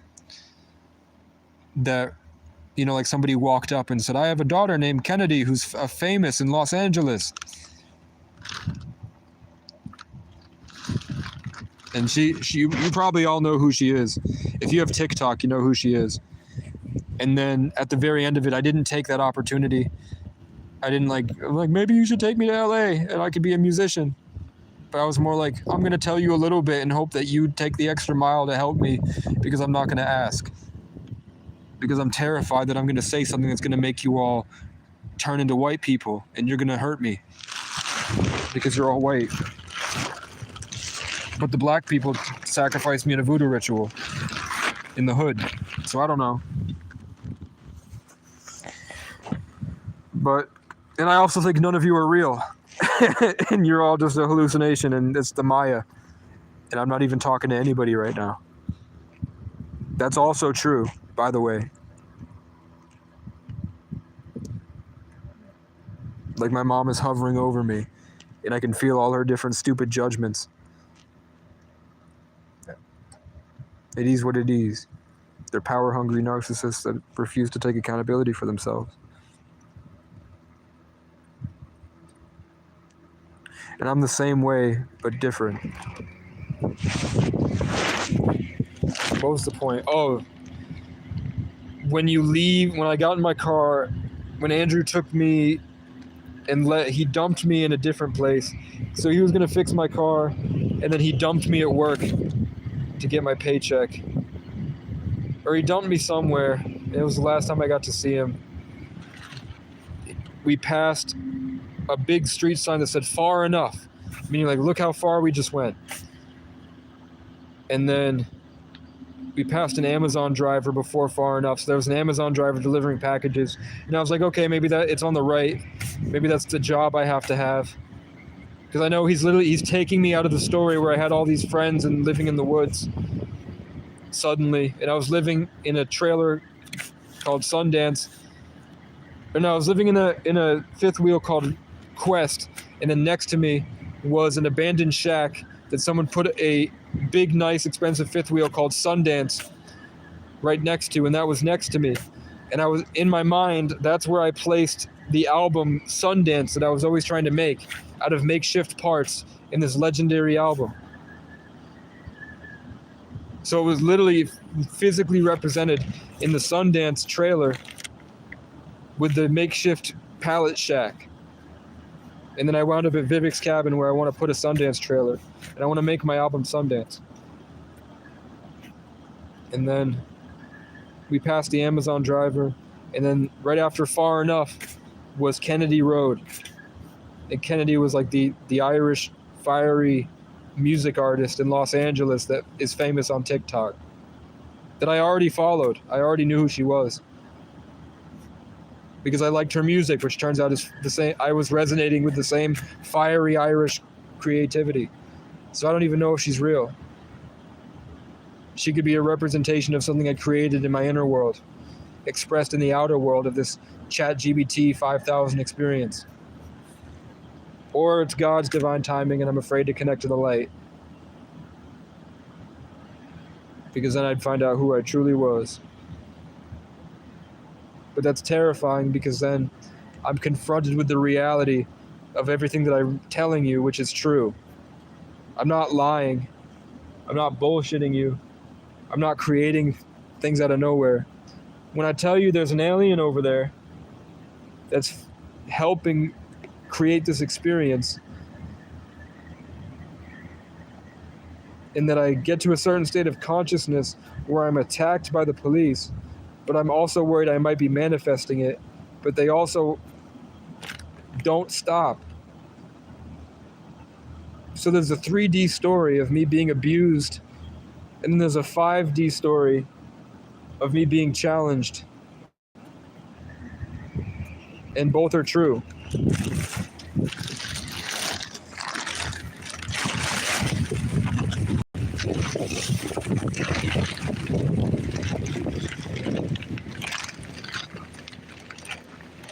And a lot of times I just go to bed and I imagine that there's a girl next to me. But I'd rather have the girl be there as a character in my mind than as the true thing, because there's so much more that comes with that. I'd rather just vividly imagine my own imaginary girlfriend, like a waifu. But she exists. It's a real person. It's probably her spirit in the spirit realm, because she's probably imagining me too, because it's a mutual thing. I don't imagine a girl that doesn't like me. It's like I look for my options in the spirit realm, and then I feel the energies of the girls that are interested, and then I imagine that they're here with me. So it's a two-way street. Like, if I imagine them and then they disappear, in my head I'm like, okay, I can get a judge that they're probably not interested. And then all of a sudden I feel like they're back at my doorstep spiritually. I'm like, okay, they're interested in me again. And then I feel like there's tons of new added stuff onto their spirit and new problems. And I was like, fuck. They had a one-night stand and now they're trapped in demonic energy. And then the tarot reader expresses what I just intuitively had in my head as a confirmation. Brad, I read it and then I forgot what you said. I saw you on a little bit with your lottery tickets. Yeah, I read you. You said it was noble, man. I appreciate it. I would have done it anyway. When I have food stamps, I do that for a lot of people. If I'm being honest, I probably would have gave him $5 if I lost money when I bought that lottery ticket. Maybe. We'll never know. Because I won as much as I spent. And then I chose to give it out instead of buying another ticket. So it is what it is. Maybe if I feel like I'm supposed to deserve something because I did that, that's probably why I don't deserve it. The wind won't fucking stop.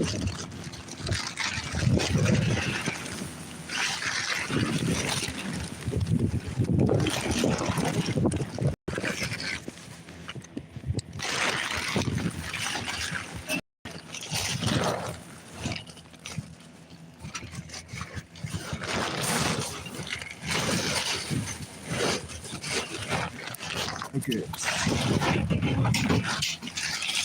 Now I drop it. Okay. I'm just getting my watch time up.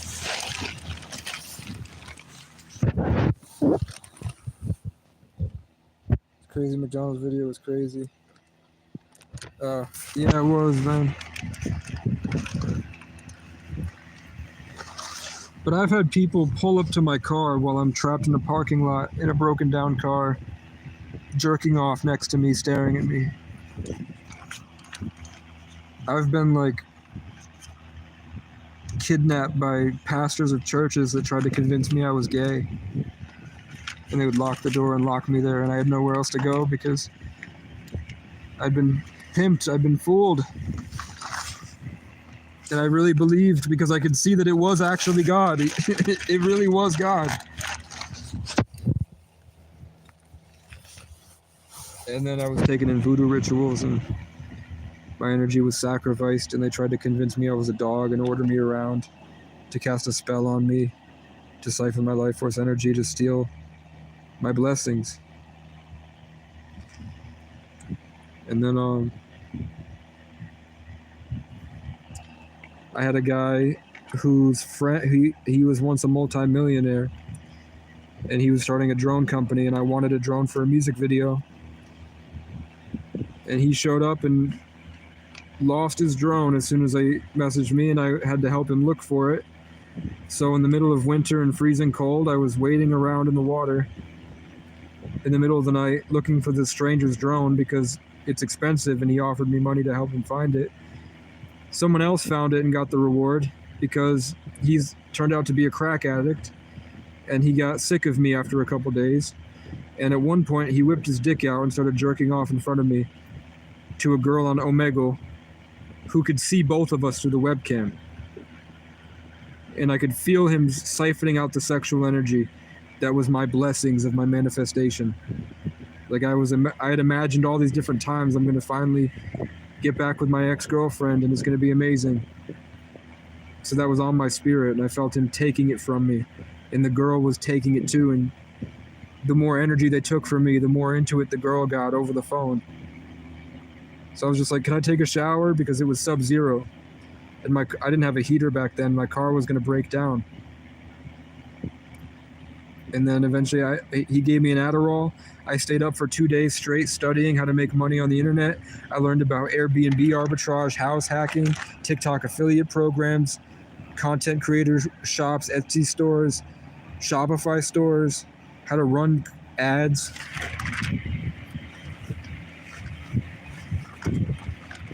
But I didn't even have phone service. So even if I left, there was nothing I could do. So I had to either stay with that guy and go through to the end, this crack addict that worked in the military that has an assault rifle that did all that, trying to help him with his drone business. And he calls a guy who's a major banker who has he's worth like $200 million down in Florida. They used to be partners with when he worked in tech, named Mark.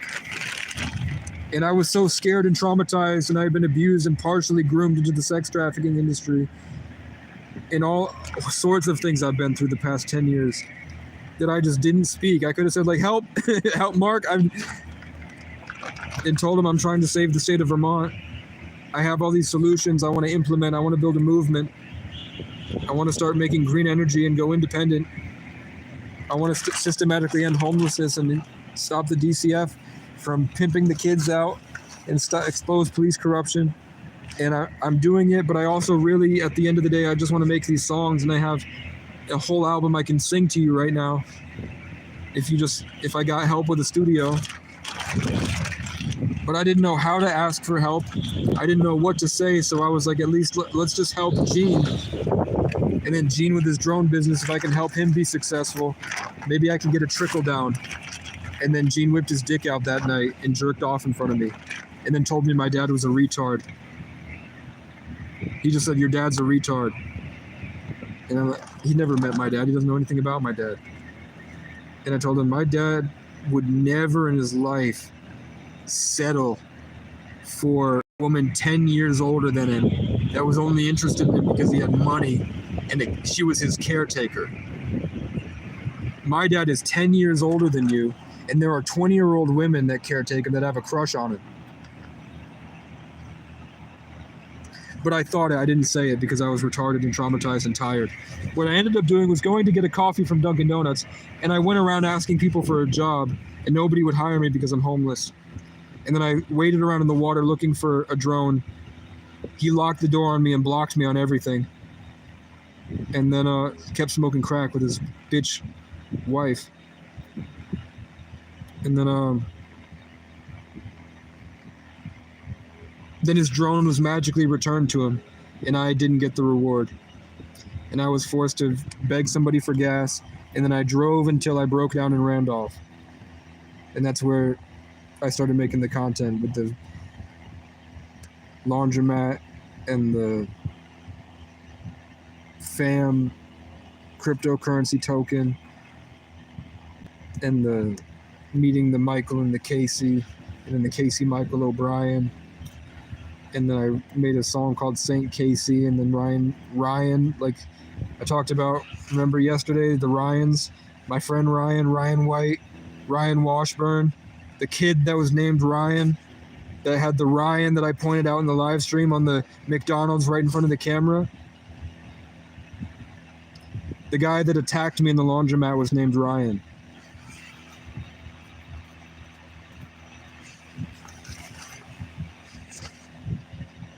The cop from Brattleboro that showed up from my hometown. brought up the cop that gave me the false bogus charge that's forced me to be abused and tortured because I keep missing court.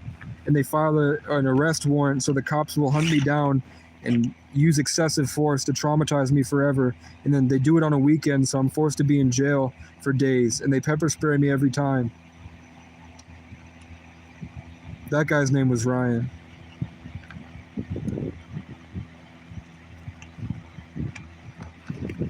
And when I was in Pittsford and the whole town was coming at me, and I was stuck in the gas station with a girl with the same birthday as Joe Rogan, and there were gay Freemasons that were stealing all the energy ritualistically that helped me get to court, and they helped me, but that was before I met Andrew. I went to this bar because I was writing a story about a kid named Connor that came out to help me, and then a guy named Connor showed up to help me, and then he decided not to at the end. But then I went to a bar to have a soda because I was wandering around because I wasn't allowed in the gas station because some bitch convinced the town to start attacking me, and she called corporate to tell on her boss because she didn't like me sitting in the laundromat or the gas station getting warm. Some fat white cunt did all that so I would freeze to death outside.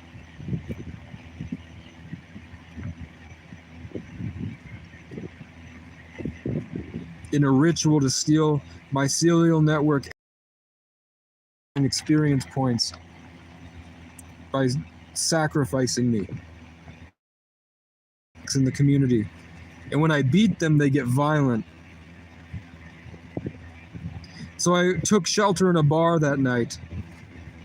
And the only people there was me, some girl that's from there that's been there for a while that was very nice, and then the guy who lives upstairs, and his name was Ryan. And I was more worried about, like, you know, everyone's saying the power's going to go off. Are you guys going to be okay? And he's like, the power goes out here all the time. We're fine. And then he stomped his fat ass back up the stairs because he was so mad that I didn't come across the way that he prefers. So I finished my soda and left.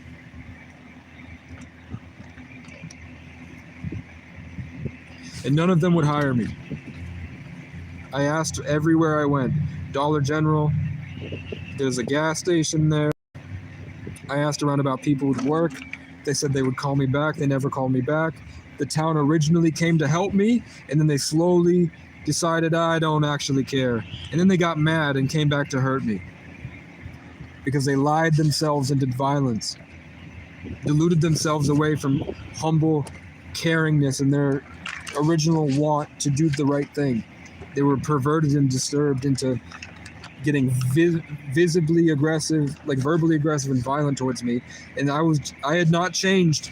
I was just suffering, trying to make a difference. And then eventually, one of my Indeed came through, and I got a job at the mountain.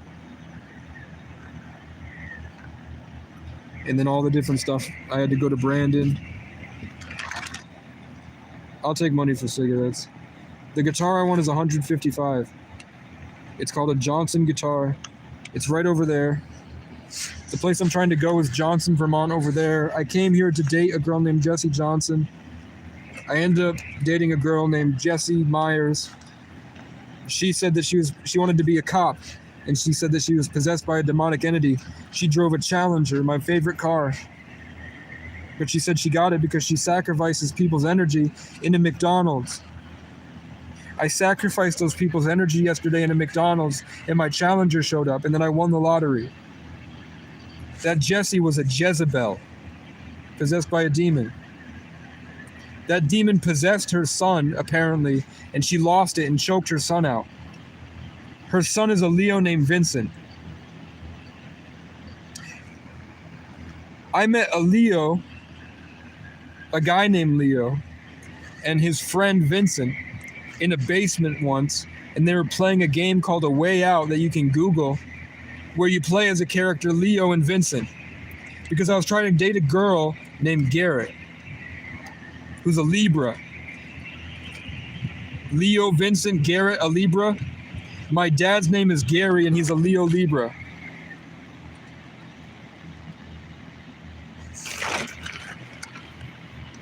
It's not real. It's a God dream.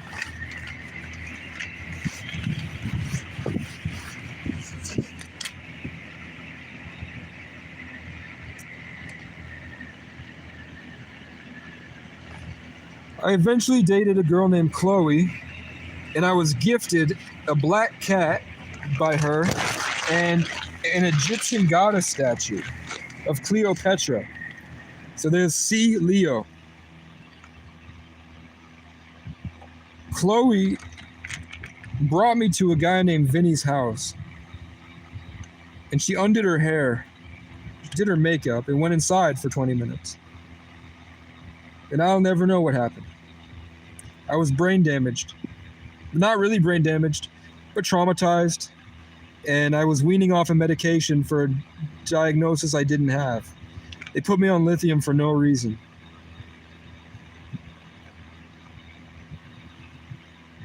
All my diagnoses get removed when I'm authentic.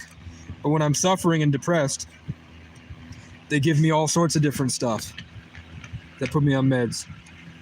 When in reality, I'm a genius that thinks about things. I'm just different. I think about things nobody wants to talk about. Or is systematic against me. But she left me for a guy named Gary Gay III, GG3. When Gary Gay III was coming into my life to fuck with me, because he was a jealous little dick, literally micro penis loser, simp on her phone that thought he was playing this big game where he got her away from me. But really, I was like, I don't want to date a fucking girl that is dating 10 guys on her phone, even if she's not having sex with them and she's not doing anything sexual with them. She's still talking to 10 guys every night from my house. I don't care if she's a Gemini that's expressing my manifestation energy to heal the world by helping these simps while I'm learning about masculinity to be a dating coach on the internet. And we're fulfilling a soul contract together.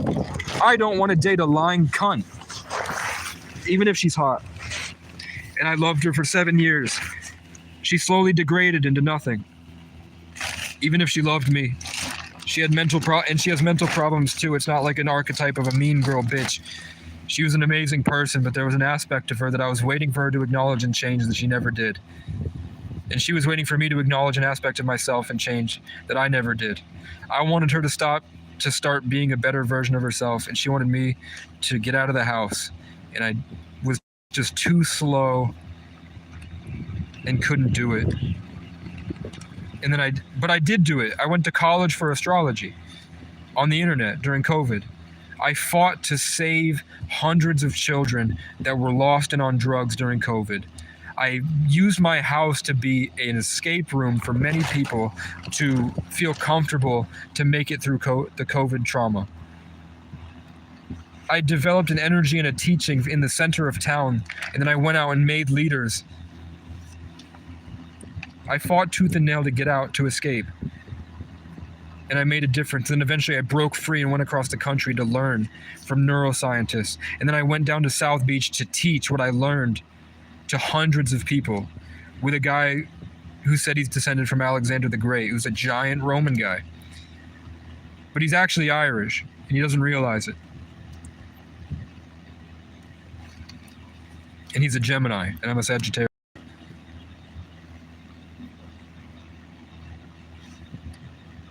I helped a group of Irish kids get comfortable with music, and I helped produce for them. It was our expectations in our environment, in our inability to, I guess her inability to get rid of the other guys and to fully embrace. There's a demonic thing attached to it, a low vibrational evil energy that she wouldn't let go. And I could feel that.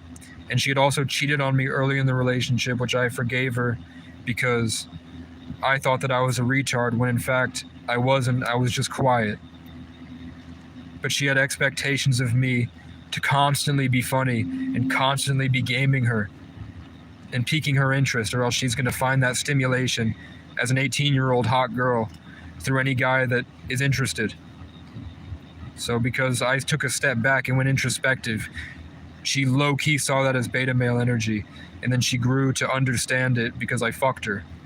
So sexual energy transference. She started to recognize my value especially because the universe would not help her. And at the end of it, when I left her and she got with her simp immediately, little dick loser, that she wouldn't give up talking to, and he thought that he was stealing her from me, but I was like, I don't want to even talk to her in this way, so you can be that outlet for her. I don't give a fuck. I know you have a micro penis. What do you have to, like, how could you compete with me, bro? I could take her anytime I want. But I was also helping a kid named John Michael with his crack addiction. A year later, GG33 popped off and taught me numerology, and I was helping John Zerka with his crack addiction. So it's like, are they real? Are they just stepping stools for the next level of information? Were they designed to be that way? In 2022, I drove around a Dodge Magnum with a rocket Skylander with the ram head, the rocket ship with the ram head. I'm driving a Dodge Ram, fighting off the energy of an Aries to be a king, where I found a crown. And I had a bunch of Aries attacking me. So I learned about Aries and how to be a ruler in the year, an embodiment of my manifestation. In the Kurt Kaz conquest, Kendrick Curry, Cassius Culpepper, the KCC won the Super Bowl. And I'm KC30, KCC, C and C, both the third letter, 33. K is the 11th letter, 1133.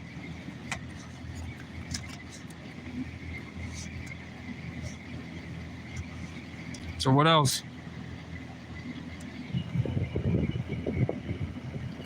Right? Sorry to bark at you. It's just that's how I feel like that's how it needs to come out, I guess. It feels like there's something attached to the side of my head helping me channel it through. But I guess if you look at people that channel, like Bashar, he's barking the same way. People that channel bark. I don't know why. Maybe it's because they have to feel like they get their point across because they have to fight off another level of empathy that I don't understand, that I tune out. But it's not at you guys. I'm not mad at, like, it's not like I'm not like trying to shame you or anything. I don't mean to be hostile. It's just how I get it out. And eventually I guess you could edit it, someone, or I could edit it, or AI, or aliens in the future 3,000 years from now that look back could take all the things I just said and they could probably put it together better than I'm putting it together to really show how all the pieces fit together. But it's so obvious, all that stuff. Especially like Kendrick Curry going by Hugh Janus and wearing the hat, where 10 years ago I found the hat and I had a troll account called Hugh Janus, and I slept next to a zebra skin rug, and Kai Cenat had the black and white print and the Irish chain.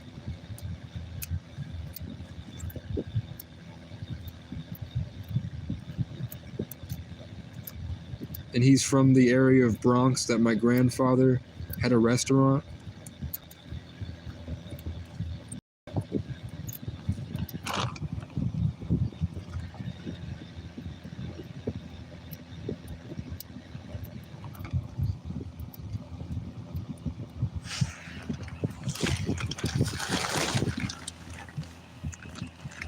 I don't know what to do with that information.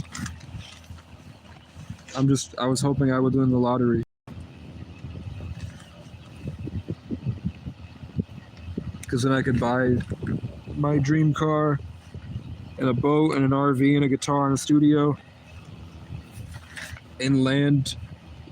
Then I could build a wildlife conservation, RVs, and then you guys would never have to pay for rent because you could become nomadic, and I would pioneer nomadic culture where I had a rest stop, just like McNeil's bar for the indigenous and the people in Brattleboro, my hometown, in the center of Brattleboro, that burned down to the ground, killing him when I was on McNeil Road in Burlington, 250 miles away. that to get there, you have to go down a road named after my dad, a road named after my cousin, a road named after my last name, a road named after the Irish God of Fire, and then you find a road named after Clover, which was my ex-girlfriend Chloe's handle on Instagram, Clover. Then you suddenly, for the first time in my life, after driving around the country for years, or driving around Vermont and then traveling across the country on Greyhounds, I'd never found a Casey road in my life. But then for the first time, following my dad's road to my cousin's road to the God of Fire to the O'Brien Farm Road to the Two Brothers Drive, and then a road named after my foster brother, and then Clover Road, and then I finally found Casey Road, and then there's a dead end called McNeil Road. I went down McNeil Road, I turned around to take a video of Casey Road, I put it on my story, I refreshed, and then bam, McNeil died while I was on McNeil Road. And McNeil's burned to the ground while I was on McNeil Road to take a picture of Casey Road, like I was part of a human sacrifice against my will.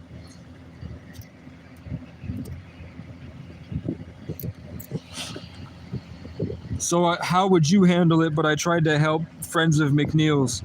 I tried to help everybody in the group. There were thousands of people that came out to tell stories about McNeil Road and about how all the indigenous people loved it. And they held a celebration where all the indigenous people showed up, and they did a parade for them downtown Brattleboro.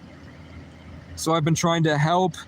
All my ops were in that group chat screaming at me like, he's just a schizo with mental illness, don't trust anything he says. And I'm just like, hey, we should get together and build a memorial for him in the new museum they're building. And you know, I don't like that there's this agenda with all these places burning down, and there happens to be a Russian billionaire that's building Viking villages, and he bought the property. The Viking bought the Irishman's property, and he's building Viking villages over our Irish property.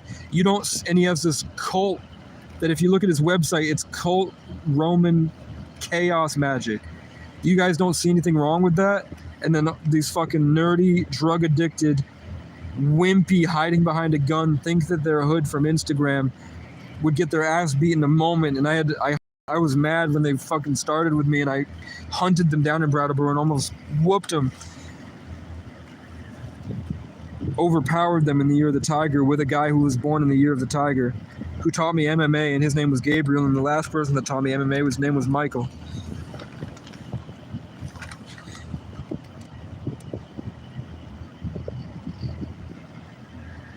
Convinced everyone I was schizo and not to be trusted, and they believed him over me because the world doesn't give a fuck.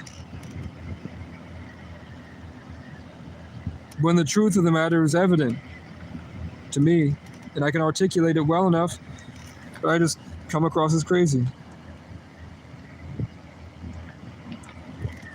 I mean, as long as you're taking care of yourself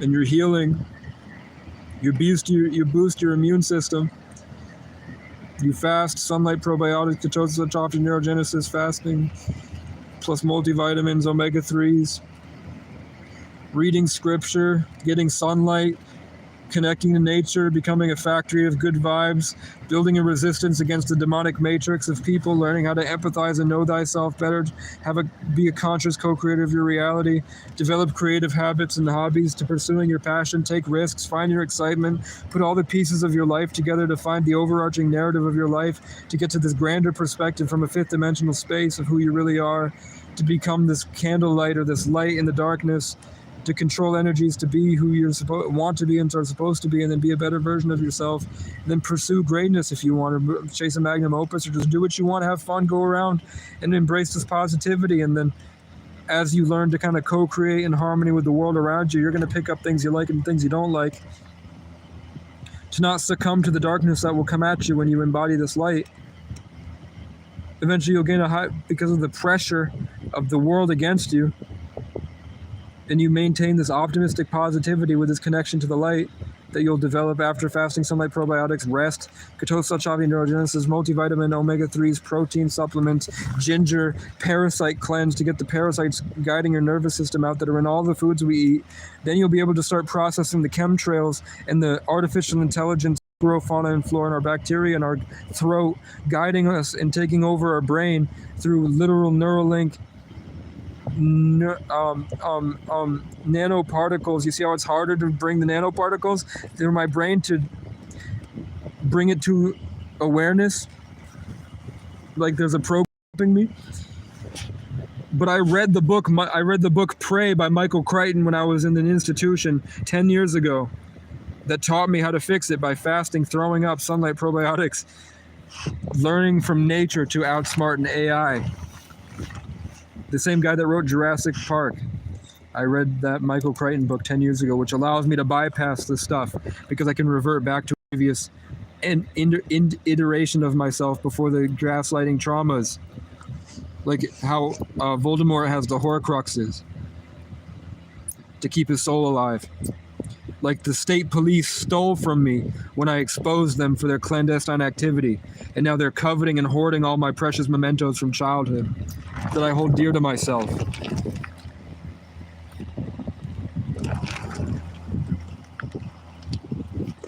Clipped. You're clipped. So, I mean, as long as you do all that, you should be fine.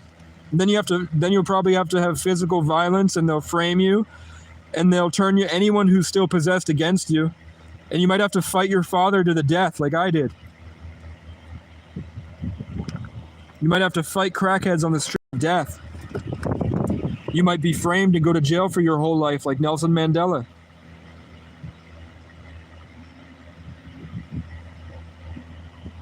But now that you know that that's the way, you're going to have to make a choice, man. Maybe do at least try it and then walk the middle path and be mediocre. And call that being sane and grounded and normal.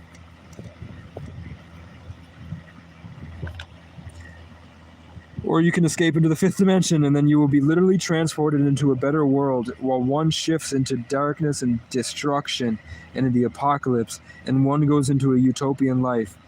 And you get there based off who you are and the decisions you make. And I choose, when I'm offered the choice to go, I usually stop at the last level, and then I usually jump back in to fight longer, with the promise that as long as I go through hell, I'll save more people. And I'll suffer more to gain experience points to become more of a badass. When I could probably end up in a penthouse next week. Somehow. But now I have so much different stuff going on. Like I'm scratching my head. I'm feeling this demonic energy on the side of my face, this pride. Coming from the McDonald's.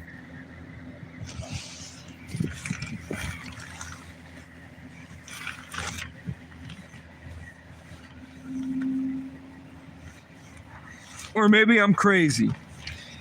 Maybe maybe that's all wrong.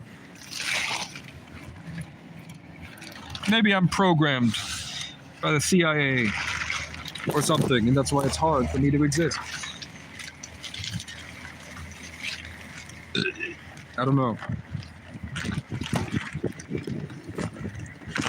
Thoughts on the Mandela effect? I don't know. I can just regurgitate what TikTok has told me. Fruit of the Loom had the cornucopia, and they admitted they just deleted it from the internet. You can just delete things from the internet. It's all run by the same company, BlackRock.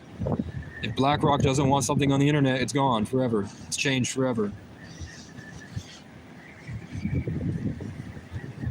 We could be transferring through multiverse timelines in order to have experiences with each other before we jump off to different areas.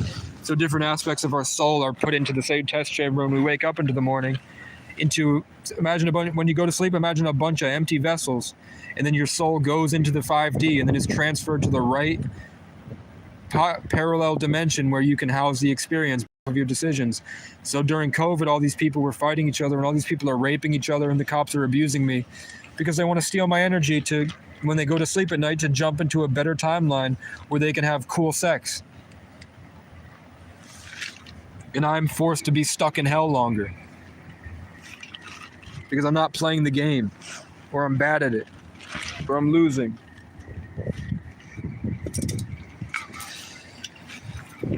So then the Mandela effect is just some of you came from a different place and some of you came from a different place, and now you're intersecting because you have to exchange information with each other before you move on to the different levels.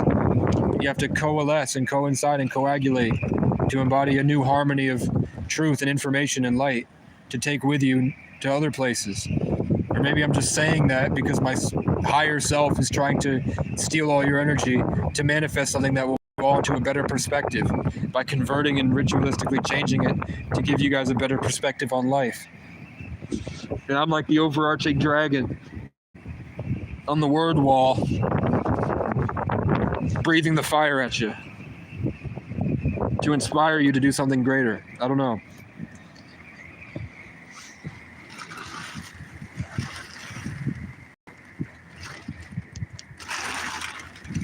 Who knows? I think I know. Are you talking about CERN? I can't fully read what you're saying. Yeah, so Cernunnos is the Irish god of the wild who I met on top of a mountain in 2022. And I think I've known my whole life. It's the deer man in Adventure Time when the underworld deer man was stealing all the candy people and then attaching them to this hive mind, because they're made of sugar, and he was attaching them to sugar. So he was connecting them all. And then he gave Finn, like me, a brain injury. He gave the hero a brain injury. No, he gave Jake the brain injury. And he broke Finn's legs and arms. So then Jake had to be homeless and survive while Finn was out of commission, while the hero was physically restrained. So that's the archetype of my mind. While the Cernunnos, or CERN, or the Baphomet, or Hollywood, the Irish god of the wild, who used Hollywood to cast spells to make people act according to the character they would set instead of their own. So when they get into character, they do demonic rituals, pagan rituals for Cernunnos. In Adventure Time, where Jake, who I like, and Finn, who I also like, but they're archetypes to embody a part of the human condition in the collective consciousness that CERN was not he's part of the land of Ooh. And they live in the tree of life, like Casey.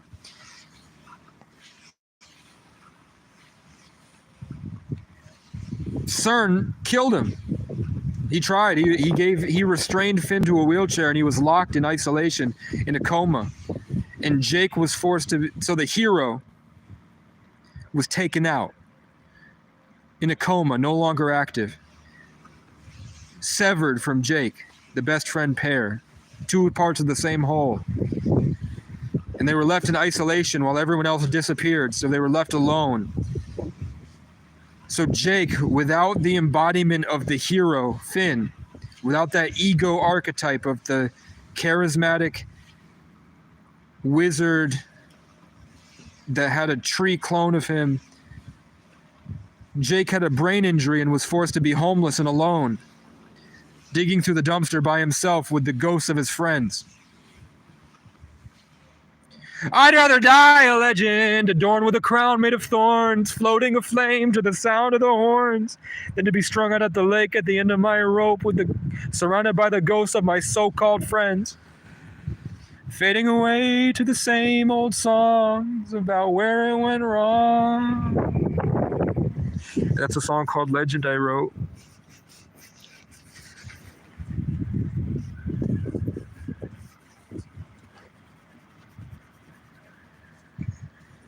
When I was digging through the McDonald's dumpster for food, because the hero version of myself was beaten to death and was in a coma in my mind, lying dormant. So maybe at some point I free myself and save my friends from Cernunnos, who has them all attached to a hive mind in the underworld, like they're consumed by darkness.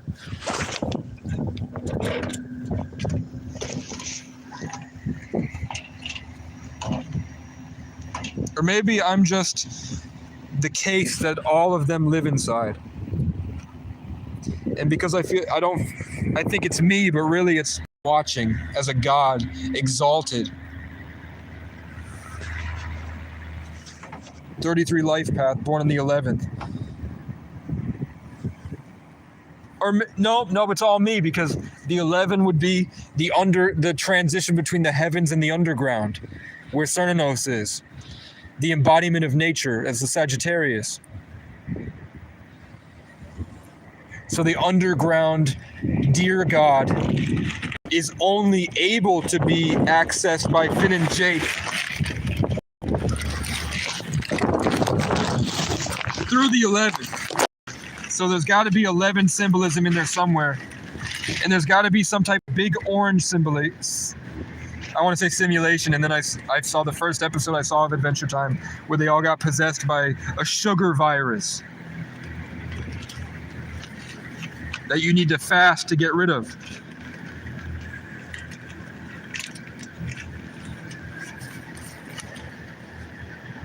What was the antidote in the Candy Kingdom?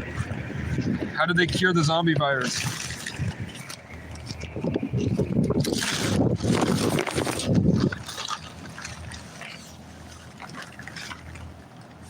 And did it have anything to do with mushrooms? Or a drug? I don't remember. I don't think it mattered. I think if it mattered, it would be present. I think somebody just... Oh, she was trying to create something that turned on everybody. She was a scientist trying to create something. Yeah, magic wands were made from Hollywood that they used to cast spells to make people actors. So when you're in Hollywood, you're assigned handlers to make sure that the demon can puppet you correctly. So you act in character for the movie. To do mass mind control hypnosis rituals on the entire world.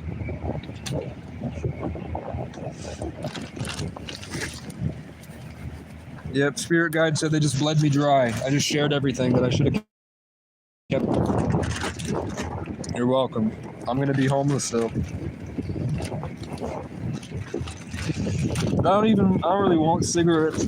I don't want to do it to myself. I guess I'm gonna leave tonight. I guess in the morning I'm gonna pack my shit and leave. I don't want to sleep in mouse shit. The wind is knocking my shit over. I'm angry, I'm upset, I feel trapped, I don't know what to do. To get anyone to really be my friend or care. I don't even want to at this point anymore. I know I'm here to be a leader, and I'm only here to be a leader, I get it. Maybe I'm just the exalted God watching. I'm not gonna try to... I mean, I could. But who cares? Everyone that I've anointed and helped betrayed me at the end. They don't deserve my presence. This is a gift.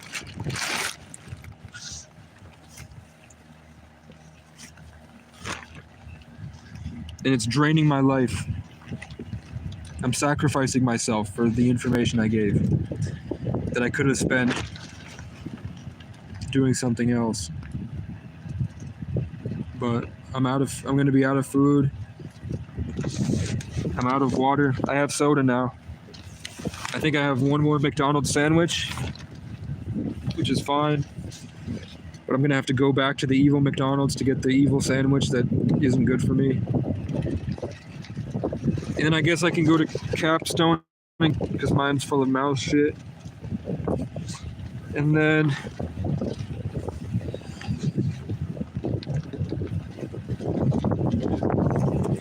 I have to talk to my lawyer because I want to figure out who's a Capricorn, which is run by Devil Energy.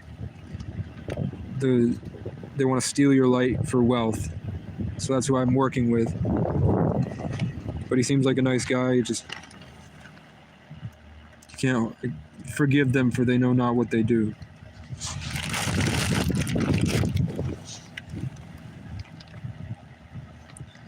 So he put me in touch with a lawyer.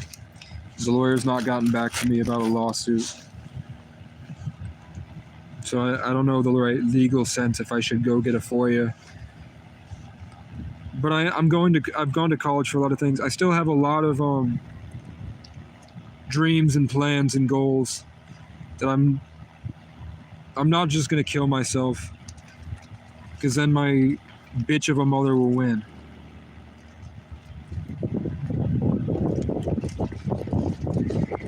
If I embrace my depression, all the shit that my mom said about me having schizophrenia will seem more true.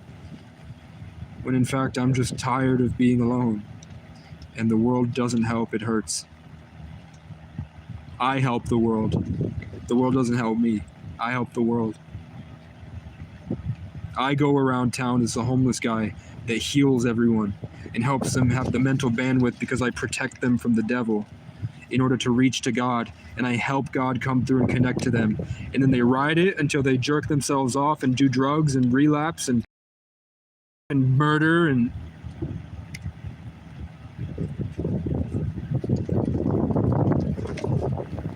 if I stayed up the whole night fighting, trying to get control of my mind, I'd probably wake up and fly and find a way to live outside of time.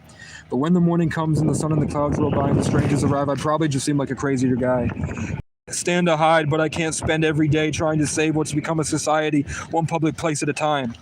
And the people I save choose to just steal and rub my energy in my face always. Maybe it's time I focused on saving mine. But making a hit is like riding a bike. I said making a hit is like riding a bike. Even when cold and alone outside, when I'm into music, it feels all right. I swear it reminds me of you sometimes. I think they want control of my life. Every time that I think that I'm great or I think of escape, somebody starts twitching and follows behind. But that's all right. I'm immune to mosquitoes, fleas, ticks, and lice. Reminds me of times just after high school when I used to get high for the very first time. I'd talk to the aliens, sit at the party, and talk about codes I deciphered, alien dollhouse, meanings of Hollywood sign. When the world ends and they call my line, I'ma hit decline. Take a breath by the lake and head back to the woods with a raccoon at my side.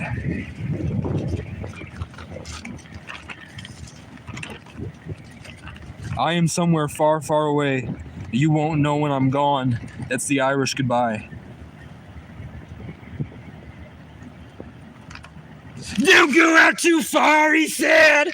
You haven't got the power. You'll never make it back. You've got too much to lose, he said. Told them they were wrong. And I disappeared into the black. I had a dream last night. I was the last giant and I had to survive off eating Siberian tigers and biting the heads off of Vikings. And as I laid down cold and alone and dying, closing my eyes for the very last time, the universe opened and gave me a hug. Nature came down and taught me to rise. I feel like I'm still somewhere out there, one of those weird dots we see in the sky. But she and I were like the stars in the night. Chicken burritos cooked in pineapple with garlic, chili pepper, cumin, and thyme, or a lonely night and fireflies.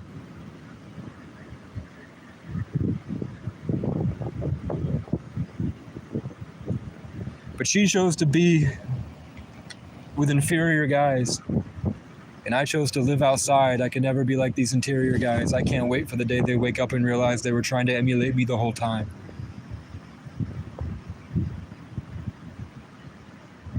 Now I am somewhere far, far away. You'll all smile and laugh as I'm gone. That's the Irish goodbye.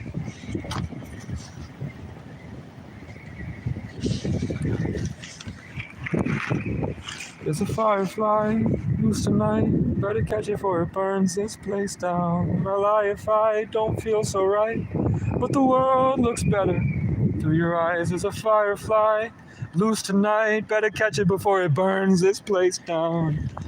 And I lie if I don't feel so right, but the world looks better through your eyes.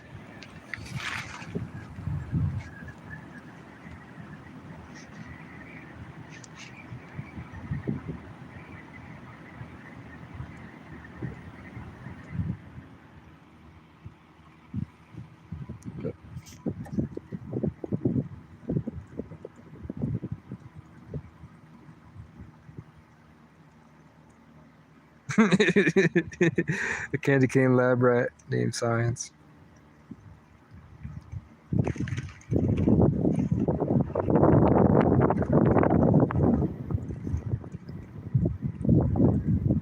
Stanford Saint trial would be free, and the government is paying for housing for human participants.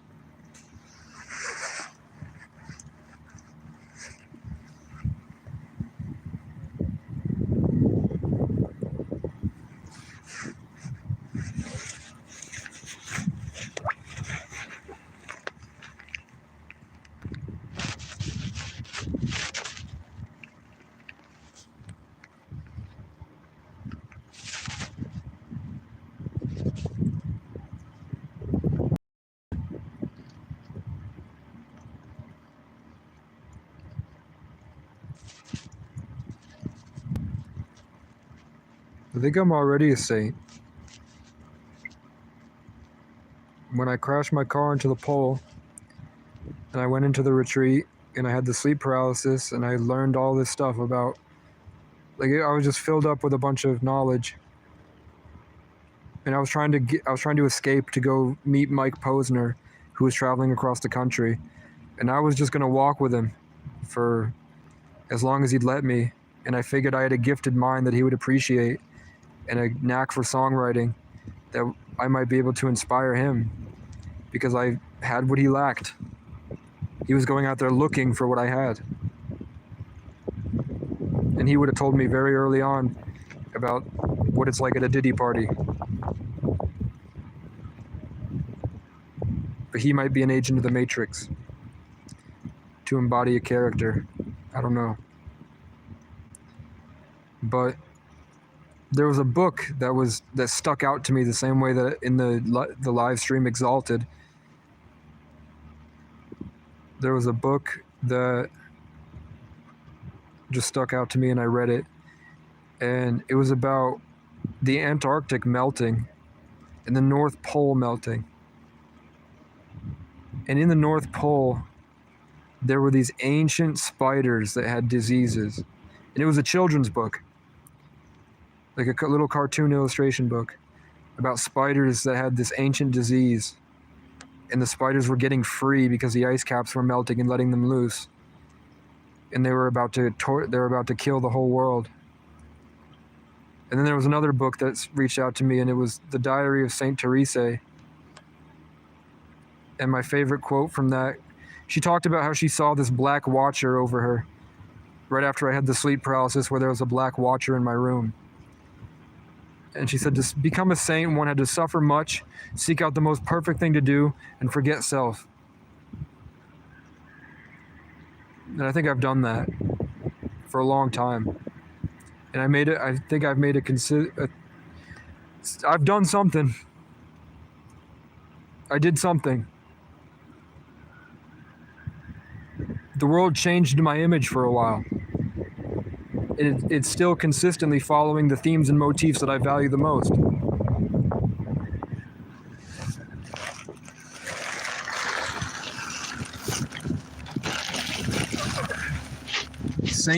Right before Ryan attacked me, I wrote a thing called Saint Casey Found His Way to Greatness, went deranged and fought a decade to be famous. Turns out it's all just simulation. Went across the states, ate from the dumpster, slept on pavement, made 1,000 perfect songs, and he came back just to play them for the ones that love to hate him. Stagnated, stuck in low places.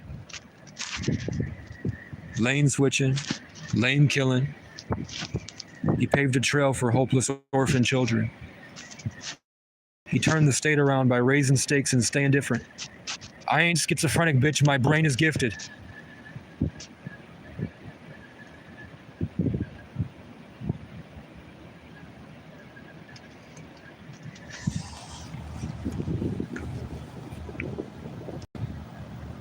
I didn't do it for the cheese. I don't care about how it's graded.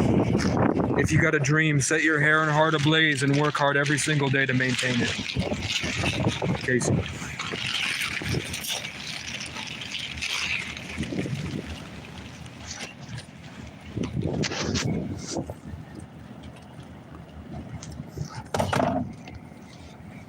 I'm gonna freak it. I just want to win the lottery.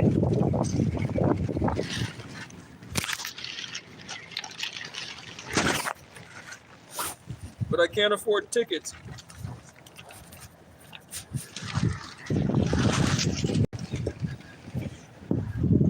On my own, don't wait for me to say hello. That's gonna be loud.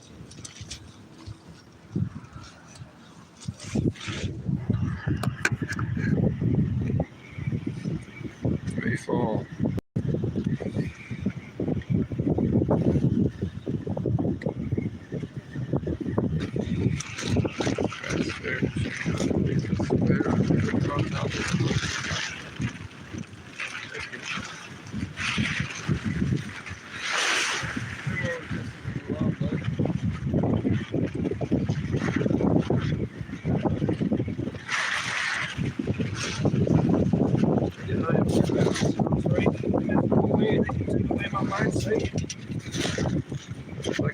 Lego grenade, right? I can knock a bitch out just like I'm Mike Tyson. I said I'll knock a bitch out like I'm Mike Vick. I got about 1,000 kids mowing my shit. Get the fuck off my dick before I cancel you like Christmas.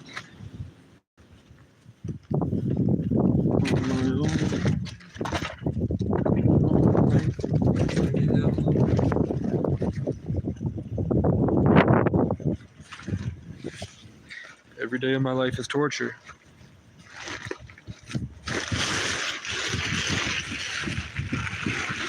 They gave me hope that I was going to get the Challenger and I was going to win the lottery. And they got high off the disappointment.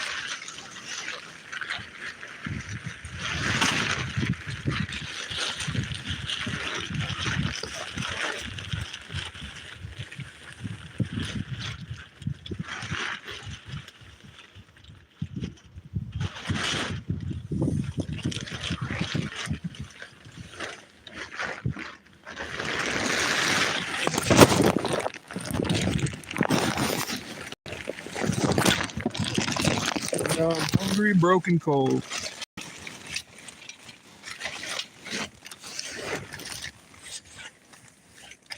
But it's okay.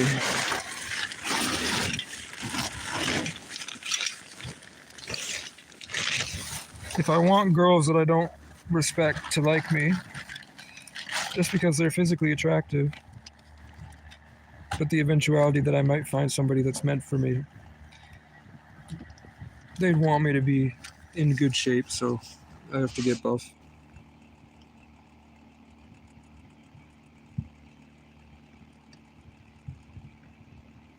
I don't know what I said. I didn't accuse you of saying that. No worries. I don't know what the Stanford Saint trial is, though. I don't know what TMS therapy is, but maybe you addressed it later.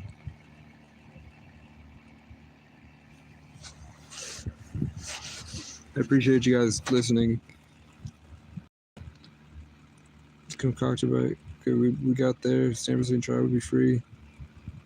Transcraniomagnetic therapy.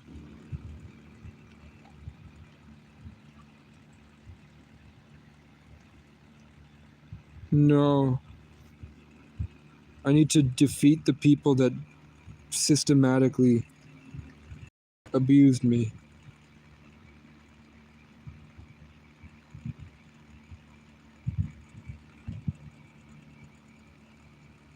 And then I need to be taking care of my insides with omega-3s and protein.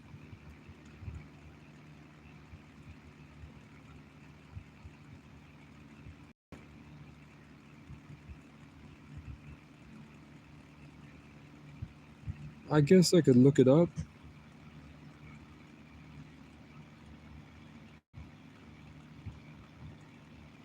I'll try it. Like I'll take a screenshot. Like people are embracing those vibration beds for sound therapy. If it's like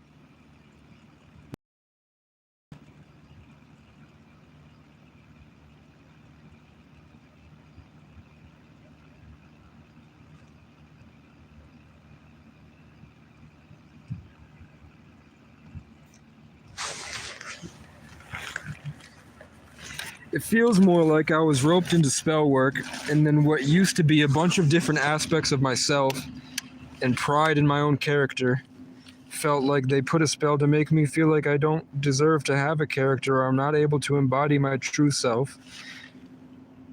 Then I felt like I got replaced by gang stalkers and narcissistic people that inhabited those spaces in my mind.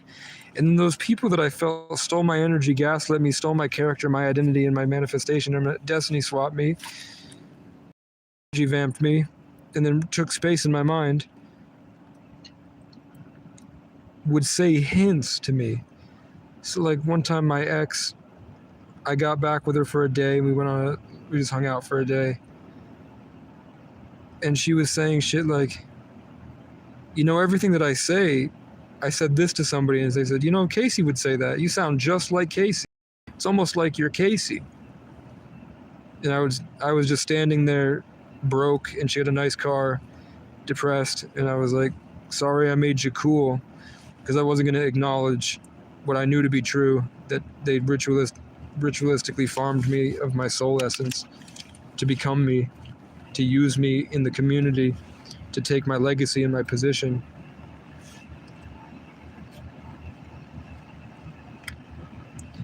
And that was all she said. Like, we barely spoke to each other that day.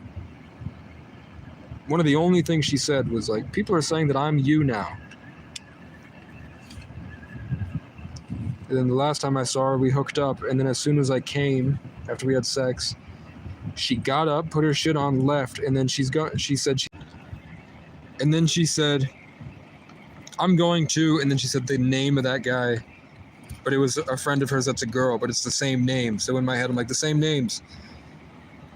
She said, I'm going to that person's house. And then she left, and I felt like she took all my soul energy with me.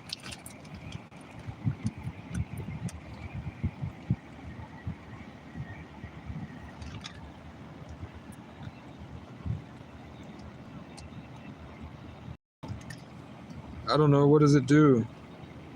They put a magnet up to your head, and they try to force the ways that you're traumatized into leaving. So if you have like a spiritual pressure that's compressing part of your brain remotely through the electromagnetic spectrum, like a program that's hindering you, or like a personality core from Portal, how they attached it to Gladys.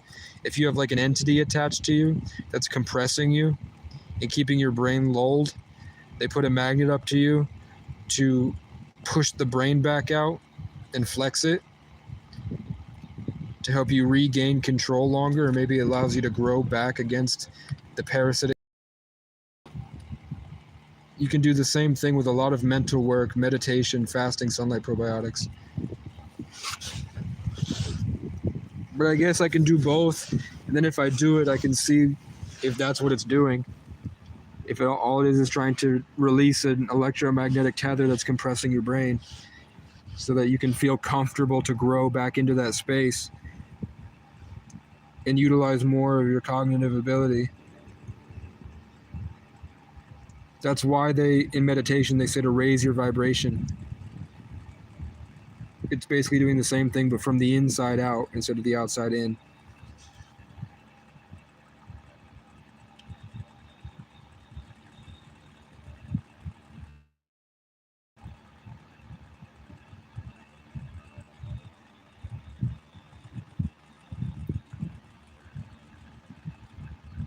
Yeah, that's called, or when you receive a divine blessing. So when your spirit team or the angels or the aliens